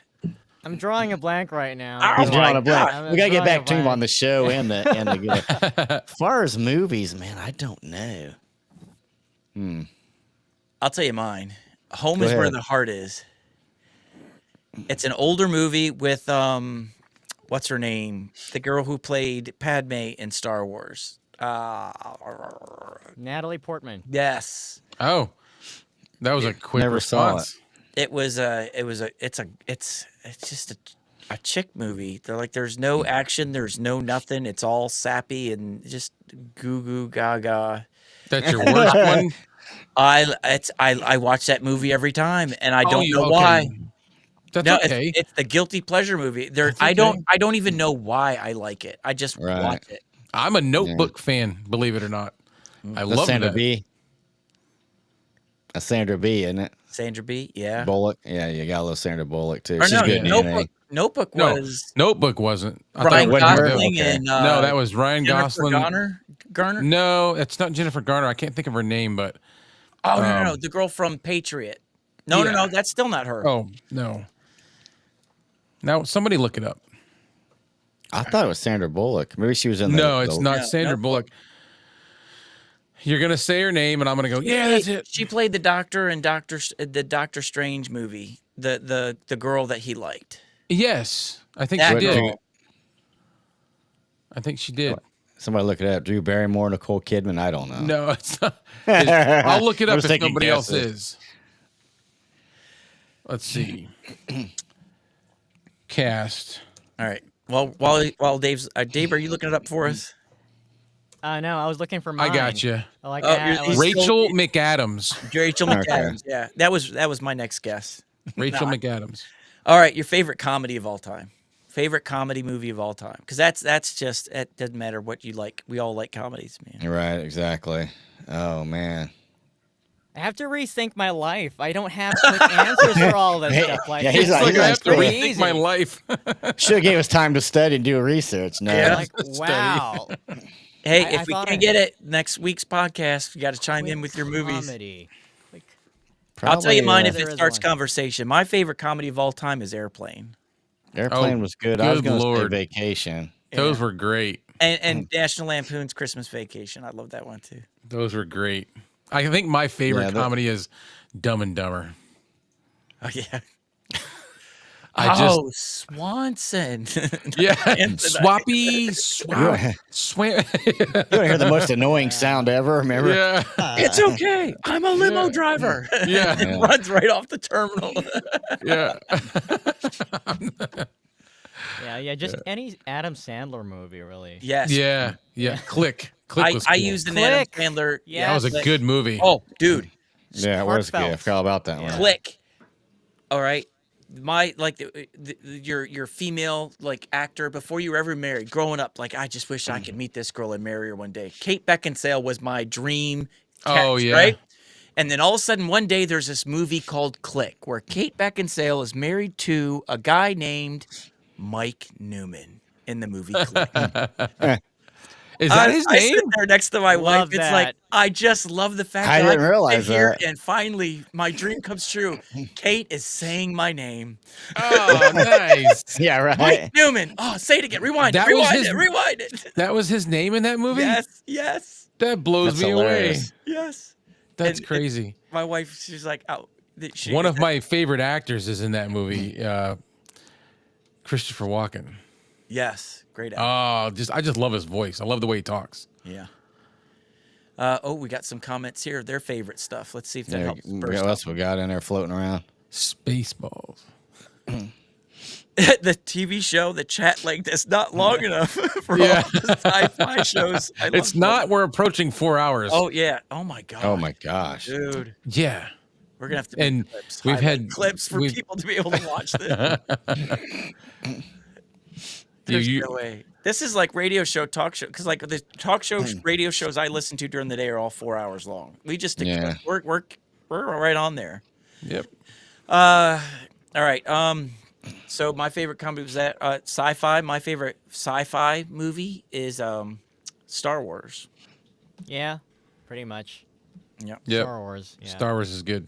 Yeah. And Classic. I'm getting ready to watch the Yeah. prequels again because someone told me to instead of if you don't like the prequels or if you struggle with it, like I love the visuals and the lightsaber battles being refined and they're experts that have been trained their whole life. They're not, but it's the script is horrible for me. I struggle with the script and like the original sequel, the way the banter back and forth was just epic. And then the first one, it's like, oh my gosh, who wrote this script? But anyways, They said, try watching it from the perspective of not Anakin's prequels. Watch it from the perspective of Palpatine's prequel. The story of Palpatine. You know, how he got into power and how he manipulated the greatest Jedi that was ever made and created to get this power. Like, if you watch it from that perspective, it changes. So I was like, dude, that's it. This weekend I'm watching the prequels, but I'm Wow. watching it with the mindset of this is the Palpatine prequel. Never even thought of that. Makes Yeah. sense. Yeah. And he said I'll it just think of totally that. changed his perspective on it. All right, let's see what else we got. Oath of Fine Tank 3 on Amazon for $76 right now. There you go. That's coming down. Yeah. And that's good because Dark Corners made a good comment. He wanted to love it, but he said when you get to that $90 price point, you're in some very tough Yeah. competition. Yeah, I that, heard The that. LCT I heard that. 240 Yeah. Pro, the Rode that makes it Pod hard mic. to pull the plug. Yeah. Yeah, he said so when you get there, now it's a different conversation. That's So true. bringing that down to 76 puts it right back to absolute powerhouse of a buy for me. Exactly. Though I'd like to temper that with the idea that you know, the SM58, lots of great mics in the $100 price range, but they don't have preamps. They're not USB XLR combo mics. Right, right, So that is at That's least it's true. a complete Yeah. package at that price. right. That's my thing. Yeah, It's like, good all right, if you want points, straight yeah. XLR, there's better options. But if you still want that USB, that's the ceiling to me for USB. As far as budget, that $100, because to me now you got to jump into the Rode Pod mic USB, the MV7 USB. Yes. Yes. So yeah. there's a big gap 200. after that. Spaceballs, favorite comedy. May the Schwartz be with you. I said comb the desert, not comb the desert. Love that movie. Darth. Yeah. Really. Oh my gosh, morning from Germany. Is that German? I can't see. My screen is so small. I'm like, I need. I don't know. Is that a German flag there? Let me know, Harry. Sure I is, for don't sure. know. I'm sorry. I'm sorry. I don't know. We're eclipsing time zones. Is this Yeah, conversation? Yeah, right. Germany. Yeah. All right. Yeah, he chimed in last week. Yeah. Well, good morning to you. Good evening. Good morning. Good evening to us. Good morning to you. Good morning. Good afternoon to Dave. He's getting ready to go to lunch. Yeah. Favorite sci-fi for me is BTTF. Battle. The feature. Back to the Future. Okay, I was like, Oh, Battlestar yeah. Galactica? Okay. Yeah. Is that, Well, that would make science fiction sense or is that because of his comedy? back to the retro. Is that comedy or is it science fiction? Both. Both. Kind of both. Yeah. Yeah. Both. Yeah, it's a bit of both. I figure science fiction means kind of more serious, but you know. Best pop filter for the K669D. Shure SM7B. Right here. Yep. I already had Hey, one. now this is a newer 800 pop filter Yeah. right here. That cheap $20 condenser microphone. That's that's what this. These is. thick ones do good. This purple one I'm using is just like the one you've got on your mic. Yeah. It's Oh, the same- M8. The M8 It's this, pop yeah, it's filter. Oh. this is the same kind of foam as that velvety velour. Oh yeah, that's the Beacon pop filter, right? It is the Beacon, yes. Yeah, the SM7B pop filter on the K680 is performance alone. It's the big chunky monkey. It's This right it's here, Not yeah. a good look. It's not a good look, but No, but it does look sounds bad. good. Yeah, sounds good. Yee. All right, wrapping up these questions. I got one left. At a steakhouse, and the steak is over $20.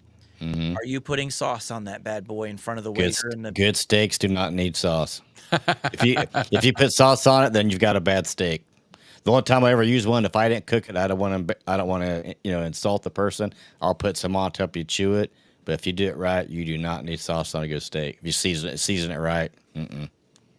Dave. Love that. No, I agree. My wife loves condiments on everything. Yeah, but yeah. Clay? Steak, you don't. Oh yeah, I'm a sauce person. I grill and smoke meat, so I mean I know how to marinate them really good. I'm not the best, but I do a pretty good job, and you won't want steak sauce on it. Yeah. Yeah, I might try like for a tiny chunk of it and see if it tastes better. But I like to try things for their flavor first to see if that is enough. Yep. Yeah. Right. I always cut off a couple chunks with no sauce so I can appreciate it, but then I'm gonna go for the sauce just because I like the sauce. Exactly. Yeah. It's got yeah. nothing to do with the quality of the person that made the steak. I just like sauce. I'm stupid. Yeah, you get a steak and you soak it in soy sauce for about an hour, 2 hours, and you put it on the grill and you throw a little SPG on it. you're not going to need any. As long as you don't overcook it. Yeah. You're not going to need Where are any you sauce. from, Chad? I'm from Indiana. Indiana. Yeah. You just you remind me of a friend of mine that's into cooking and smoking meats, and he's the same way. He knows how to make it so that you won't need nothing. Right. Yeah. He's in Florida. Wow. Yeah, steak is getting sauce or ketchup and salt, period. And Yeah. Catch no salt's a is crime in still some places. here. No, Chris is still here. That's he all right. always We like is. it. Bro. That's all always right. We is. like him. Chris is dedicated. Wow. Chris, do you have a Fafine K669D? Or, I mean, a Tank 3, Chris? You gotta tell me. I'm telling you. Yeah, Oh, he that's- does. Yeah, no, I'm pretty sure he does. Yeah. Mike or Dave, how's the Rode Pod mic compare to the Rode USB mic that came out after it? Do you know? I have both, or I had the Pod mic. I got rid of it, but I got the Rode Pod mic USB, and where is it? It's somewhere close. Is it as good as the original one? It's better. Yeah, Is it a combo too, or just strictly Yes. USB? combo. It's a combo, Okay. but the downside is you can't use. I don't think you. Yeah, you can't record USB and XLR at Correct. the same time. Correct. It'll Okay. give you some weird, funky stuff. Where Oh. where the Rode or the Mayano PD400X, you could plug in XLR and run the USB to another device and send your audio to two separate places at the same time. Okay. Huh. All right. Like gamers, just you know, curious. gamers can Oh, sit there and really? live stream and stuff like that. I think you can do it Oh, both at really? the same time. I think so. Oh, I haven't Tank tried 3. That. The Tank 3 Yeah. can. I know the Tank 3 can. Yeah, definitely I've do seen it. people do it with the tank. Okay. Okay. from I'm what gonna I've have gathered. to go back, but Dave checked me on that one. I'll have to. try I'll it. have to check again myself because I think I kept testing that for every single combo mic, and like it kept doing that fuzzy wonky stuff. Okay. And, like I think I may have given So it up did on it, but it was bad quality audio. Yeah, Maybe that's yeah. what I remember. That it like could do it, but it was not. Yeah. Yeah. Okay. There's a bit of that. Like I wouldn't use that. Gotcha. Yeah, it was a year ago since I did that review, but I just remember like I was able to get sound. I just couldn't remember which ones were the good ones. But Tank 3, I think the Fafine AM8 maybe. Not sure. It's been a while since that one too. Huh, interesting. It seems like when I did it, there was a little bit of feedback noise. No, I do not. I have the AM8 and the K6. Oh, All right. I thought he had one. Chris, email me.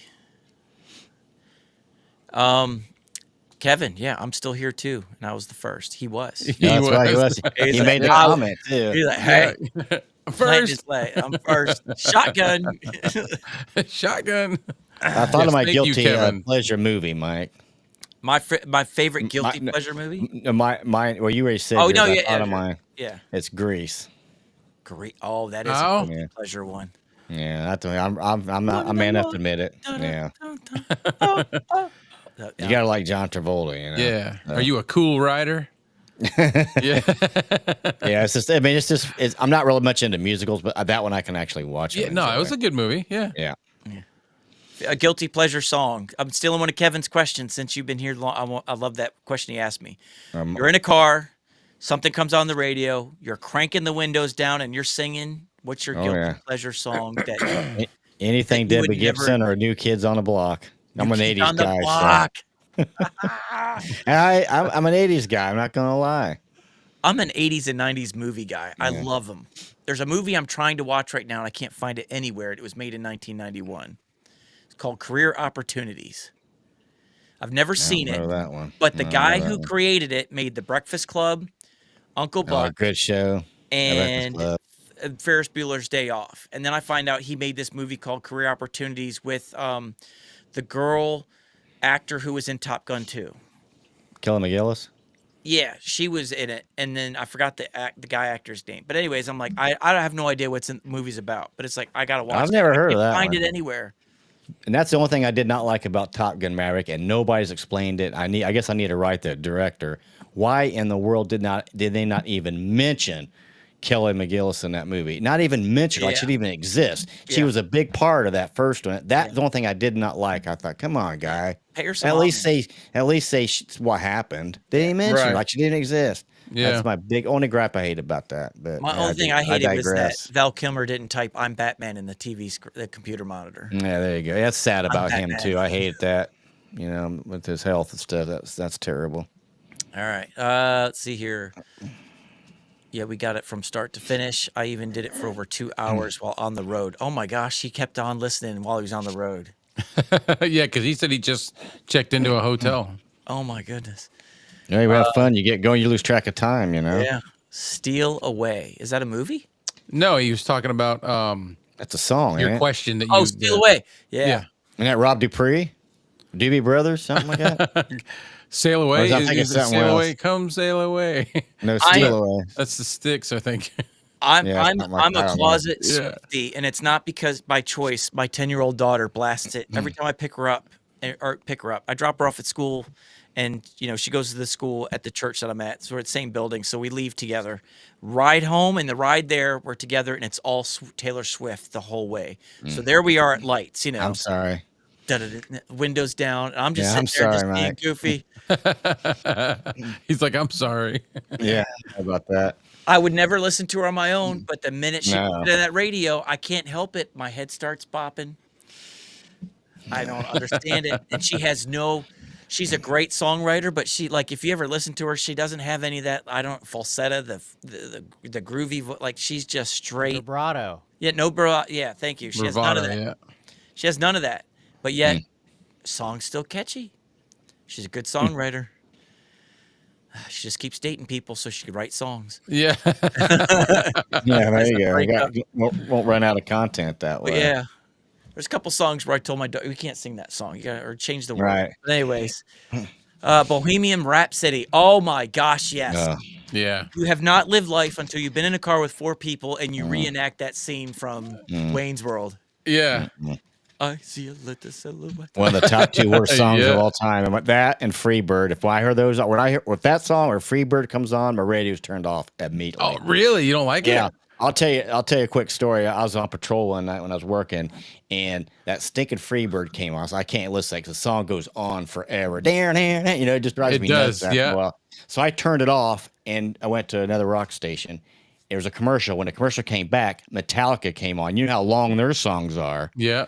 I remember which one it was, but I listened to all of it. I thought, well, surely that's got to be over by now. Turn it back to the channel, and Freebird was still going. Still I'm like- going. I was like, no, I don't know. I just cannot stand that song at all. I think there's a movie called Elizabeth And Town Money where Money's they just played bad, bro. Freebird as like the conference room where they were doing a funeral. Like things caught on fire, people are running around, and someone's on the stage still singing Freebird as everything is just like burning around. Oh, perfect way to hear that song. It was just total disaster. I review my movies on my channel too. Now I'm gonna check this out. That sounds like it'd be pretty good because that's Yes. 80s and 90s are my 80s are my growing up years. Yeah. Yes. Yeah, he does. Yeah, he does. He did Harry and the Hendersons recently. Okay. It He was probably funny. knew who's Kurt Crucial is then 80s life. I had him on my podcast show. Kurt Crucial. He's all 80s stuff. He's good too. Dave, Yeah. how old are you? It's not. I hope I'm not being offensive when I ask. He's but young, You gotta yeah. be worries at all. young. No worries at all. Yeah, I just I'm turning 31 this year. He's young. Yeah, Man. yeah. So for me, the song would be "I Want It That Way" by Backstreet Boys. Oh yeah. Yeah. So we break out Tell of the me song. why. Yeah, that's it. Yeah. Tell me why. Yeah. Yeah. Oh, you even have the voice. So for it, Dave, too. Dave is 1 year older than my oldest son. Yeah. Oh, that's pretty cool. Yeah. He's a social media manager. He's where Fantastic. I run a lot of stuff through him before I do it, before I post things or whatever. So yeah. Oh man. Love that. Tell me why. I tell you what. All right, Chad, you are so young. How my growing up years was in the 60s and 70s. There you go. I like a lot of 70s music too. I My love fiance the- hates that because I have satellite radio. That's all I listen to is 70, 80s. Those two is that because and I go between. I love a lot Yeah. of those 70s. And that's another thing. Okay, I'll say it. I love me hearing me some Neil Diamond. I love to hear me some Barry Manilow. I'm sorry, it's good stuff. We care. It's good stuff, man. 70s music. And That's a big one in the Hollies, Boston. Long Cool Woman in a Black Dress by the Hollies. Great song, probably one of the best songs of the 70s all time. And it was on Kong, Skull Island, by the way. That song. Oh, yeah. Oh yeah. Even Fleetwood though Mac? Even though Godzilla's still the king of monsters, I love Kong. Thanks for bringing that up. That was supposed to be one of our questions tonight. Yeah. Favorite Godzilla movie? King of Monsters. -1 was a good, but that's not who Godzilla was. Godzilla was a nice creature. Yeah. Okay, he was a nice But nice just like creature. Batman when they're He was young, like their it's like protector, baby wasn't sheep. He Baby exactly. sheep bite. He protect the Earth from the other Titans. So I don't like Yeah. how they portrayed him in there as a bad guy. I mean, he's so big, he's going to tear down buildings and demolish them. But he was a good. He kept everybody in line. He was a toddler. Toddlers bite. And if and I like He that. hadn't grown yet. I like Kong too, but come on, and if these things are real, it wouldn't be a fight. One breath of atomic breath, Kong's dead. Like that would be over. I mean, there's no way anybody could survive that. So, Kong's king, Godzilla's king of all. He's my boy. Clay, He's the G man. He's the G man. Clay, what was your favorite Godzilla movie? Do you have one? No, I He's don't so have a sick. favorite. Say King of Monsters. King of Monsters. Dave? I don't remember them as well. So, but I liked them all. Do you follow Yeah. MonsterVerse at all? No, not really. Okay. I See, remember I've been growing watching up- Legacy of Monsters, Monarch Legacy of Monsters on Apple. Of course, it's on my Fire. I get anything free on my Fire Stick, but On my queue list to watch. so I watch it. But they're at this point now. They're going if they want to stay true to MonsterVerse. All the characters that you see there on that show now, except for Zane or whatever the guy from the. He's in Kong and everything. He's the only one that's still alive. The other people, they don't even exist in Monarch. They don't even exist. So if they want to stay true to that, all those characters you see on that special are going to have to go. Except John Goodman, his character in Kong. Yeah. He's the only one that is in the new stuff. So all these other people, they got to die or it's not going to be true to it. So you got to watch these series that try to portray into the movies. I like a show to be accurate. I don't like them to go off on these tangents. So if you watch Monarch, all those people that are on there can't be on there much longer because none of those people exist in the other ones. They just don't. They don't exist in King of the Monsters. They don't exist in Godzilla 2014. So I don't know how they're going to tie all that in, but we'll see how it happens. Dave, favorite Right. one? Yeah, Dave, go ahead. Yeah. Sorry, I didn't mean to. No, all good, all good. Yeah, no, I just remember watching like the Mecha Godzilla thing when I don't know, was that Japanese or I have no idea. But the one I saw growing up was the one with like you have this Godzilla egg hatching at the end of the movie, like it's not yet over. And that's all I remember. But I do want to watch King of Monsters. Yeah, it's good. Yeah. I won't spoil it, but it's a good one. I love -1, but this is the catch. I've watched it. I love it the most out of all of them, but I don't feel the need to rewatch it over and over Right. again.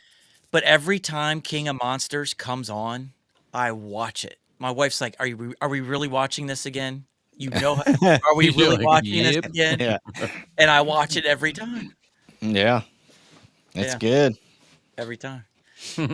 Wow. Did you see the newest one? Then they got the Kong Godzilla Yes, Empire. New I did Empire. see it. Yep, I did see that. To me, the story was terrible, but they smashed stuff. I loved it. There's a lot of monsters in that. Yeah, I mean, it was all monsters. The only thing I wish they didn't do, and I didn't like, Kong didn't need to have that mechanical arm. They didn't need to hurt his arm like that.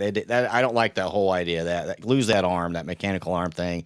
I didn't like that part of it. That didn't need to happen. Just like they didn't need to kill Goose and Top Gun. There's things you don't need in these movies. yeah. Wouldn't Right. change it. But Yeah. Kong should not have hurt his arm that bad. They should have just. That know. wouldn't have changed the movie at all if they wouldn't have put that in there. That was just a Thanos ripoff. Yeah, I didn't like that. Gauntlet. Yeah. I'm old enough to remember watching Star Wars Star the Trek. series when Star- it was Oh not wow, Star the Trek, original. yeah. Yeah. Oh wow. rerun. Oh, Star Trek. I said Star Wars. Star Trek. Yeah. I'm thinking it was reruns when I was watching it as a kid, but it feels like they were new episodes. Gotcha.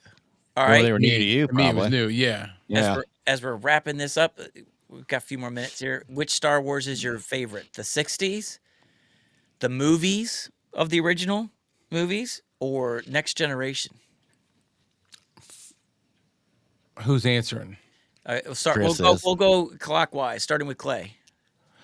For me, it would be the original '60s, like all those, the original shows. I loved them. Gotcha. I'm so sorry, gentlemen. I have to have lunch with my mother-in-law for Mother's Day. Oh, wow. It's Mother's Day for Saturday. It's All Mother's right. Day over here. Thanks, Dave. Thank you for Appreciate having you. me. Thanks, Yeah, Dave. good meeting you. Good meeting you, Thank Dave. Nice to meet you, Chad, Clay, Mike. Have a good lunch. Thank you. Appreciate it. Tell her And we sleep said Happy well. Mother's Day. All right, Yes. man. All right. All right. Take care. All right. Yeah, we're losing. We're dropping like flies. Let's wrap. Yeah. Chad, you didn't get the answer. What was your favorite Star Wars? I like probably original Kirk, but the new series. Gotcha. You know, original Kirk, but the new series. He was just kind of funny, I guess. Yeah. I mean, Star Trek was okay. It wasn't my favorite. I preferred Star Wars over that. You know, just it's more action oriented. You know. Yeah. I More like dramatic too. I Yeah. like the movies with the original cast. Yeah, because sometimes the series, if you really watch it, I know this sounds back, it was very popular, but it just seemed like they were reading off cue cards. Like the lines were delivered terribly. Like, he is going to go now to Warp 5. Yeah. Aye, aye, Captain. You know, just it was real dry. It's like Yeah. they were reading their line, like And they're they were forgetting their allowed line. to have they were allowed to have Yeah, it personalities just- in the movies. It didn't flow natural to me. You know, I don't know. Maybe just I didn't watch it enough. But the ones I did, it seemed like they just weren't delivering the lines very good. All right. Kevin saying the Matthew Broderick Godzilla. Is that the one where he just looked like a dinosaur? Yeah, Like it was straight up it was in one New York. Taco Bell pushed out pretty good. It wasn't bad though. It made you, it's sad at the end. He died. Oh, at the end. Matthew It's sad. Broderick was in it. Okay. Yeah. Oh, I love was that. like, That's the one of the best commercials ever. I'm going to eat a bigger box. Love Yeah. it. Yeah. When he's whistling, here, lizard, lizard, lizard. I love it. Absolutely love that commercial. Godzilla and Rodan and Ghidorah. I know Oh, I yeah. butchered the spellings, but it was good. Yeah. I only get frustrated with like the jets. Who flies that close? Them jets are meant to like strike from a distance.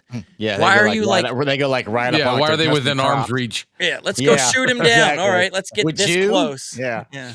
I'd Yeah, shoot that's from a great. distance. This is like, come on, guys. Next Generation for me, says Kevin. I loved Next Generation. I did. I loved it the most, but as far as just nostalgic, I just loved the movies of the I original. liked all those too. This nostalgia of it is. Yep. Let's see here. Chris says, I think Picard currently for me. Yeah, he's my favorite captain. Picard was my favorite captain. But Enterprise was really good though. Yeah. Yeah, it was. And that was the guy with from Quantum Mania. What was it? Quantum Leap. The actor. Quantum Leap. He was the lead actor from Quantum Leap and also NCIS New Orleans. He was in Star Trek? He was the captain. Oh, Yeah. well, I know who you're talking about. I know who you're talking about. Yeah. I can't think of his name. I'm bad with names. Let me see if I could type it in here and see if we can find I it. didn't know he was in Star Trek. Yeah, the original Enterprise, the very first Enterprise that went on its mission, they had him as the captain of it. I know exactly who you're talking about, but I can't picture his name. I don't know his name. Somebody's putting Scott Bakula. That's That's him, it. right? That's him. Yeah. Scott Bakula. Kevin, thank you. Yeah, here Yeah, it is. my Let me- memory's not good like it used to be, I guess, on this stuff. Yeah, him right there. Oh, Yeah, bring show it it, in. Michael. Show it, Michael. Yeah, him right there, Scott Bakula. Can you blow that up? Yeah, let's see if I can get it even bigger. Just that view? There we go. Did that work? No. Well, I meant like You should be able to make that window bigger. change where we're all on your the side. scene where this one's bigger and we're all on, like Oh, small. yeah. Yeah, the Hello. layout of it. Yeah. Oh my God, you're right. I never. I Yeah, didn't not me. know. Yeah. Hey there, Clay. How you doing there, buddy? I didn't know he was on Star Trek. I didn't No. either. All right. Yeah. Yeah, that was That's, him. Okay, that's yeah. wild. I'd never noticed. Yeah, me either. Get rid of that play symbol. Get out of there. Go. Be gone. My mouse is nowhere near that screen. I don't know why it's up there. Now I need to watch this. Yeah, it was good. It was gritty. Is that a movie? No, it's a TV It show. was a series, wasn't Oh, it? I gotta 25, yeah, watch that. 25 episodes. It was the original. That was their first Enterprise that went out into space. Huh. I'm blown away by that. Yeah, you never. Sometimes you look back at these old shows, you see, you go, oh my God, that's so and so from that show. Yeah. Yeah. The best shows were back then, and I have to go back and watch the old shows to enjoy TV again.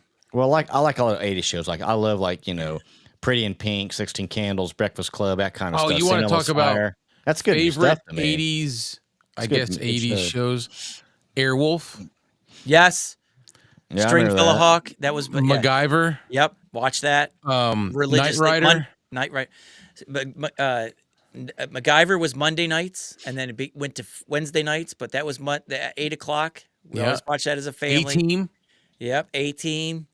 That always came on at 3:30 when I was a kid during the during the day. Night Rider was, I forgot what night that was on. I don't know, but that was one of my favorites. Knight Airwolf. Rider. Yep, those are Airwolf was cool. Yeah. What about Cheers? Oh yeah, Cheers was. Hey, you know what? I've actually been to the bar. Yeah, Oh, I have too, really? in Boston. In Boston? In Boston? Yeah. Yeah, the Bull and Finch When pub. I drove truck, I drove by it by accident because I was delivering to a CVS pharmacy, and I drove past it and I noticed it, and once I delivered to the CVS pharmacy, I went back over there. I parked my semi right out front, double parked, left the semi right there, and then went inside the bar. Yeah. I didn't Yeah, go drink, but it's not what you think. And they look nothing like the show. It's No, completely it's different. tiny. It's this little, you walk down the stairs to go in it, but when you get in there, it's like crammed. It's like real small. It's not this big open bar like you see on the show. It's like walking. What year were you there? Oh God, probably 2003. Okay, I was there in 90 or 91. 90. No, it was in 90. And like I said, yeah, you walk down there, boom, here's a gift shop shelf. Then you go this Actually, way. There's a few tables, and you walk down a hallway, and then that's back where the big dining area was. Yeah, but even that it wasn't like what you're, that Center Island bar thing, Oh no, that doesn't exist at all. The No, only it's thing not in there even- was the outside. Yep. They did all yeah. that just for the ease of access for filming the show. Then they put the Cheers sign over the Bull and Finch pub sign when they Yeah. filmed it from the outside. That's Yep. that's what it's actually called, the Bull and Finch pub. Yeah. And Battlestar Galactica, old or new? Oh yeah. I never watched the show. I couldn't old. give an opinion on it. I watched the new one religiously, and my wife and I both watched it. She's not a sci-fi person, but she loved that show. Like Was if it I good? was, Yeah. the new one, yeah, absolutely. She liked it more than I did, and I loved the fact that she was finally watching a sci-fi. So I sat and we both watched it, and it's one of the few TV shows where I actually bought the DVD series to keep it to watch it. Is that a new coffee you got? No, it's the same one. Oh, That's okay. a fresh brewed capper. I'm losing my voice. So I'm trying to get some fluids in there. I'm out. That was my last drink. Yeah. And we've got both as well as Caprica. I watched one episode of the Caprica series and I stopped. I don't know how that ended. But that was a spinoff from the new Battlestar. Yeah. All right, we made it through. We did it. A long one. Crazy. We started on Friday and we finished is on half- Saturday. Half a work shift. I know. No, I don't even think about it, man. This is sports talk radio, 4-hour segments. Mike and Mike in the morning, 4 hours. Like all this radio shows are 4 hours, man. We just did a Yeah, they radio are. show. Yeah. We'll all sleep good tonight. Yep.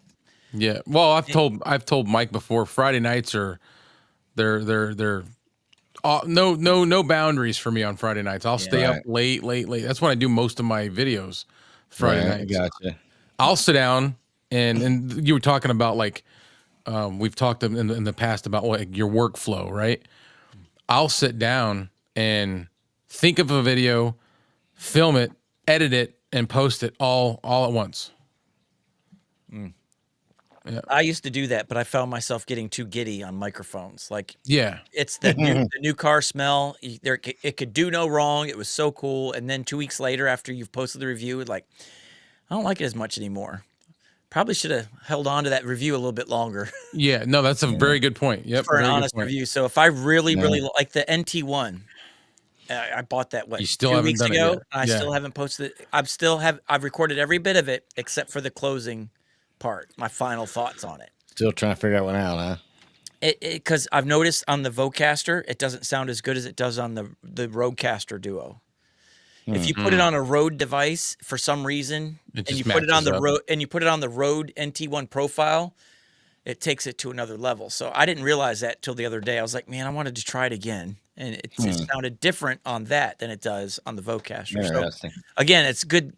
I find myself wanting to take a little bit of a break before I make that my final thought and post it. So Makes sense. Yeah, yeah. No, it does. I try to bang everything out up until that, if I can. Right. But with my pot syndrome, though, it's like I have 15, 20-minute windows where I have high energy, and I record segments in that high energy. Then I walk away, come back later, next day, record another segment. And that's why it usually takes me 2 weeks to make a video. Yeah. Yeah, it's all your process. So Yeah. Alrighty, guys. yeah, Man, like I said, it was a good Friday and Saturday show. It was, wasn't it? It was, man, 2 days. we are into Saturday officially. Yeah, we are. That's all right. It was So, a good time. yeah. All What right. time is it where you are, Chad? Same, I am at, isn't it? yeah, 12:16. Okay, so he's the same. Yeah. 12:18, excuse me. Yeah. Yep. So, Good show. Good All right. show. Thanks for having me coming on. Chad. I appreciate it. I had a great time. Love to do it again. Absolutely. Alrighty. Clay, Yeah. have a good night. We'll be talking Okay. before Friday comes. Yep. Absolutely. All right, man. Alrighty. Nice doing the show with you, Chad. Yeah, thank you. It was a good time. Thank you. You sound great. So Okay, I always wonder how my audio sounds because Yep. Yep. so You got the right mic. I think so. That helps. Trust me. All right. Let's. Everybody wants to say goodbye. We'll post those. Bye, James. Yeah. Thanks for James. tuning in. good night, James. Chris, this was great, guys. Continue doing the every Friday. We will absolutely. And there's enough of us in this tribe now that even if I'm off, Yep. we'll have guys on. We got a good community going here. I think it's great, man. Because Yeah. we're going to stick together. The more we get to know each other, the more this will branch out. Like you said, you got my back, I got yours. Yeah. Have a great night, Kevin. Have a good Thank one, you. Kevin. Man, I'll be subscribing to you, buddy. Thank you. Yeah. Chad. Nice You seeing too, man. Chad. Appreciate it. I'll be subscribing to your channel. Don't worry about that. Chris. Night, guys. Hey, Chris, Good email night, me. Chris. mnewman519@gmail.com. Email me. I want to talk to you about something. So just want to say thank you for watching. And Kevin, same to you, man. You guys Yeah, are like you guys are. teens. Yeah, they hang out. 4 hours, 3 out, whatever it is. You guys are there from It's beginning crazy. to end. I would You gotta never have. expect yeah. anybody to do that. No, and you got to have some shorts out of this one for sure, man. There's like, it's the script is usually people pay to be a member of someone's channel. It's like I would pay to be a member of your fan. Like you're a fan, I'll pay you to be. It's like I'll pay Right. you $2.99 to keep doing what you're yeah. doing. yeah. So, anyways, yeah. Stick in there that long. All right. So, yep. Kevin, I've already got your contact info, but yeah, if Chris, you could send me something so I could reach out to you behind the scenes. That'd be great. All right. Next Yep. Friday, 8:00. We'll be on again. All right. Sounds good. Have a Peace good out, night, guys. guys. All right. See you. Have a good night. All right, bye. Bye.